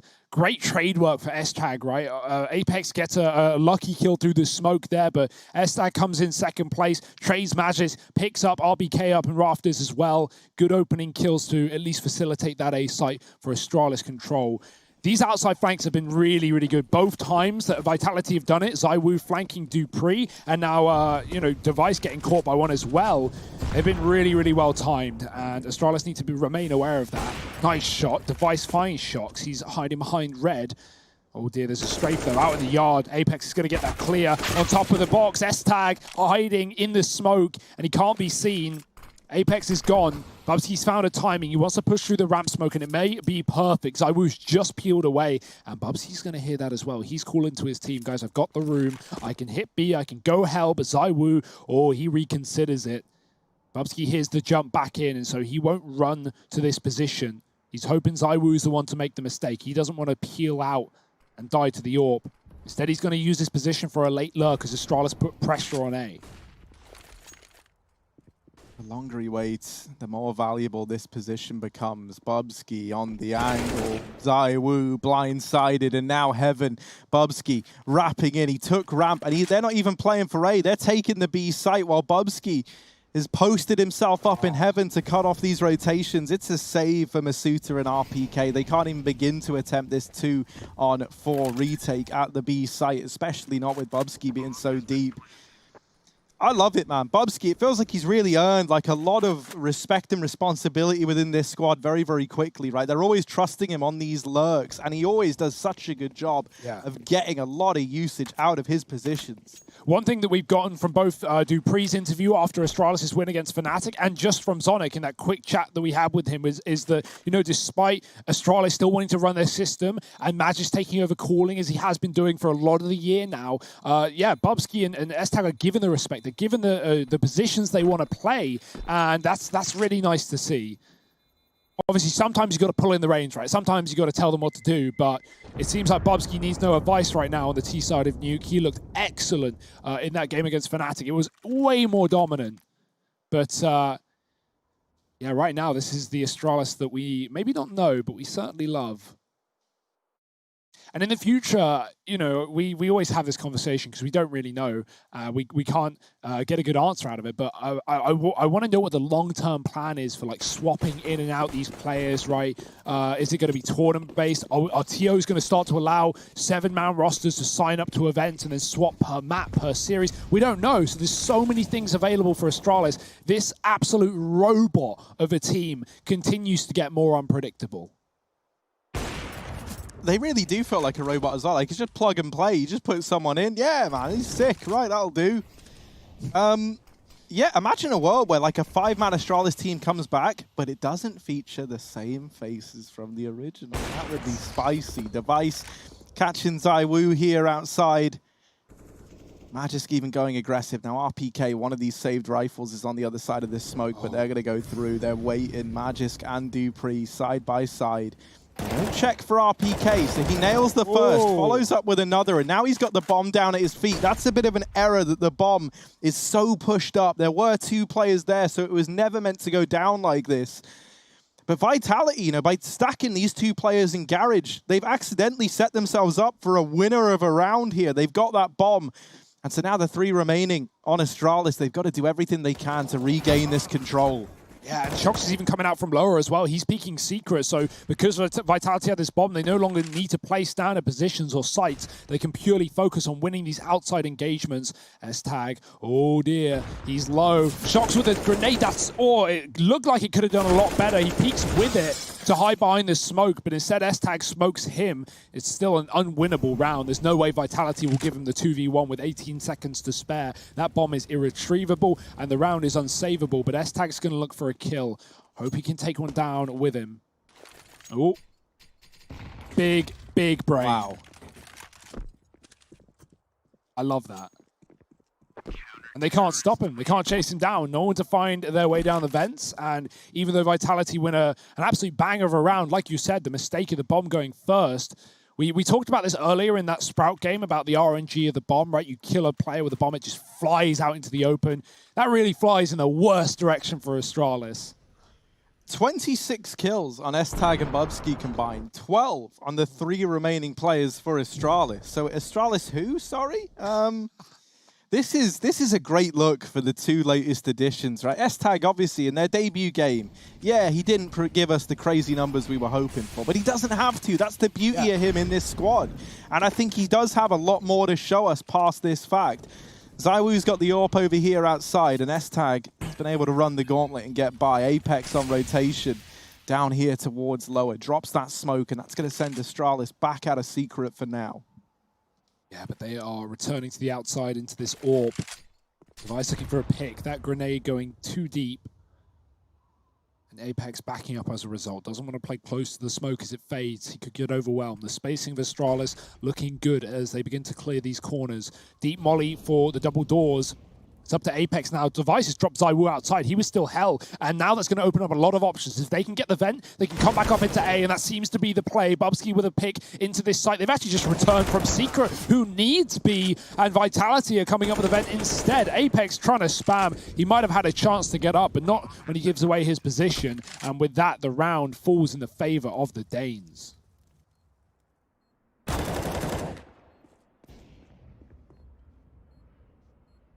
They want to get out with the 2 M4s. If you hold on to both of these, you can get a pretty decent buy in this next round. You would have 4 rifles. Masuda's able to invest himself. Shox even maybe gets away with this AWP, and at that point, that's perfect. But it does hinge on holding on to not just one, but both of these guns. And if either one of them gets taken away, then that buy is gone for Vitality. Luckily enough, Astralis, they're merciful in this new iteration. They let the guns escape. 6-6, all tied up now. I love how back and forth this is, Harry. I wouldn't want anything else. I think this is the first of a potential and hopeful 3-map series, regardless of the result. I think everyone wants to go the distance, apart from Astralis fans. I mean, they'd love what Astralis do best, which is just stomping their opponents, but Vitality not making it easy for them right now. Quick pause from the Frenchman. And yeah, that's a question. I think they're working out this money situation right. Throw ZywOo the orb, Shox can buy up a gun, and things can look pretty for Astralis. Someone will have to take the hit. I imagine Mizuta maybe with an SMG, but he has been on top of the hut roof, right? Playing the perfect position for a worse weapon, I guess. Plus, the Danes, man, they kind of deserve like a bit of a break away from getting used to seeing their team winning all the time, right? Yeah, like, it's not fair. Because now they really want it again. They want to see an Astralis that is just taking scalps left and right, and maybe that's what we're in for with this new iteration of the squad. ZywOo back on that AWP. He's been dropped that over by Shox. He's looking over here towards outside, and there are players trying to cross behind these smokes, but Dupree out into the open. Is this going to prove to be a liability or the thing that opens this round up? ZywOo holding this angle, and he's not known for missing his shots, is a man like ZywOo. Dupree, if he doesn't check it, he's going to get the good old left-right good night. Well, they know, but the issue with this angle is you don't want to go in front of main and look at Garage. Oh, ZywOo, he doesn't wait. He pushes out into the forefront and finds 2 for 1. Bomb dropped again. That has been a repeated problem for Astralis, losing this bomb in the yard. This time it's not in a as awful position, but again, Vitality can play around it. Bubsky, double ramp setup. He's not ready for the second player. He does turn, but it's too little, too late. Apex with 7 wins that fight, and Magisk, he is down B. How much salvation is that for Astralis when this package is dropped out in the yard?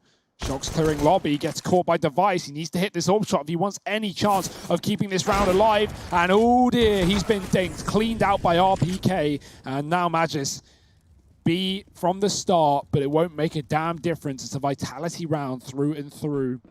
Yeah, the reason Astralis are so hesitant there as well is the issue of clearing that angle. It's such an awkward position. If you walk in front of main, you're open to 3 things. You're open to Garage, that AWP from ZywOo. You're open to back a CT and the millions of angles that come with that. And then you're open to main, most importantly, in a swing or anyone playing tucked, looking at the yard cross, which is a very common angle. So yeah, you often see players get caught from that back garage position. And ZywOo, well, he doesn't wait for anyone. It's one of those rounds as well where it feels like Astralis, they were trying to throw the fake of a B cross before committing to A. And you know, like the way that danger is normally mitigated is if you're going to split the A site, you throw that slightly deeper variation of those outside smokes, right, which were put down anyway. And normally that cuts off this garage point that ZywOo was able to hold. As a result of that utility not going in, they didn't have any smokes left when the crunch time came, when they had to deal with that player in garage, and so they weren't able to do that. Vitality keeping the lead in their favor, but just about. It's an eco now for Astralis around that hero AK on Magis that he was able to hold on to. Down through the bed. No. Bubsky, he does get down.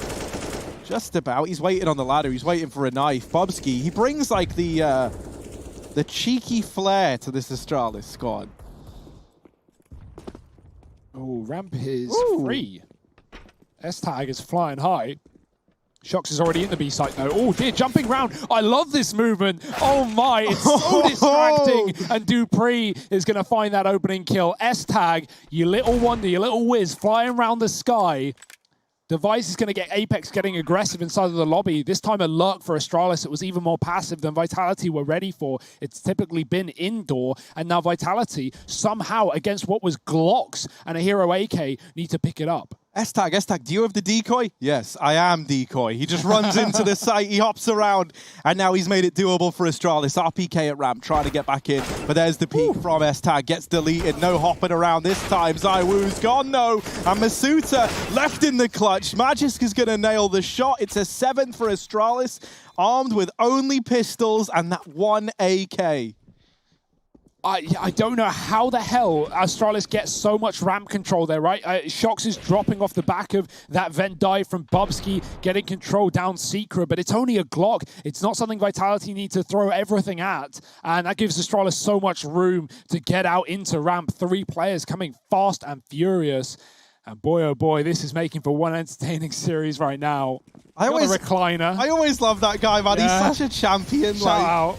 Just flexing on us with his setup, and Masuta flexing some lobby control, but it's Bubsky with a response, and a hell of a response at that. Him and S-Tag having a little internal competition, competing for that first place, and S-Tag, well, he was holding on to it for a very long while. Bubsky now neck and neck with him, trying to take the lead between the two of them. Shox here at ramp would give up a 16th to Bubsky on the race to the 30 bomb. Creeping on in. Shox has caught a very good timing here. Dupree is floating between either angle. And actually, he's just looked away. Shox, the timing on this push could be perfect. And Bubsky turns around, but it dawns on him a little too late. And we're into this 2-on-2. It's Device. Apex still up on A site. Shox is hanging around in trophy room, watching his back. He knows how much room Astralis could have, and now Apex is starting to consider it too. Magis walking into the crosshair. He's aiming high. He's got to pull it down, but Magis ducking below the shot, really making it a problem. That's funny, considering how many times you see players peek on top of the rail. Magis won't do it, and it's that undoes Apex. Shox coming back up the ladder. He's actually going to wrap the outside, climb up the boxes, but that cuts off valuable time that he can't afford with no kit currently. Don't know if there's one dropped up here. It doesn't look like it. And he's running. He's gunning. This is going to be Magis round. Astralis with 8. A perfect T-side, looking like the powerhouse. We're going to see if they can keep things up into this second half. Vitality down by 1, but not down and out.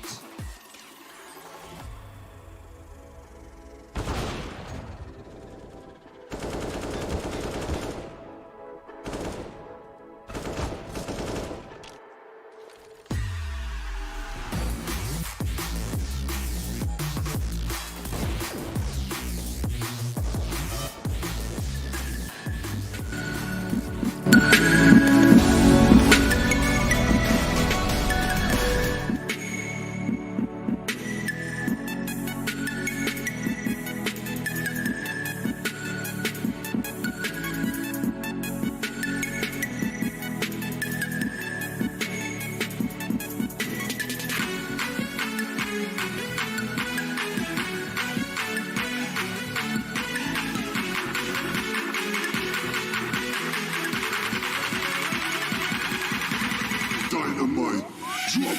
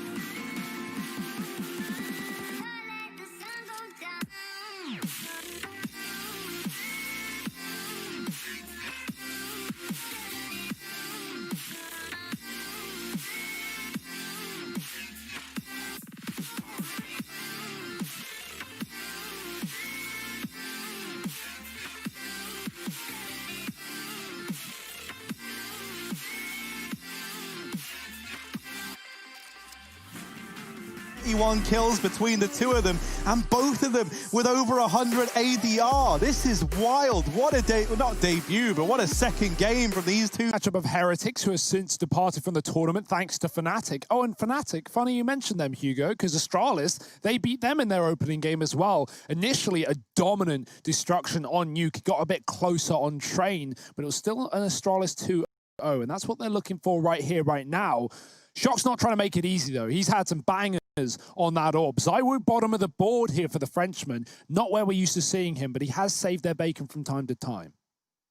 So with you, like, referencing yourself in the third person, yeah, is that just both sides of Hugo B. Byron on the microphone? It's schizophrenia coming through, Harry. It's coming through. Yeah, what can you do? Well, Hugo, I love to see it. Let's see, man. We got a nervous-looking Vitality. It wasn't the cleanest of first halves. An 8-round showing for Astralis there at the end of it. ZywOo's still smiley. He's in high spirits, and his hair is slowly growing back. We're going to keep up with that throughout the duration of ESL 1 Cologne. It's nice having, you know, the old boys showing up for Vitality, while it's the opposite for Astralis. It's, you know, RPK's had some great rounds. He's also over 100 ADR for the side of Vitality. Shock 17 kills. What's this pistol for Vitality? What have they got in store? They already took the first. Astralis forced up in the second and won. We had a bit of a back and forth that eventually Vitality did, you know, put out to lie, and then Astralis winning their first rifle round. Vitality, they're creepy crawling outside. Magis close behind the boxes. He's got Device supporting him on Hell side as well. Dodging the flash in an instant, quick reaction. He's going to go out for the peak. Off the back of it, 2 kills. Bomb dropped. Have a taste of your own medicine, Vitality. RBK has yet to secure it. He was behind Red, and the bomb is on the other side. Bubsky, oh, he moves away as ZywOo gets his timing out ramp, and he will double dink him down. It's going to be Apex looking to pick up this package. Magis holding on to it. Nice little off angle. Apex spots it, but this Glock is not going to be the gun you want in this engagement.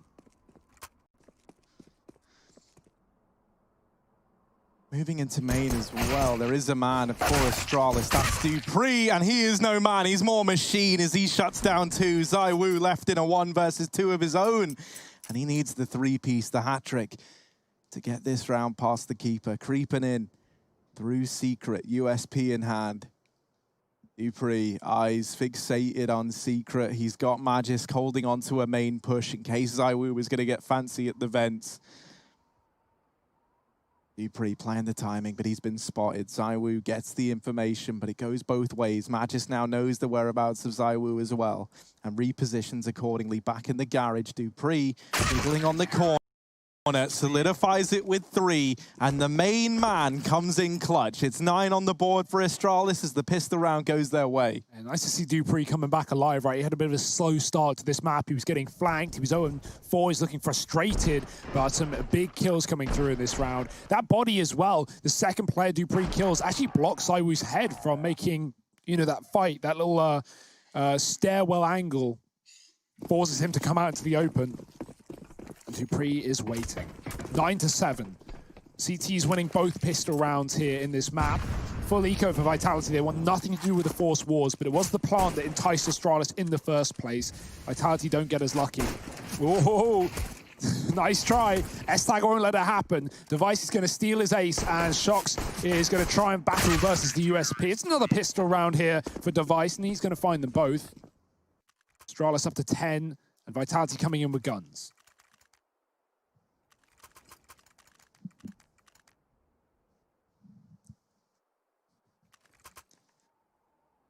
Something I am happy about is this is the Vitality that's looking hot, you know, like this is a Vitality that's looking good. And I'm happy about that because Fnatic, they did have like a kind of shaky beginning, you know, and that shows throughout all of their matchups so far.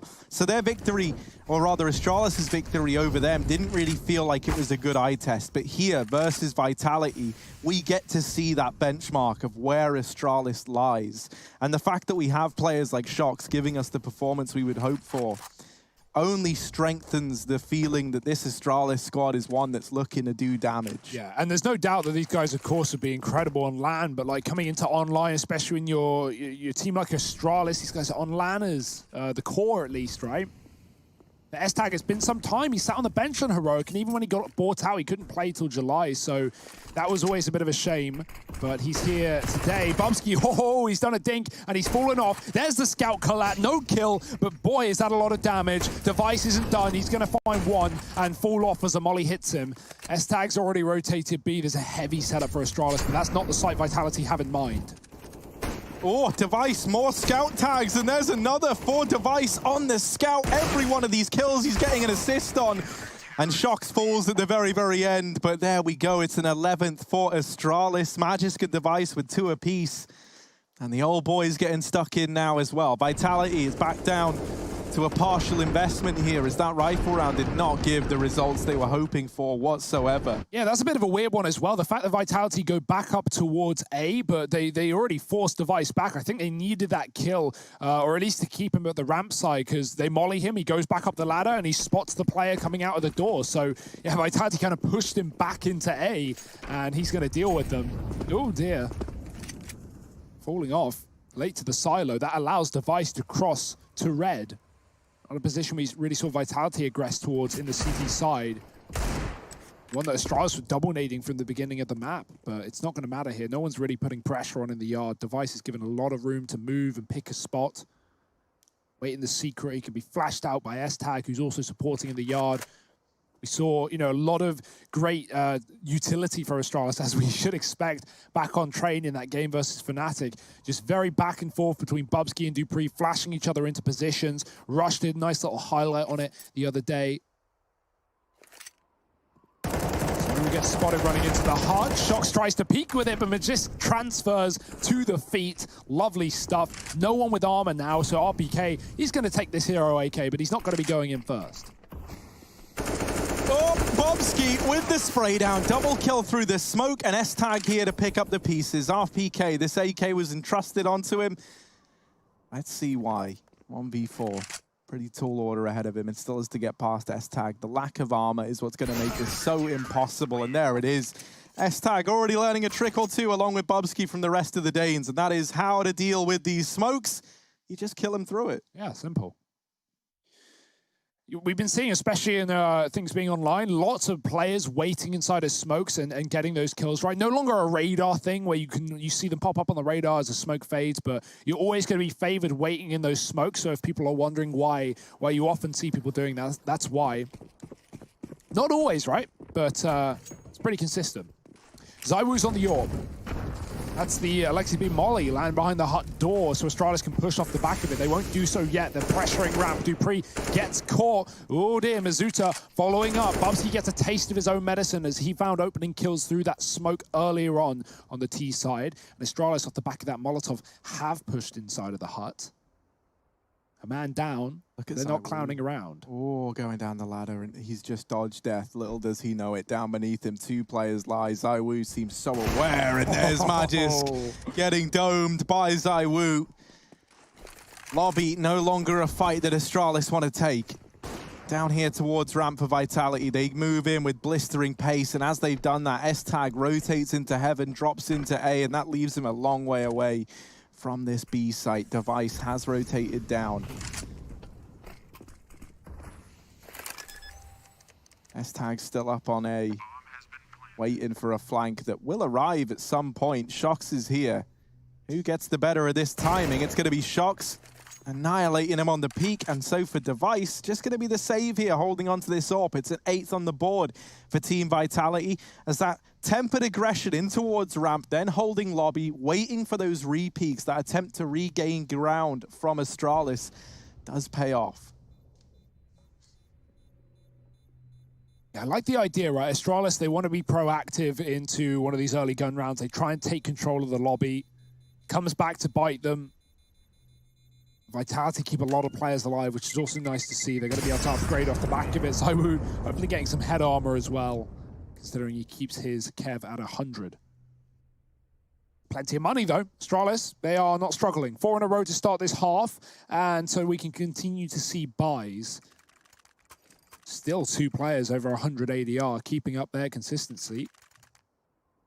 S-Tag top fragging as well. rivaling Shocks on the other side. And that's really impressive considering the rounds that Vitality have to their name, 4 less than Astralis. What's the solution now? Do Astralis want to sit back and relax, or are they going to continue to push and poke and prod? Device seems to think so. That scope gets heard. Shocks was so deep, and he calls for the flashbang from Apex to take him down. Nice opening kill from Vitality. And where do they go with this one? S-Tag's still outside. Bubsky's had enough of waiting. Dupree even got legged there by Zaiwu over towards the squeaky door. That's going to be him forming a retreat down here towards lower. Bubsky donning this orb. Into the lobby he goes, and he hears Vitality moving out of lobby, so he knows he's got a bit of a safe passage to hold this down, and this now enables Astralis to shuffle this defense up.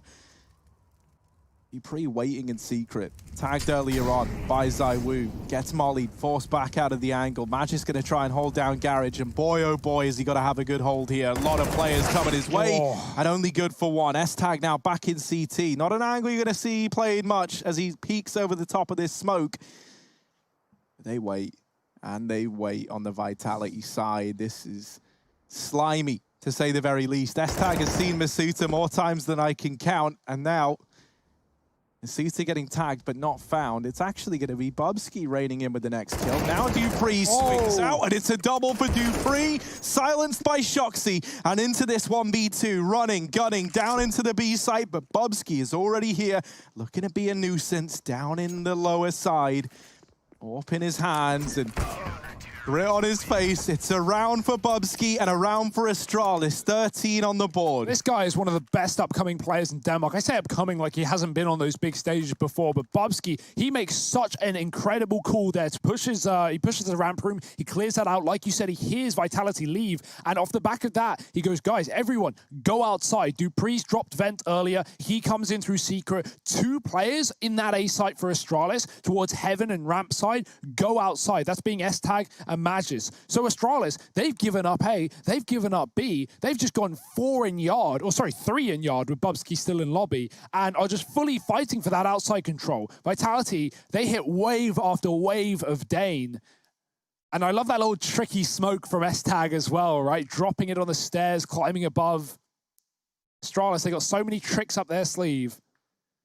That was a really good call, right? Sitting back on the sites would have been one thing. You know the Vitality are going to eventually commit and just trade their way. But Astralis realized the only way of stopping that happening with a man disadvantage is simply to just put everyone in the yard and not let Vitality get anywhere. Big spray down from Dupree, considering his low HP as well. Vitality, full AKs. They had the money for the orb, but they don't want it. That suggests something a little faster.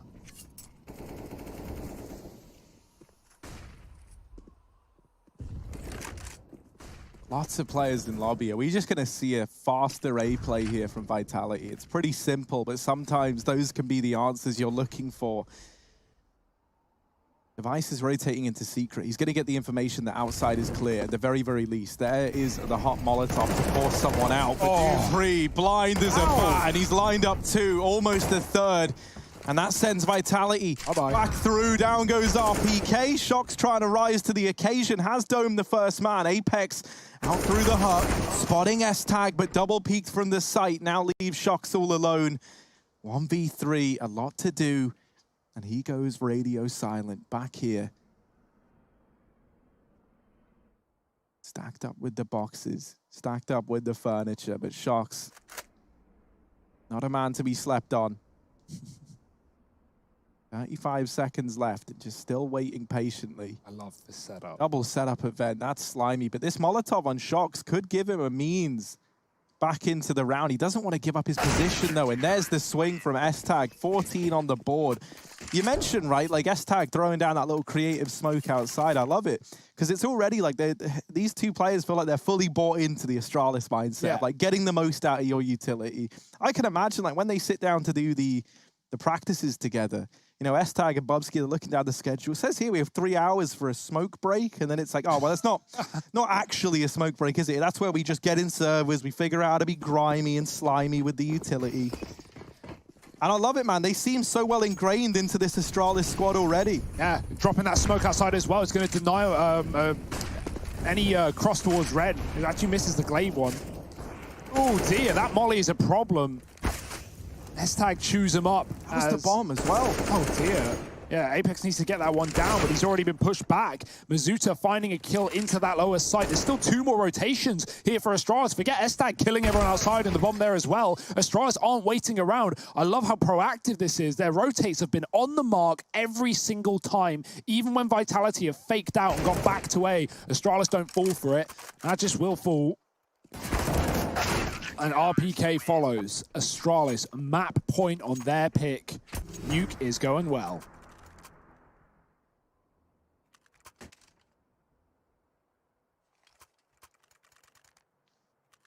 And I mean, it's a force buy. It's a force buy against 15 for Vitality, who, yeah, you know, first half, it was competitive. We were split right down the middle. It was 8-7, right, with Astralis just narrowly leading the way. But since moving over, they've managed 1 round on this T side. What's the game plan here for Vitality? What's the get-out clause? Molly's behind the vent and nades towards main. Astralis just hold on. Bubsky's even pushing ramp. He's close to the smoke. ZywOo making noise. Got to be very careful. That deep flash, if anything, blinds ZywOo more than it blinds Bubsky. He's going to go through. He's going to flank, even though Vitality are barely getting into the site. Even if they do, Bubsky's right behind. It doesn't matter. Dupree with 3 and Astralis with 16. They look so good, so ready. Vitality may have come in with great individuals. Shocks on 23 kills, but it's not enough to drag them over the finish line. And now we head to Dust to the Frenchman's map pick up against Astralis. Join us after the break.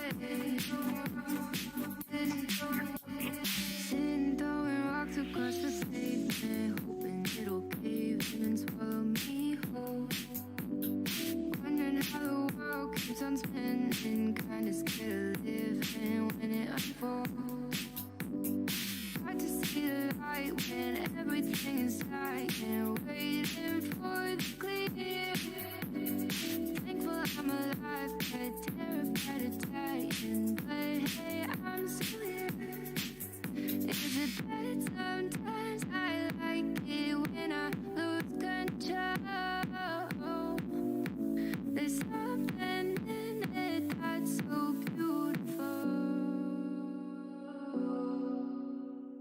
listen, I can see the light. But I can also see the bones again. I don't know what else there is to say. I'm doing my best not to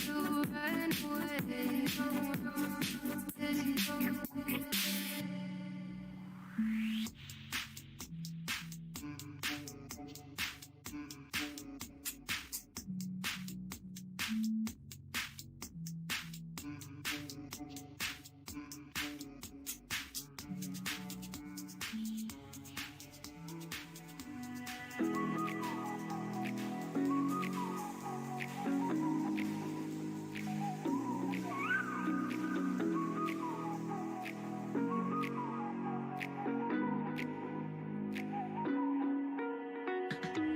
You're the night sky trying to make me see your stars, but the dark gets so lonely.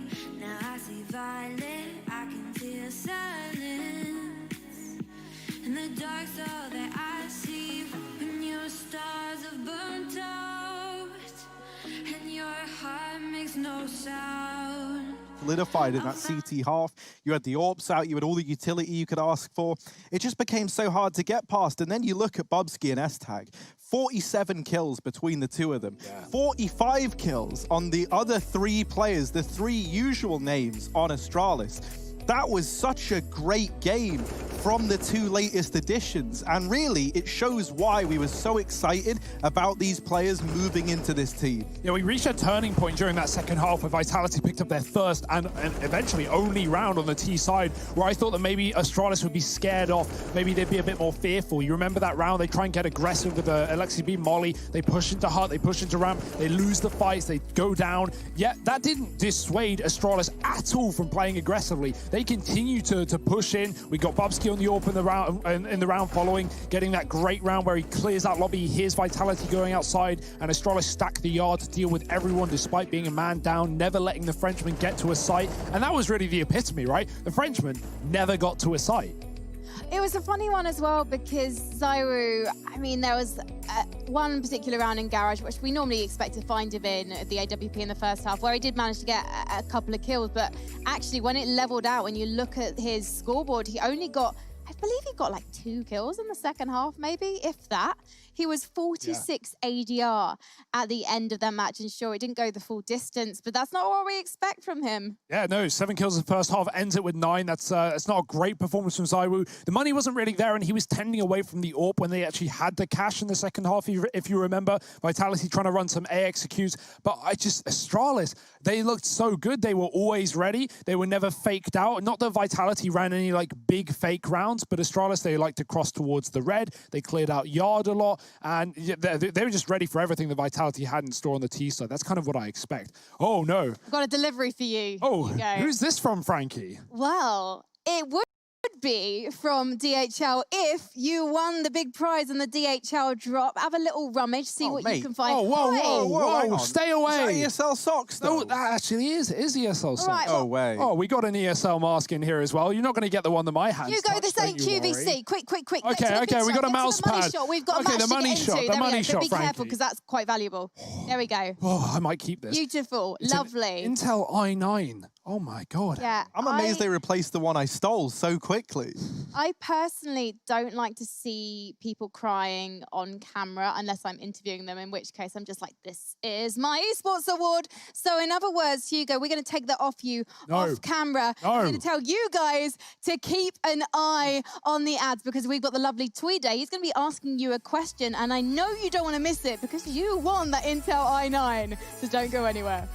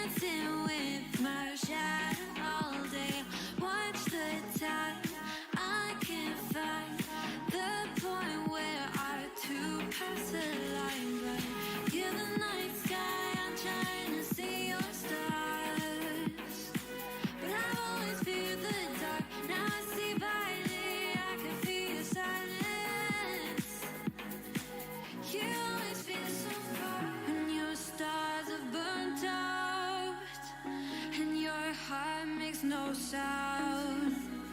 I'll find valid in your eyes. You'll always be my night sky.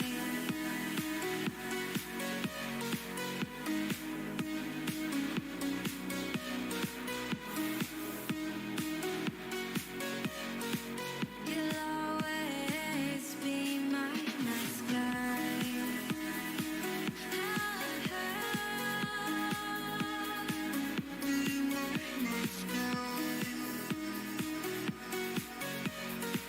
You'll always be my night sky.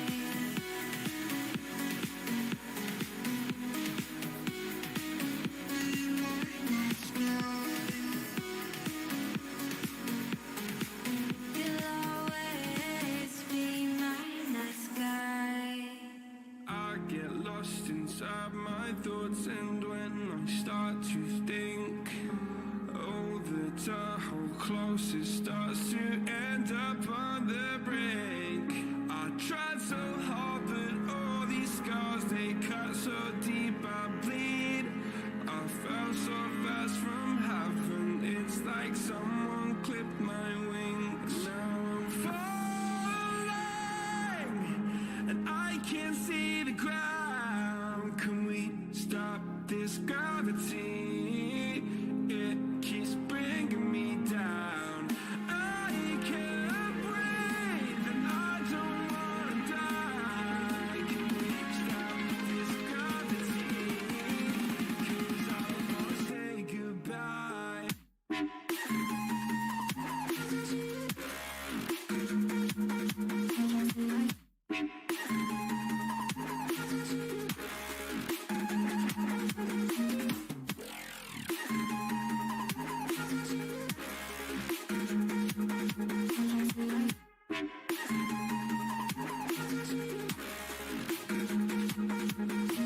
I forgive the pain you gave to me so long ago. Sleepless nights I laid awake just begging to let go. I almost got to suicidal thoughts, but you stepped in. An angel sent from heaven showed me how to live again. Now I'm falling, and I can't see the ground. Can we stop this gravity? It keeps bringing me down. I can't breathe, and I don't wanna die. Can we stop this gravity? 'Cause I don't wanna say goodbye.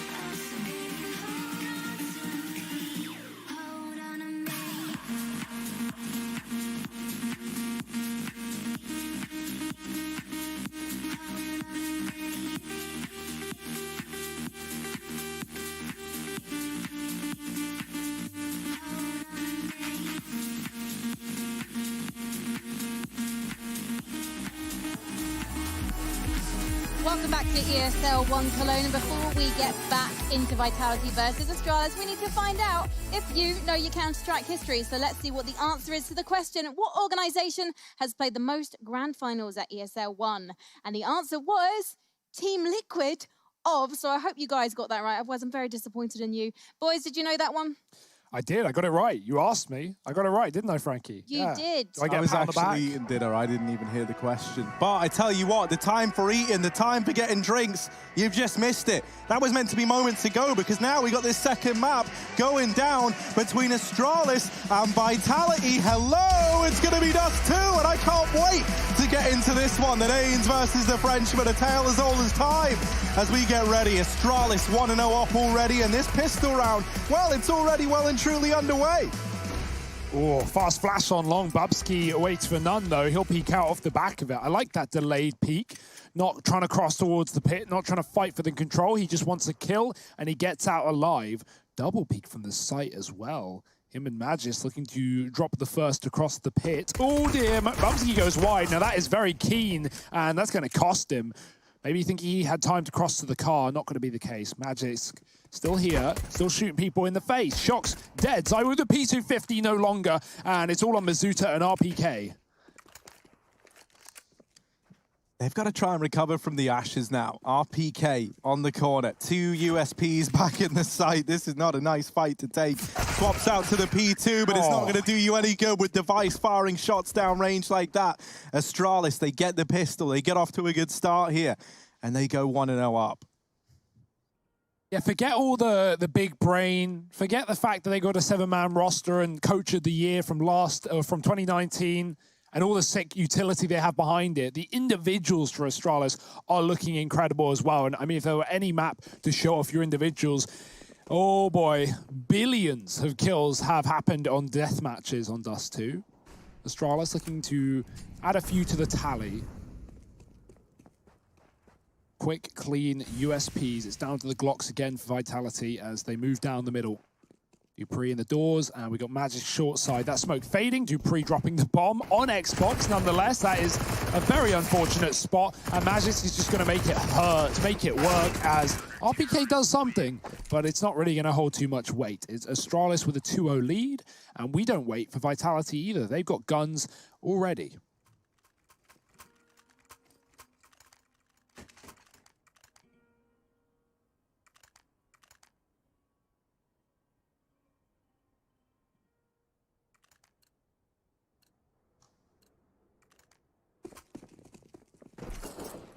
And an attempt at the bonus round here from Astralis. That's going to take something a little bit special, and that's what this long play looks to have in store for us. S-Tag so blind. I mean, everyone is. He's kind of in the same boat as the rest of his crew. ZywOo hung out to dry on the corner. He's holding down pit, and Bubsky was never aware that someone was so damn close. Magis will get one through the smoke. Running out of ammo, running out of time. He's going to try and fall on back. Device is there to help out. And in spite of these two players at long, both being very, very low on HP, Device, surely this is where he goes down, right? They know that he's here. He just got a kill from the car. He's 8 points of health. Device, what can he manage? There's the check from Apex. There's the kill, the follow-up onto Magisk, and that leaves Dupree all alone in a very hostile world. He's got a kit and a full stack of util. That could be used to argue a save or argue an attempt, but for him, he's going to hold on to it, waiting for a lurk that will never come. As Vitality have 3 on the A site playing together. I like the call for Astralis, right? Very, understandable that Vitality are going to go for the long take, assuming the spawn is there for that first gun round, getting the AKs out. They already showed that in the pistol. So Astralis, they throw bodies at the problem, but their problem is bodies, as Vitality kill everyone through smokes and the likes. So we were also hiding in that long corner smoke. Catching Bubsky was definitely a key, as Astralis didn't know that anyone had made it out alive. So he survives by smoking his molly at the back of blue. And Dupree will just live to fight another day. It's the first round for the French. Better late than never. Remember back on Nuke, albeit a different map, Vitality managed to get 1 round in that entire T side after finding 7 on their first half. So they had plenty of opportunity. Obviously, this is a map where we definitely expect Vitality to get far more done. Not just it being their map pick, but one where individuals are key. And despite Astralis' rock-hard brain, Vitality, they've got the aim, and they're going to show it again on long. Fast flashes once more. Mizuta leading the charge. A grenade onto ZywOo, but Astralis give it up. They back up to the site.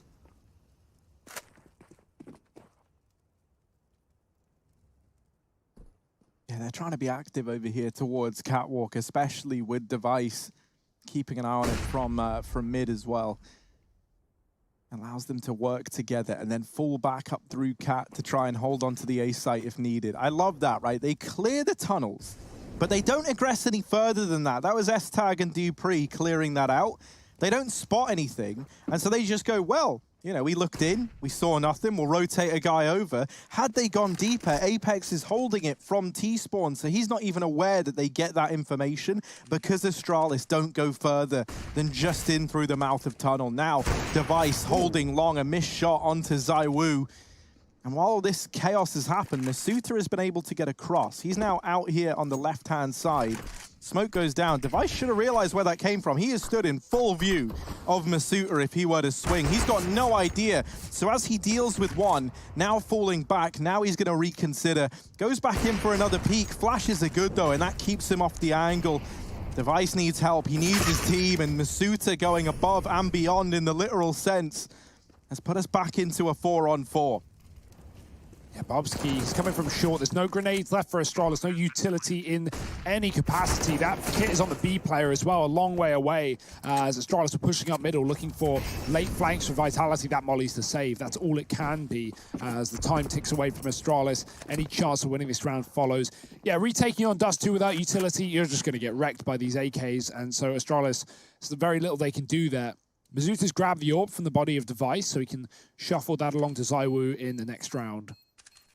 And yeah, I like what you said there, Harry, about how Apex was holding tunnels, but Astralis didn't actually give him that information. Despite that, all that knowledge, it's just flashes from Vitality that push Device off. He needs at least 2 kills. He's the only man inside of the site there to do anything.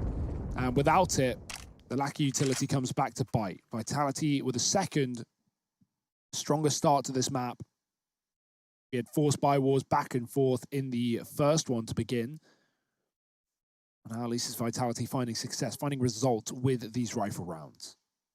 And for Astralis here, the money is not going to be in a great state either. So they are going to full force in. Device on a scout, Magis on a pistol. It's not too bad. Oh no, ZywOo put 2 and 2 together, realizes that peak was coming in, and Device is pretty lucky to still be alive. Flashes out through long, and Bubsky is blind, hung out to dry as he gets dealt a pretty rough hand. And already we're seeing a lot more from Vitality here. This is a much more terrifying looking start to a game from them. Us too, it felt like an inevitability, right? With it being such a good map for Vitality, and one that Astralis aren't as proven on, especially not with this squad, right? We've only seen them play 2 maps thus far. S-Tag could do it all right now, but ZywOo clearing him, ready for that. Deals with S-Tag, of course. Device comes in on the rotate, but only a scout. Ooh, that's one. Come on, Device. Flash is going in. He's getting pressured. Helped out by Dupree. Device mollied, and this could be his downfall. Swings for the peak and does get mobbed up. Still a 2-on-3. And Magis fast on the rotate in through the tunnels. ZywOo dropped, and now just Apex left. 1v2. Trying to find Dupree. Dink down low. 40 seconds holding for Magisk, who tries to go up and over. And he's going to connect the shot. The pre-fire from Apex betrays him. Yeah. And Astralis with a 4 spy, they get a 3rd. You understand why he's pre-firing everything there, right? Not just doing it out into the doors, trying to catch that player in middle, but then in the smoke, he's so low, he knows one shot from that deagle spells disaster. Device, he was not ready for Shocks, and I don't blame him, because remember, after S-Tag dies from that late rotating T-spawn, Shocks was already lower. He didn't know S-Tag push. He was playing passive, and that's why ZywOo was ready for it. And so Shocks took the position really ahead of time.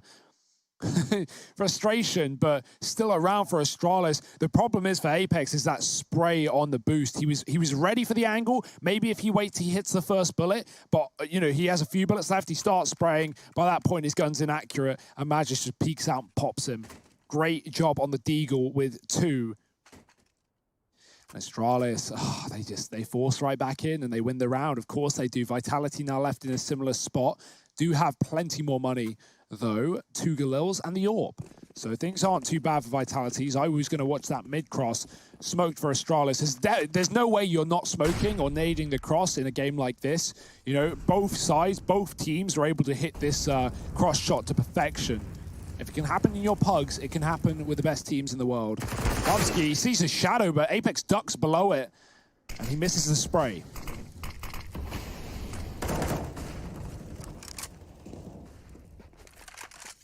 Uh-oh, Device running up towards short. They're already deeper than he's ready for. Does get the tag onto RPK. Follows up with a nade, but this leaves Magisk all alone, and he just gets hounded down.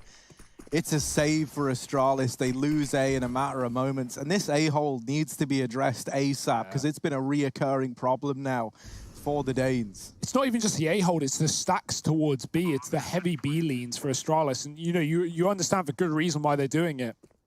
B can be a difficult retake site. Obviously opened up somewhat by that door change earlier this year. But yeah, they have been leaning very heavy B, and that's been leaving them susceptible where you're really just relying on one player to do it all. Here comes the hunt from Apex. Oh, does a lot of damage. Dupree's down to 8. There's a wrap from the tunnel as well. Device, oh dear, that molly is going to be a bit of a problem. He's going to have time to smoke it. Oh, but he will get spammed from RBK. Apex comes to clear it, and there's no way Dupree's getting out of here alive. They are coming from all positions, all angles, and Mazuza shoots him through the car. It's a drive-by from Vitality. They save a double AWP as well. Whether that was communicated or not, I guess we'll see. But Shox has a fantastic B spawn, so definitely give him that. He can post up and look for the pick. This was the problem, right? Bubsky, not a shot you usually miss, especially with the shadow advantage, but Apex crouch peaks, and that's a real issue. Makes it very hard. Shox, very vocal right now, very frustrated in some of these rounds. But that's the passion, that's the love for the game. Oh, what? Tag able to nail that. I don't know how. I think we need another Shox player cam after that one. I doubt he's too happy there. And Dupree is here. Magisk even begins the rotation over. Now we're going to throw that one up there. There we go. Knowing Astralis, they'll probably boost and grab it out of the balcony. I'll have to hold off on that one. We'll have to wait and see. Magisk holding for this mid-cross. Masuta maybe going to give it to him. These Deagles, they've done right by Astralis once already, and oh, Masuta's missed the smoke there that normally allows the Xbox cross very, very safely. Gets stuck up on the hinge normally. And now Dupree boosting over. He's not going to waste an opportunity like that. He's laughing to himself. They just missed the mid-smoke, he said. Now an Xbox smoke going in, and ooh, Apex heard by Magisk. This B play still coming through, but it's a 4-on-3 for Astralis. You better believe they're at least giving this one a look in. Nothing to lose, everything to gain. Magisk has the one bit of util that's been lacking in these retakes, but he's going to be able to flash his team back in. So he sees it, and he ducks below it, but he can't avoid this shot. Dupree, what a kill. And they're not looking, they're not realizing Dupree's run up. RBK calls all cover, and well, he's not there in time. He gets one, but it comes at the cost of his teammate and the round. And that's why Astralis give it a look in. What an incredible retake. And winning an eco like that gives you so much money, not just in terms of the fact that you're saving and you're getting the win bonus, but they pick out 3 guns from there as well. One of those being the AWP, right? That's like 5 grand almost that you've just saved having to invest into. Shox meets an unfortunate fate on that peak as well. We've yet to see much from Zywoo again on this map. I know we're still early days. It's only 7 rounds in, but he's 2 for 6. Yeah, he had 7 rounds on the CT side of Nuke, T side of Nuke, CT side of Nuke rather, and then 2 rounds in the second half. Obviously, Vitality only got 1 round, so definitely someone that we need to look to if Vitality want any leg in this series. Meanwhile, though, Masuta is a player who had to learn everything when he joined Vitality, according to in-game leader Apex. He's still a player that Apex wants to see more from, and yet he's actually topping the server currently for his respective team. Yeah, it's always scary, right? Like, you know what Shox and ZywOo can bring to this team. They are the two players, I think, that we look towards. And then we have guys like RPK to fill that void. Masuta wasn't necessarily brought in to be some mad fragger. So need to see more from the rest of the gang, the usual suspects, as it were. The fact that the two players that feel like they're struggling the most right now, obviously still relatively early in this game, being Shox and ZywOo, doesn't bode well for this double AWP that can be so deadly here on Dust. It's a mid to B this time from Vitality, and a lot faster than what we've seen in rounds gone by. Apex out from Catwalk, catches one at the A site. Dupree isn't ready for them to be so close this time. No. So much damage, but only one kill in the hold. He brings Masuta and ZywOo to 1 and 5 HP respectively. If only Astralis knew just how low these players were, they might be more invested in retaking this site. Bubsky's going to get caught maybe by Apex, but actually he gets that kill. And this round feels so doable, but they just don't know how much damage S-Tag did. He doesn't even know. He was blind when those players came in. Yeah, you can see Dupree lining up a flash from the towards the door from the site, but then like realizes the doors have been swapped and throws it over the top instead. Nice shot. Device got to be careful. Might catch everyone here. ZywOo still running and gunning towards the site. Device scoped up at the corner. Oh, good night. Bubsky should get this trade, though, and save the AWP. Oh, just a little too late. Round time expires. That's fine. They killed everyone for Vitality. Astralis are going to be happy with that at a bare minimum. And we see why they're leaning B, right? It's rounds like that that are very, very annoying to deal with when you're Astralis. Even though they have a heavy B setup, Vitality, good flashbangs, great utility to get in. And also, the player close to tunnels flashes Dupree into mid first, but he was, just spotting. He was first lining up a smoke and he was just spotting, so he wasn't committing to any fight there.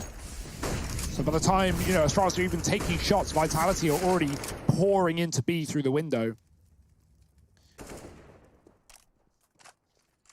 Here's that buyback for Astralis, though, with one kit and, again, limited utility. Device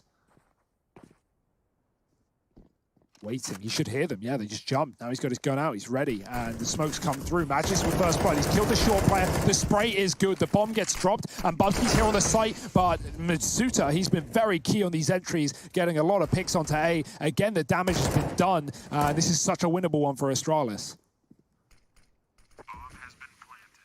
And this time they wait, right? This time they have that ability to be a little more patient and wait for these kills, wait for the rotations to come in from the rest of the team and then approach this together.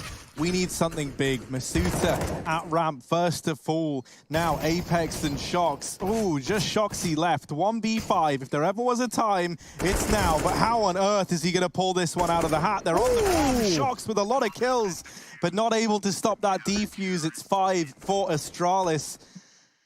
Keeping this lead up just about. And that there, now we see the consequences of everyone falling in that one round that Vitality were able to get. The money is gone. It's wiped out. The investment's coming back in for Astralis, and it's probably only going to be pistols here for the Frenchman.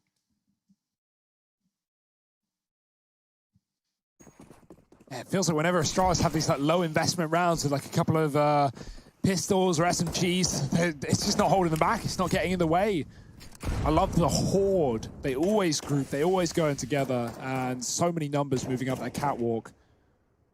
Dupree close. Device is spamming, hoping on the reload he can bait in a peek or a rush, and Dupree can do the worst. But instead it's Vitality grouping towards A. They've got 2 flashes on Shox.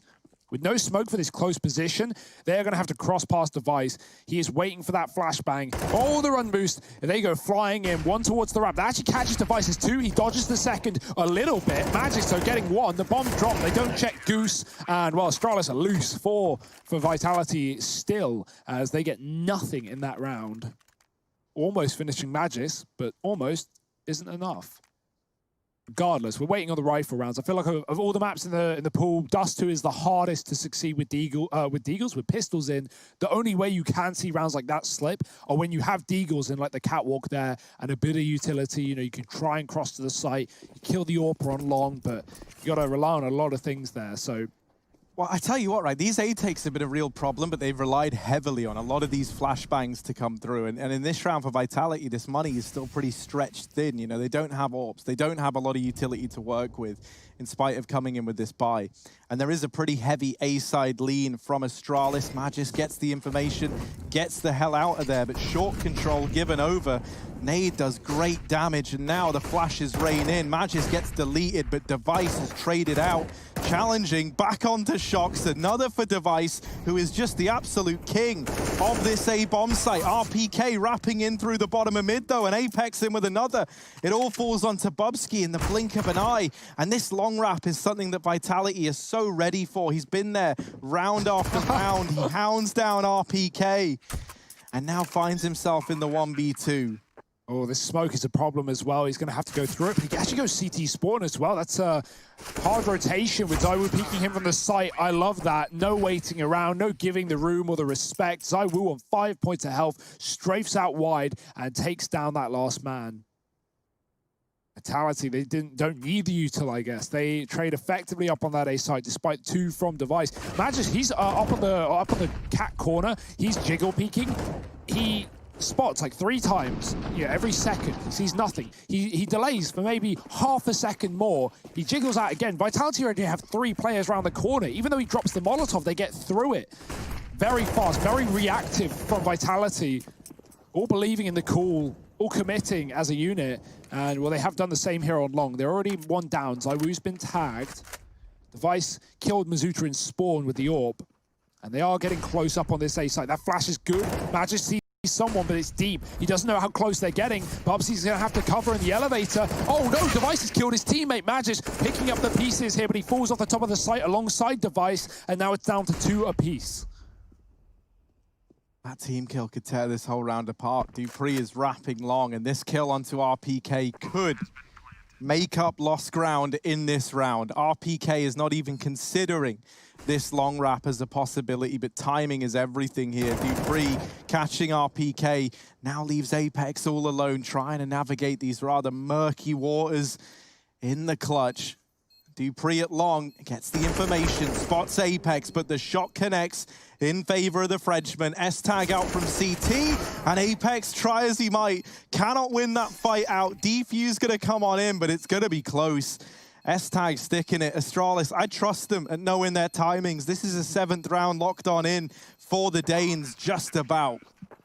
Yeah, no kit anywhere as well, so that was a very dangerous one. Device is probably, sweating watching S-Tag try to clutch that round out. Here's the mid shot that we didn't get to see, taking down Mizuta, who was actually not even trying to fight. Wow, Pixel left on him, crossing towards long. And especially when you get that kill on your Device, it's so much info, because you see that late B spawn crossing towards long, and at that point, Astralis just hard rotate, because they know that it's got to be that A take. You love timings like that if you're Astralis. That's everything. You can use that info to your advantage very well. And S-Tag wasn't able to save the AWP at the end of the round, so Device is down to a scout now.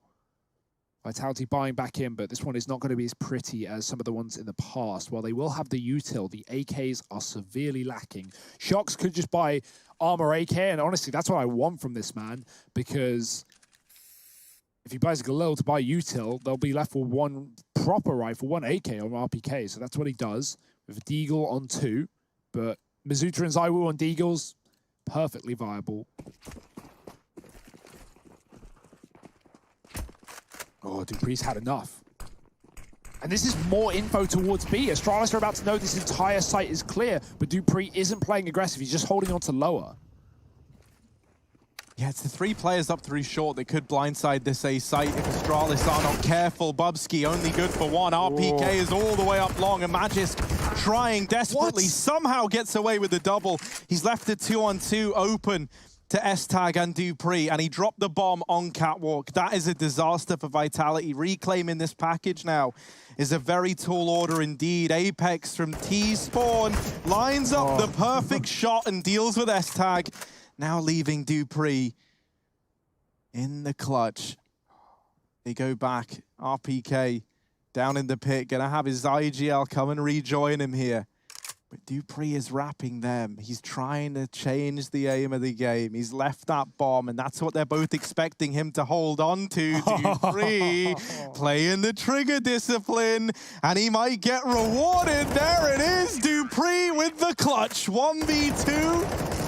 And delayed gratification is the only gratification this man needs. 8 on the board for Astralis. As you said, that's the last thing Vitality expect, right? They are waiting for him on the bomb. They're expecting him to be waiting for them on the bomb. And he makes the opposite play. He also hears, after S-Tag dies in mid, he also hears that late long player running into the doors. And so at that point, he can pull his knife out. He knows what they both should be, and he can take that flank. What an excellently played round. That's the experience, right? Not using the obvious answer, the obvious solution, which is to play that bomb and look for the gunfights. More pistols. Also certainly helped that Dupree, he was lower. He waited a second, even though Bubsky pretty much got all the info up on Cat that Vitality are rushing. That enabled Dupree to fast flank and get control of the bomb on Cat. And just on the site, had Device find one. Vitality, I mean, yeah, this is a round where you're really just screwed. Unless Shox gets a Deagle opener, what can you possibly do with P250s and no utility? It's not against the team that's going to give you much room. The boost up? No, they move away from it. Back to middle, perhaps. But we've already talked about how Astralis have been leaning towards B in a lot of these rounds. This is no exception. 2 in the site, Device in mid, backs up. And they think, oh, we won't go against Device, let's go to A. Well, where's Device? He's A, as is Magis. Firing off the pot shots down from Spawn. Apex does do something, and Mizuta cleans up Magis with no head armor. So now, a bomb plant enabled. That's more than you can ask for. Yeah, they'll take that, right? They'll take that all day long. Glock able to get a kill in the site, gets that bomb down. 9 on the board for Astralis, but it's extra money for Vitality, and that could even maybe enable one of these AWP purchases to come through on a man like Zywoo. Gonna have to get dropped over by Masuta. Still though, right, like reflecting on kind of the timeline of this game, it's been so back and forth, and now Astralis is starting to pull ahead. They win the first 2, Vitality come back with 2 of their own, and then they just trade 1 round back and forth for the next 5 before finally Astralis start to chain together some rounds. And now we see them in pole position, 9-5, looking good.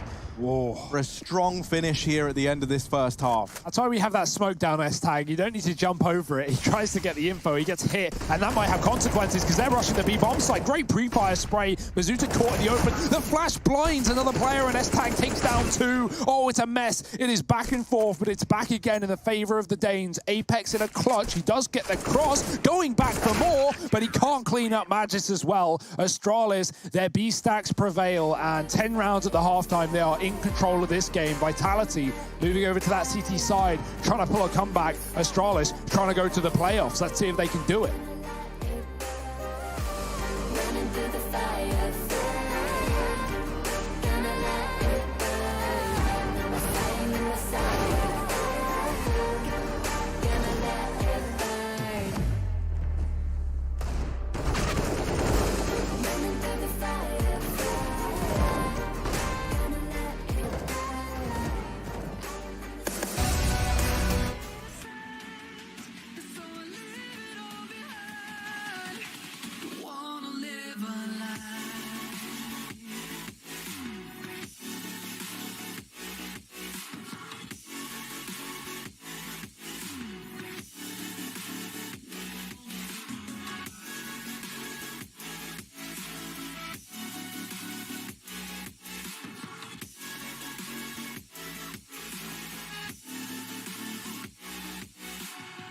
Life kept spitting at my feet and forced me down a dead-end street when all I had went up in flames, burning only dark remains. I cover up every part of my skin, oh, 'cause I don't like the person within, oh, I know I'm the one to blame. All I can do is take the shame, oh, do is say goodbye, refuse to question why. I'm too sad to say I'm sorry, so lie and pretend that you're okay. Swear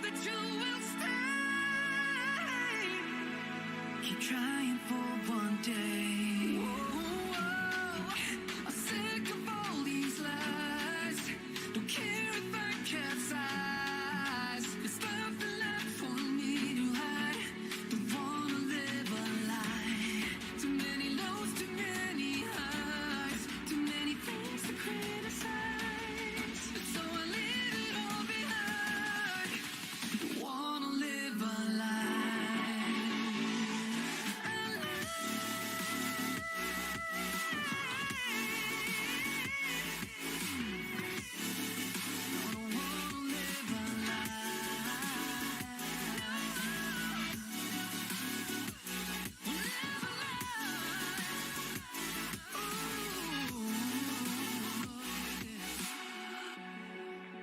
Sick of all these lies. Don't care if I capsize. Oh no.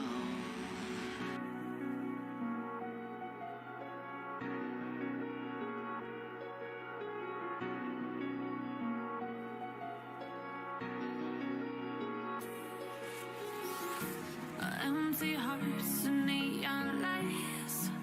They're playing with my mind. Gotta get out of here tonight.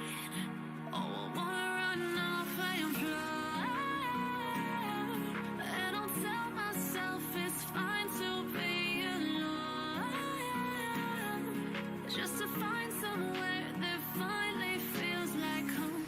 Oh, oh, oh. Well, Astralis, they are looking good right now. 10-5 up at the end of the first half of play. And Vitality on the back foot. They are a map down in this best of three. Astralis are looking to book a ticket to the playoffs right now. Yeah, of course, it's not elimination on the line here. Your French friends won't be going home if they do lose this series, but they will be taking on FaZe. That's, again, assuming they lose this series. Who knows? Anything is possible, especially with someone like ZywOo in the server. And despite his scoreline, he is feeling confident, flanking fast up the top of middle, flashed out. Do Astralis realize anything off the back of that util? They seem very focused and driven towards this A site. The flank won't continue. ZywOo regroups on Cat, and Astralis set their smokes towards A. Oh, RPK flashed for the peak, but whipping those shots. ZywOo now stepping up to the plate. Suter even boosted here to offer him some resistance inside of this site. ZywOo still fighting, still putting up numbers onto a double before getting shut out by Bubsky. Dropping into a 3-on-3. Over here, hidden in Gandalf is Shox, and he could deny this bomb plant right now. S-Tag, protected by Bubsky, is just about able to get that bomb down. And now, out from CT, Magic's gonna save the life of his teammate. It's 3 in the round for Bubsky and an 11th on the board for Astralis. It just doesn't matter what information Vitality have, whether they know what's going on or not. Even when they do and they stack the site, Astralis just win every fight. We had ZywOo on that fast flank, clear mid, here long, go back to Cat. He was already on A before Astralis even committed. Every flash got dodged, yet Astralis still win it. Oh boy. Powerhouse are back to play. Back to long for Astralis, fast flashes. And no resistance here. ZywOo falls back after just a shot. Vice, he's gonna cross, get into the pit, wait for that smoke to fade.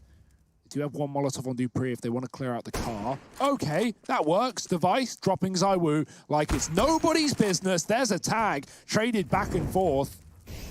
Car cleared. Do have this flank from B. Check T-spawn. Vitality are running in on the back line, but Bubsky's already turned around to deal with that. Oh dear, will someone stay? That's the question. Got anti-flash players on the corner while Astralis wait for Vitality to make a move. Dupree looking into the wall.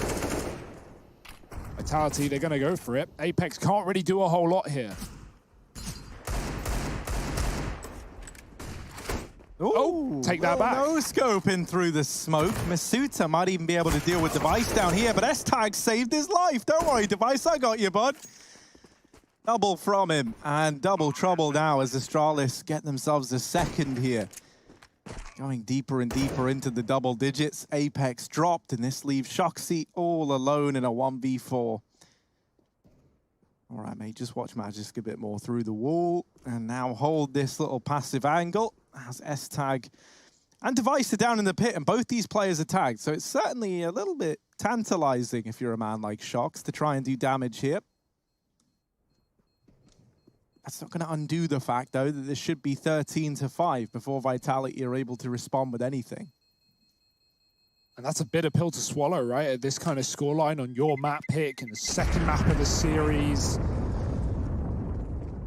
It almost feels like Astralis are heading to the playoffs. What a shocker. Very little to get in the way of that right now, especially in a round like this. We got a flash, a couple of pistols, and that saved D-Garma. You know, back in the previous map, at least we had like signs of life from Shox. Apex is looking good right now, 15-14, but it's not really holding a lot of weight.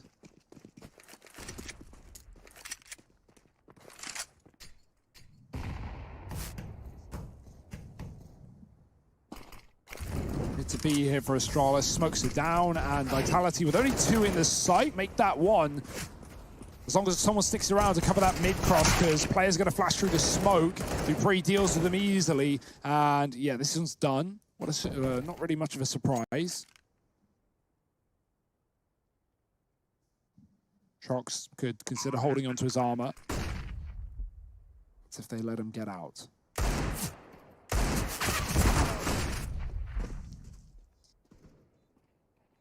I love how silver RPK hair looks in his picture. Yeah. The silver fox of Vitality. But is that going to be enough? This buy round now is really the last chance saloon for Vitality to recover this this series. You know, and like we say, it's not elimination on the line for Vitality, but it is a fast track into the playoffs. And oh dear. They need to play one fewer match. So, Astralis feeling good right now, looking to book themselves in to make a run here in Cologne. Device biting the dust early on. Nade's gonna rain on down onto Masuta and Shox. The other man who's here with him was tagged up earlier on. The molly burns out the player in question. Oh, that molly misses as well. Apex moves away, still gonna get the kill. It doesn't hold him back, but how the hell do Astralis double nade Masuta out and then molly him in the first gun round? They just know what's up. They know where he's playing, and Dupree, I said Device, that's what I expected. He is already dead. Dupree's picked up the AWP, and he's found a player flanking the top of middle. Shox flashed in, finds S-Tag, and this is still the A play for Astralis now. As Magic comes up catwalk, there's ZywOo holding him down with the AWP, but he is going to get split, pinched from 2 sides. Apex needs to support sooner rather than later, free up some room for ZywOo, considering the close angle, but that flash gives it away. ZywOo flashed off, goes back in, drops the bomb. That might be the round right there. Even if Dupree hits some shots, it is going to be very difficult to get back to that package, and ZywOo will not even let him get close. 6 rounds to Vitality. And there we go, Harry. Like, you know, that was the round. They needed that. If they want to have any chance in this best of 3, that has at least opened the door.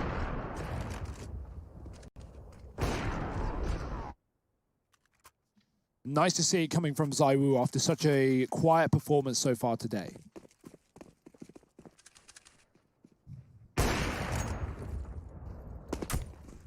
Very heavy B lean from Astralis, but doesn't look like a commitment by any stretch. They drop down into lower. Looking to gain this mid control, looking to take that away. ZywOo and Device are having a standoff at long, and Device has just come out ahead. ZywOo removed, and that is quite the man to find. That AWP taken out of the equation, at least one of them. Shox on the other, inside of B. Device has completely switched things up, and is now down here in middle. Everywhere you go, it's just Device. Now even more. As he creeps on out, Shox is holding for this cross. The rest of Astralis are out through the catwalk, so even as they deal with Device, it's this A site that needs to hold its ground. And RPK doing what he can, it's not enough. Magis gets the kill. Ooh. As that all gets derailed, so does the A bomb site for Vitality. It's only Shox left in the 1v3, and his mind has turned to saving this AWP. Devastating way to have a round elude you there. Great round from Device with his AWP. pushes the boat out, you know, goes for the third onto Shoxy, and, you know, you can only expect so much from him, but it's a great one in terms of, you know, being so proactive, repositioning all around the map, keeping Vitality guessing, and so the moment they go a man down, they try and make a move to reclaim some ground, to take an advantage away, and in doing so, they dig the hole deeper.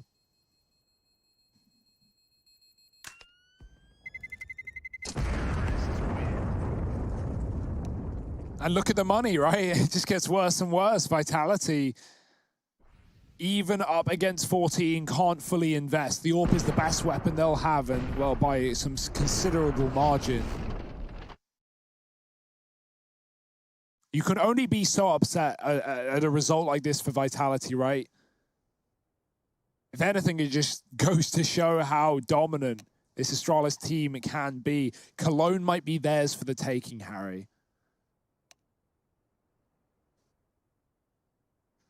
I think that's what these results are showing us, right?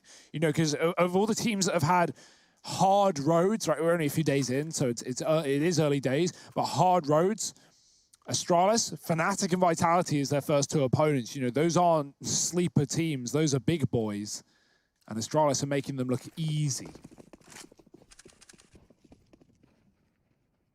And it's such a sick storyline, right? Like how the unfaltering Astralis looked vulnerable through their own doing and then had to bring new players in to fill the boots of some very big characters within the CS scene.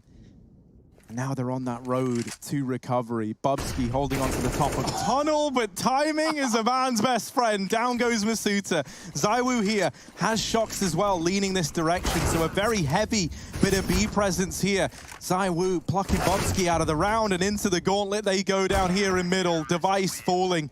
Vitality in with a 7th. They don't want this to end just yet, and that very weak buy, they are able to find another round on the back of it. Yeah, Bubsky did that back on Nuke as well. If you remember, he was holding ramp as a T in the trophy room. He got flashed out and kills both players.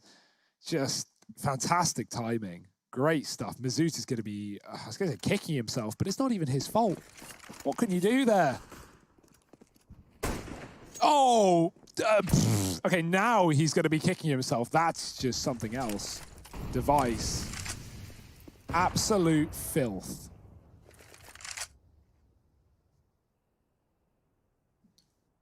Shox is now alone in B.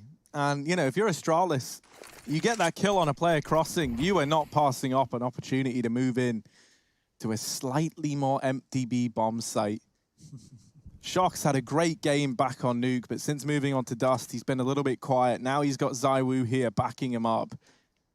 These are like the two big boys of Vitality in this B bomb site. So Astralis, as they poise themselves, as they get ready to move in, they are going to be up against it, to say the very least. They spot that AWP, but that's only one of the two players here.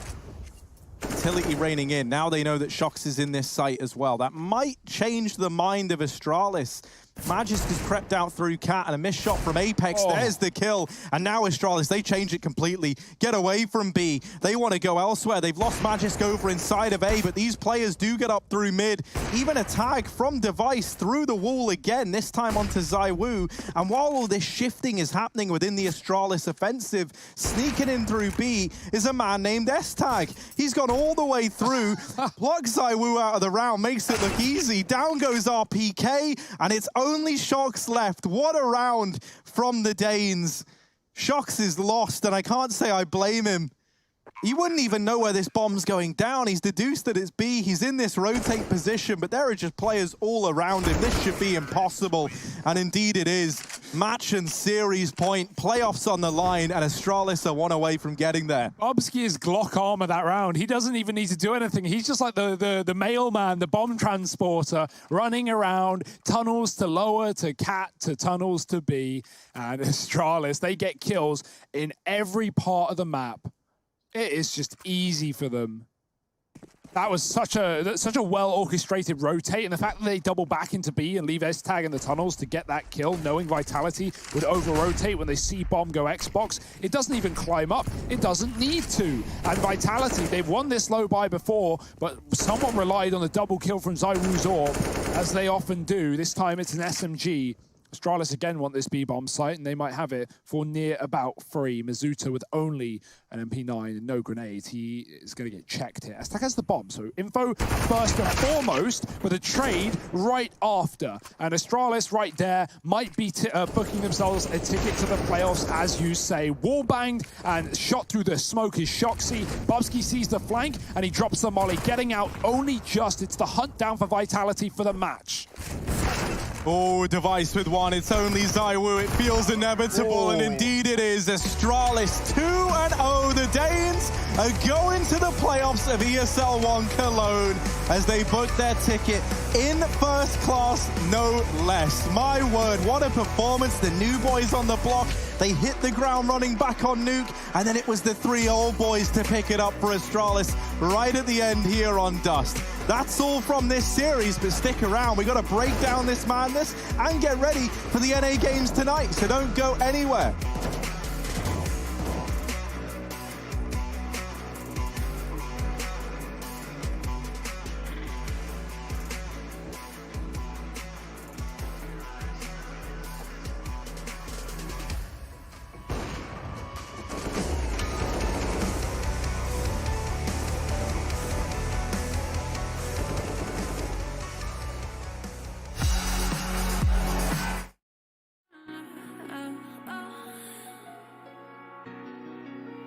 Get me out of broken hearts and starting fights, turning truth to lies.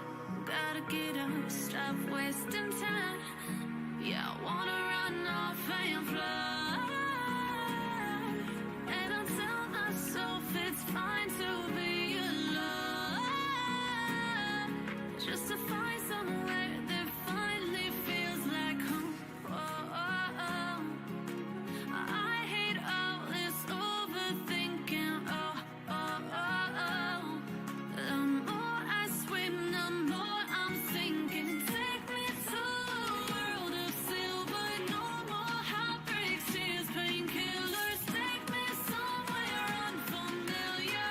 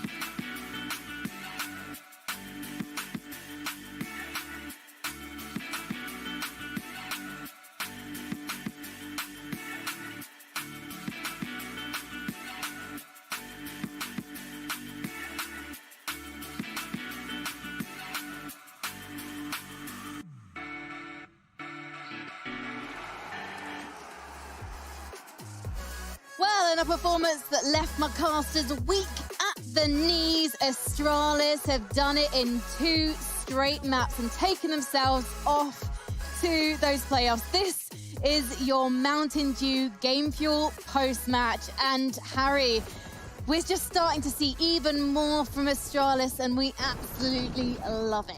Oh, we really do, right? And you know, it was very, very nice to see the 3 usual Astralis faces showing up there on Dust.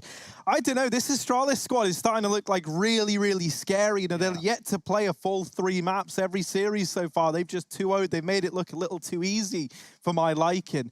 I think this is such an exciting project now to keep up with, right? It's no longer that you have Astralis show up and you go, well, you know, before the changes, it was like, they're just going to win. And then after that, it was like, Astralis, they're not going to win. They're going to get wrecked. And now we're at this point where it's like, I don't know what to think going into these games, but they just keep impressing me again and again and again.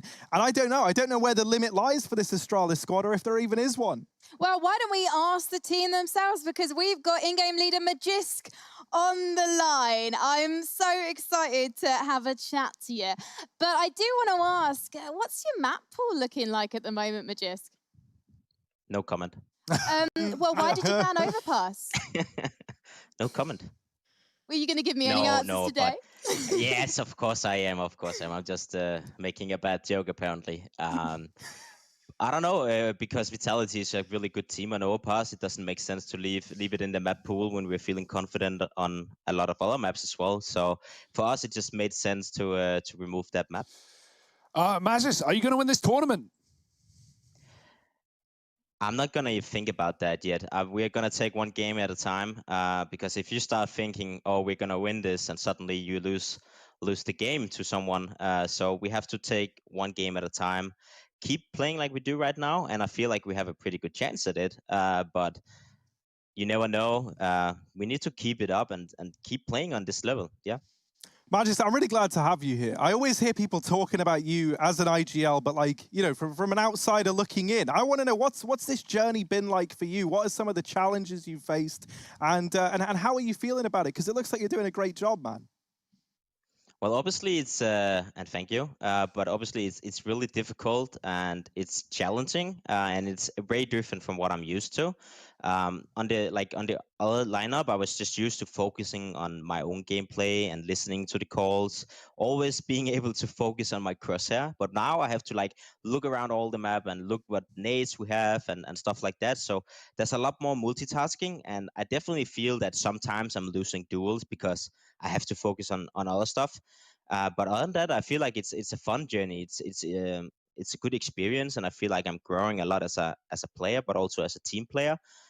So overall, I would say it's been fun, but also really challenging and sometimes pretty tough as well. How has your in-game roles, aside from IGLing, changed to accommodate your new players? Well, obviously on the T side, it's a lot different. Usually I would play like kind of lurk or entry, but now I'm more like, you know, the one going for like map control, or maybe even just like putting a fake and going first so the other guys can trade me. Usually before I would be like the third guy in or the second guy, but now it's more like, you know, I'm doing the dirty jobs, but it's working for us, so I don't mind doing it. One more question from me. You know, you've already taken 2 big wins over both Fnatic and Vitality now. Is there anyone in this tournament you consider a threat, or who's the team that you're most scared of? I doubt you guys are scared, but who are you looking towards to be a bit of a danger? Honestly, I was looking forward to play against Big, but sadly they went out, because honestly I feel like they've been playing some really solid CS, and I know a lot of people take a lot of credit away from them, but at the moment we are living in a world where it's just we have to play online, and at the moment they have been showing that they have been the best team in the world. So obviously we wanted to play against them and show that we can perhaps win against them or play a close match to them. So other than that, I just think we can. I honestly believe we can like win against every opponent if we play our A game. But obviously sometimes the opponents also play really good, so we have to look out for that as well. Magisk, I want to ask you so many more questions, but I have a feeling we're going to have a few more interviews during the playoffs. So before I let you go, I need to ask about the away day, the canoeing. Who sent you up the wrong direction? I hear you got lost. It's a long story. So we were out team building, and I was out canoeing with the team, and my team, we were like really fast at solving this puzzle. So we just left and we just started like rowing all we could, but apparently we forgot the map, so we didn't know where to go. So we were like, okay, we're gonna wait for the other team, but they couldn't find direction as well, so they just misguided us completely. And suddenly we have been rowing for like 3 hours, and we figured out it was the completely wrong way. So yeah. Well, you went all the way in the right direction here in Cologne. Yeah. We can't wait to see you in the playoffs. Congratulations Well, to you and the boys, we could have found our way to Cologne maybe.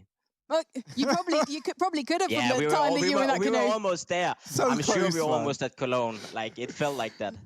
Well, next year when we're hopefully back in the Yeah. Laxness Arena, I can't wait to see Astralis arrive by canoe. I hope not, honestly. We'll see you later, Majus. Thank you so much for talking to us. Yeah. That Bye-bye. was your Mountain Dew Game Fuel post-match interview. And in fact, we're not just giving you one, we're giving you two because we've got Shocks on the line as well. Commiserations, Shocks, to you and Vitality. I do want to ask about your flashy approach to the B-side on Dust 2, though. It was an interesting approach. Is he there? Is he there? Oh. Oh, Yeah, I think you've just He stood cast that up. one out. Yeah, he stood you up. Well, I it don't happens to the best of us, I Maintenant, guess. je suis très triste. Yeah, I mean, yeah, that's some French. I don't know any other languages other than my mother tongue of English, like most English people, Frankie. Oh, he's not ready. It's fine. C'est tard. At least you practice your question, you know. Now you're very prepared. Yeah, you know what now to you're going ask to nail him. it, right? You're going to knock it out of the park right away. I was got to think of some more questions. I was getting like more and more nervous as you're looking off. Yeah, like, there's you're no one waiting for the appearing. screen to come in, and I'm not seeing Oh. Shocks' normally like It's cheery not the face first there. time I've been stood up. I'm not going to lie. So I'm kind of used to it, but every time it happens, it hurts a little bit more. I mean, Shocks has got pick of the litter. This guy, he's a magnet. We the You litter. know? I guess so, maybe. Whew. That's a rough one, but I'm excited. I hope he does join us. I'm excited to learn a little bit about what it is like playing against an Astralis like this, right? Because we see it from the outside and we see how good this Astralis is. But yeah, there's not many people who live to tell the tale. Because that's the thing, right? Like, you got to think, this Astralis squad is in, like, the most unique place it's ever been in terms of showing up to events and no one, like, really knowing what they're going to do, right? And that's not something that was ever the case with Astralis. Like, you knew the brand of Counter-Strike they were playing. You kind of knew what you were getting yourself in for. So at least you could prepare, but that's been a task in and of itself, right? Yeah, I think it was actually really interesting to him is just talk about that and mention the fact that, like, yeah, okay, it's kind of a weird journey, you know, like I'm losing fights because I'm looking at the map and I'm figuring out what util to have and the banes that come with being an IGL, but he's doing a great job right now. Well, I think we Oh, might... you're going to try it again. Careful. All right, all right. Line. I don't want to jinx it, so I'm just going to say, are you there, Shocks? Woo. Hello. Yes, I'm there. Hello. How are you doing, Shocks? Not that good at the moment. I can understand that. I do want to ask about the frustration that we could see on the player cams during Dust 2. Do you think that affected your communication and performance in game? No, I don't think so, because when sometimes I'm frustrated, I just directly mute my microphone, so my teammates can't hear, of course, my my frustration. That's the point. So not at this point, but yeah, it was definitely a frustrating series, I would say. Yeah, for sure. Shocks, I got to ask, man, you know, as someone who's faced Astralis many times in the past, the full roster and the current one, how did it feel? Did you get what you expected from this team, or was it so hard to read them with two new players? No, actually, even if they have two new players, Astralis keep being Astralis. They definitely have their identity, you know. So they just implemented two players to the system. That's kind of what I think and what I saw on the server. But they definitely adapt well to their system, the two new players. It also comes from to us playing, I think, or honestly, our worst Counter-Strike we did since a long time now. Shocks, obviously now you drop down to try and play FaZe for a spot in the playoffs. I want to know, ahead of that game, how are you feeling about that now being your matchup? Are you confident versus FaZe, or is this one you're a little bit worried about? Actually, it's not being confident or not confident against any opponents. It's just making sure that everyone in the team is 100% focused on the match, and to just kind of do the vitality we saw before the holidays, or even we can see sometimes in the late practices, because we definitely were not ourselves tonight, unfortunately. And yeah, that's mainly coming to us finding our form back.